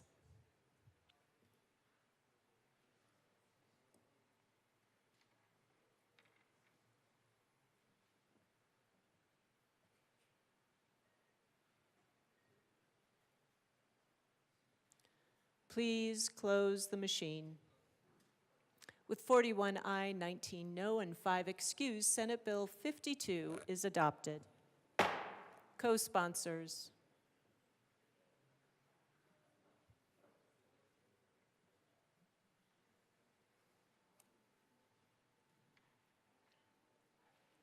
Please close the machine. Mr. Shebel, please read the title to House Bill 1226. House Bill 1226 by Representatives Johnson and Pascal, also Senators Bright and Mullica, concerning tasking the statewide Healthcare Review Committee with studying healthcare billing practices during the 2025 interim. Madam Majority Leader. Madam Speaker, I move House Bill 1226 on third reading and final passage.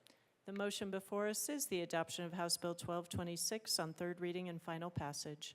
Mr. Shebel, please open the machine and members proceed to vote.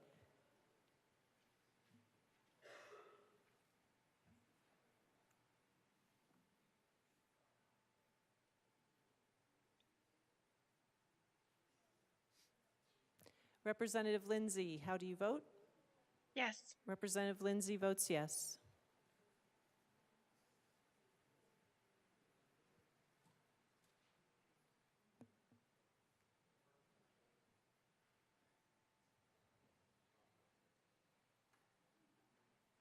Please close the machine.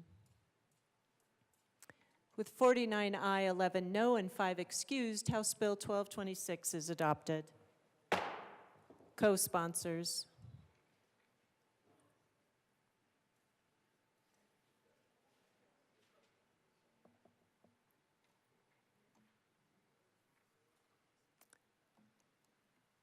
Please close the machine.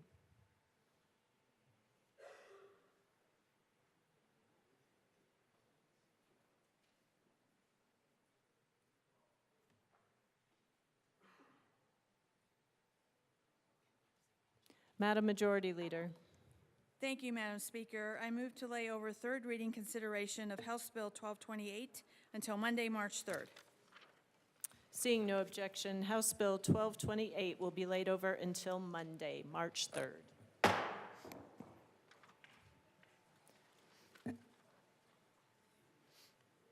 Madam Majority Leader. Madam Speaker, I move to proceed out of order for consideration of Senate amendments to House bills. Seeing no objection, we will proceed out of order for consideration of Senate amendments to House bills. Mr. Shebel, please read the title to House Bill 1002. House Bill 1002 by Representatives Brown and Gilchrist, also Senators Amabile and Pelton B, concerning the determination of health benefits coverage for mental health services. Representative Brown. Thank you, Madam Speaker. I move that the House concur with Senate amendments to House Bill 1002.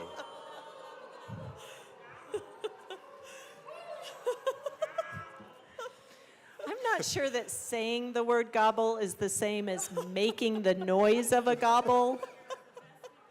Okay. All right. Everybody needs to practice. Representative Brown.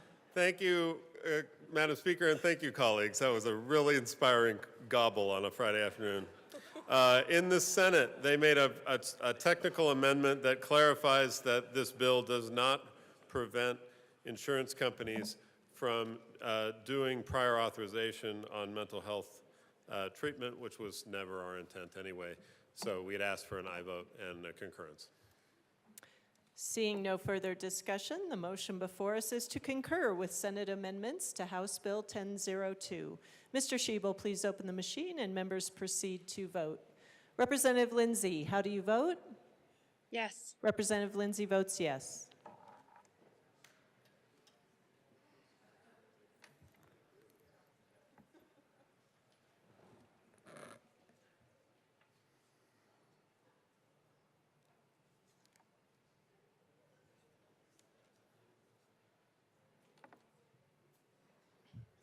Please close the machine.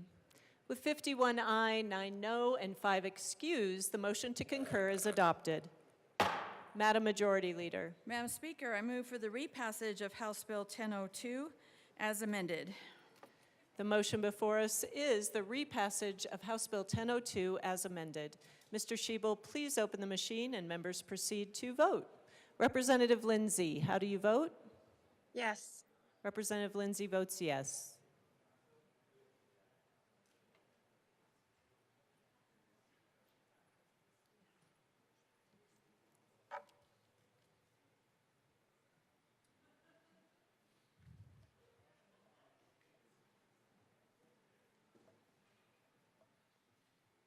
Please close the machine. With 50 aye, 10 no, and 5 excused, House Bill 1002 is repassed as amended. Co-sponsors.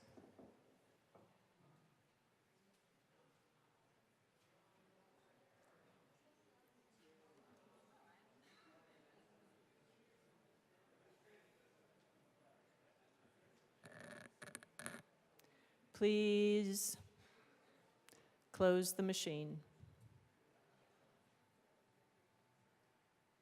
Mr. Schiebel, please read the title to House Bill 1030. House Bill 1030 by Representatives Joseph and Stewart R., also Senators Cutter and Winter, concerning the requirement that certain building codes have accessibility standards that are at least as stringent as international building codes. Representative Stewart. Thank you, Madam Speaker. I move to concur with Senate amendments on House Bill 1030.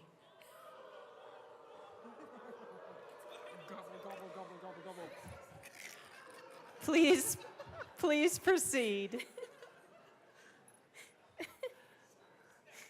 I do. Thank you, Madam Speaker. I've never been gobbled up before. The bill created a requirement on cities, counties, and the state to adopt accessible building codes. In some areas of the state, cities and counties enter into an intergovernmental agreement to create regional building departments that cover both city and county land. We thought this was already covered in the bill, but it was recommended to explicitly add them to ensure no confusion. There was also an update to terminology to make it consistent across the bill, and an updated citation in law that was recommended that we use a more specific statutory citation. None of them changed the impact of the bill. They were all just intended to clean up. And I would urge an aye vote. Thank you, members. Representative DeGraff. No. I said aye. Seeing no further discussion, the motion before us is to concur with Senate amendments on House Bill 1030. Mr. Schiebel, please open the machine and members proceed to vote. Representative Lindsay, how do you vote? Yes. Representative Lindsay votes yes.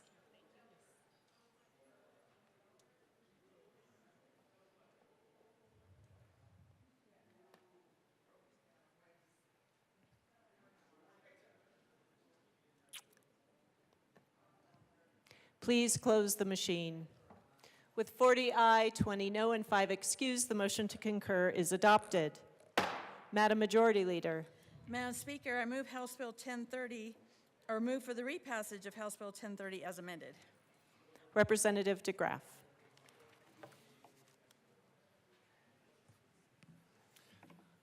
Thank you, Madam Chair. It's great, Speaker. It's great to have an opportunity to try again on this bill. It's not a matter of the intentions. The intentions are great. We would love everybody to have all the accessibility they want all the time.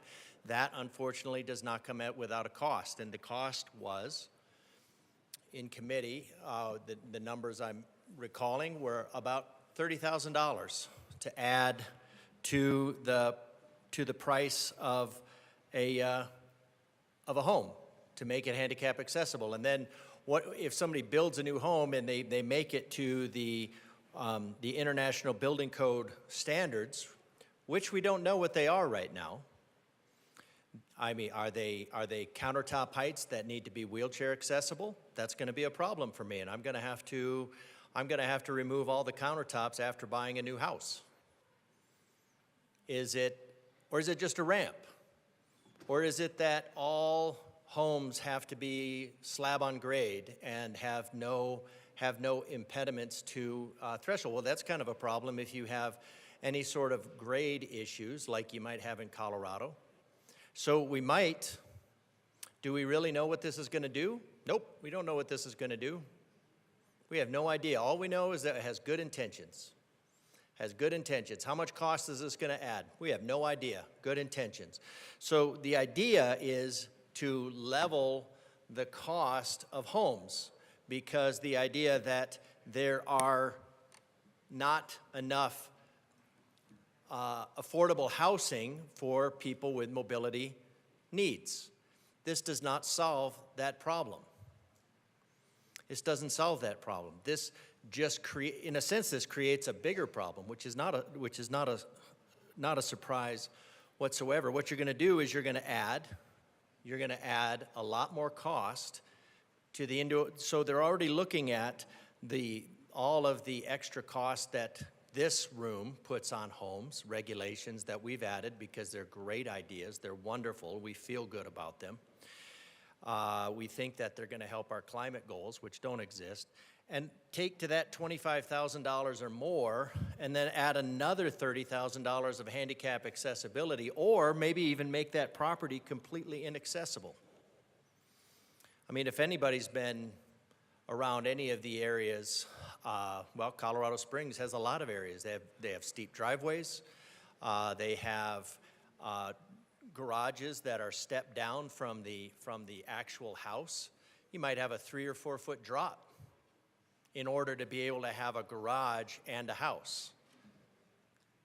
This is not going to be allowed. Now everything is going to have either slab on grade or a very low ramp,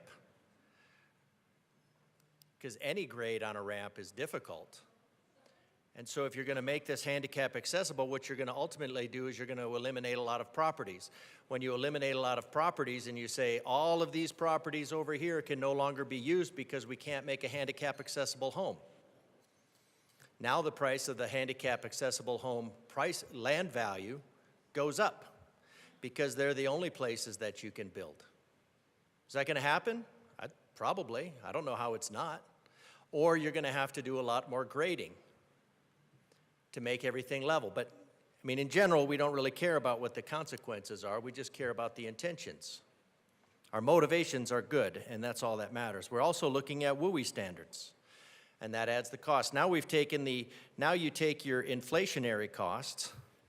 Bidenomics alone have decreased the price, your wage value by 22% in the last 4 years. You jack that up.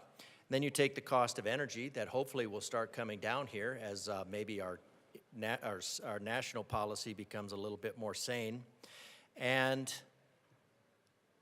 then you add all of these requirements, and then what you have is housing that is completely unaffordable. So the goal to making affordable housing, your goal to making housing affordable for mobility limited individuals your solution is to make housing even less affordable for everybody else. Now, are those unintended consequences or intended consequences? I don't know. But it's going to make it all the more, but basically everything you've done for housing to make it less affordable has increased it. Now, that doesn't mean you don't tell your constituents you're making it more affordable. You just tell them that, and they believe it, and then they move on. But it's making it less affordable. So I think you should vote no on this. It's not a matter of lack of compassion.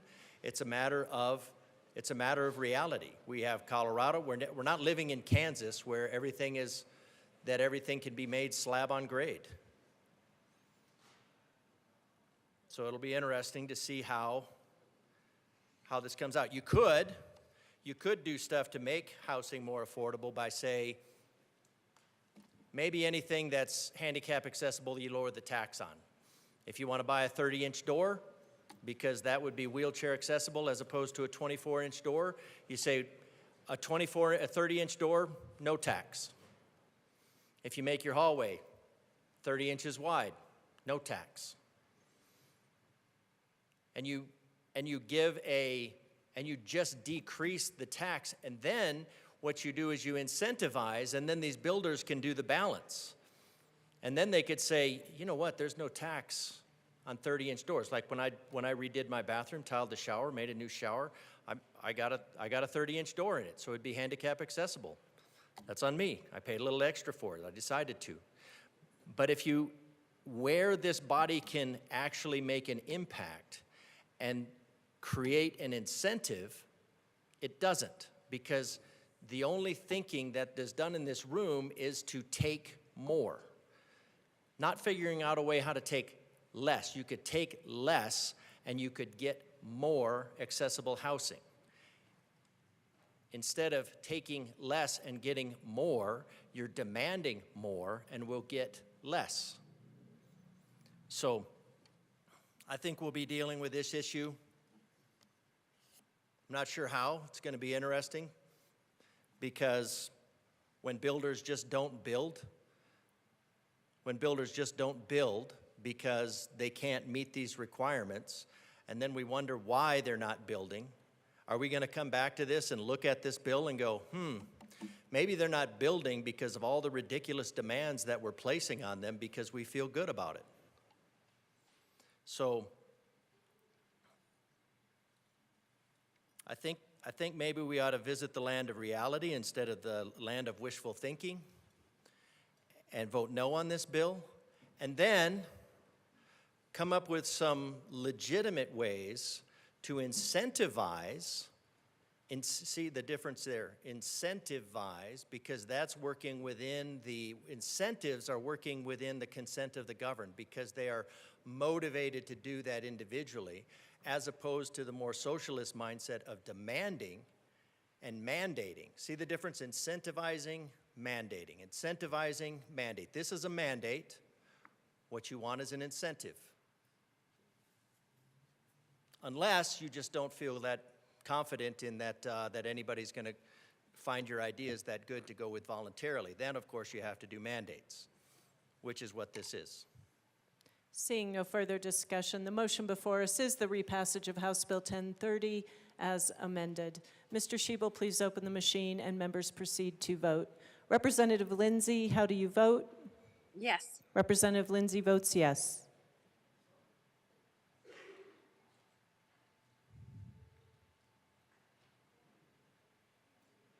Please close the machine. With 39 aye, 21 no, and 5 excused, House Bill 1030 is repassed as amended. Co-sponsors.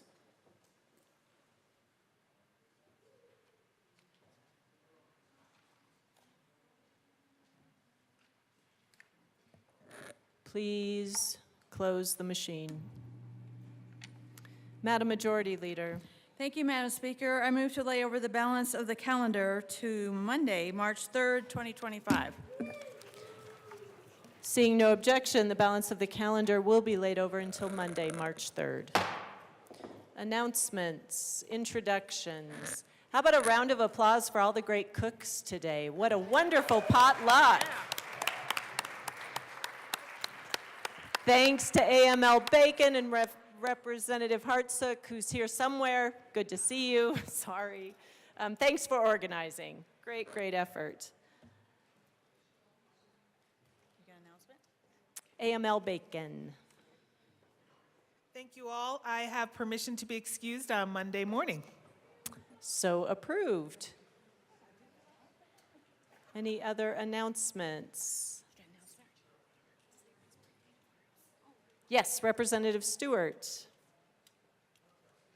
Thank you, Madam Speaker. Members of the legislature, you will soon be receiving a copy of the Colorado All-Payer Claims Database Annual Report via email, and I just wanted to draw your attention to this incredible resource for comprehensive healthcare transparency in our state.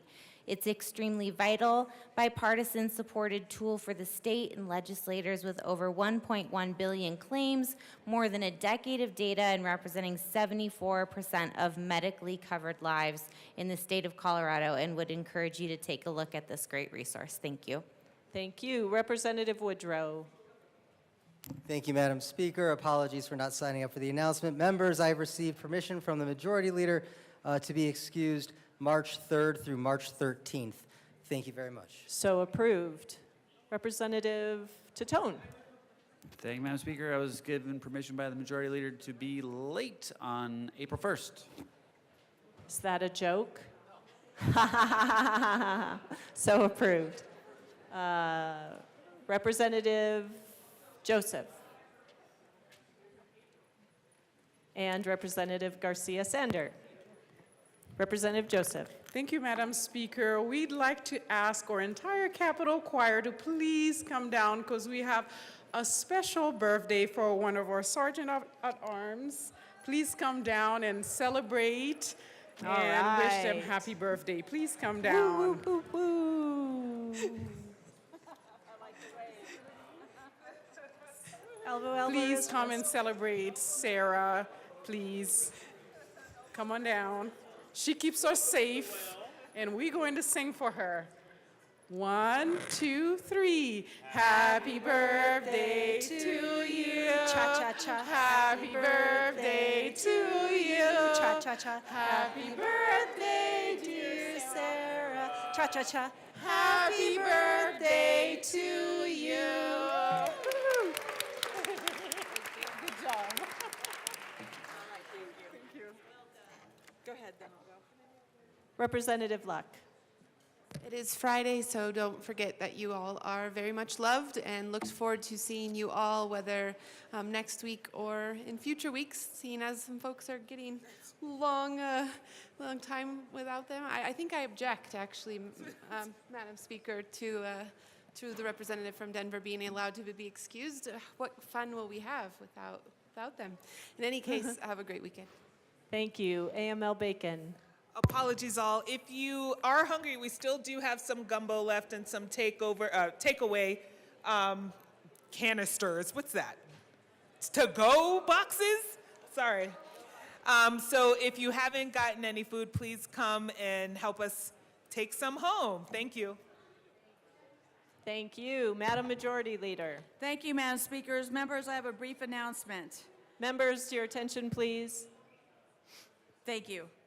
A reminder that when a fire alarm occurs, the meeting place for House members and House staff is to meet at the Buffalo statue on the east side of the Capitol grounds. Whether you are in committee, on the floor, or in your office, when the fire alarm is activated, go to the Buffalo statue so that you may be accounted for. With that, Madam Speaker, I move the House stand in recess until later today. The House will stand in recess until later today.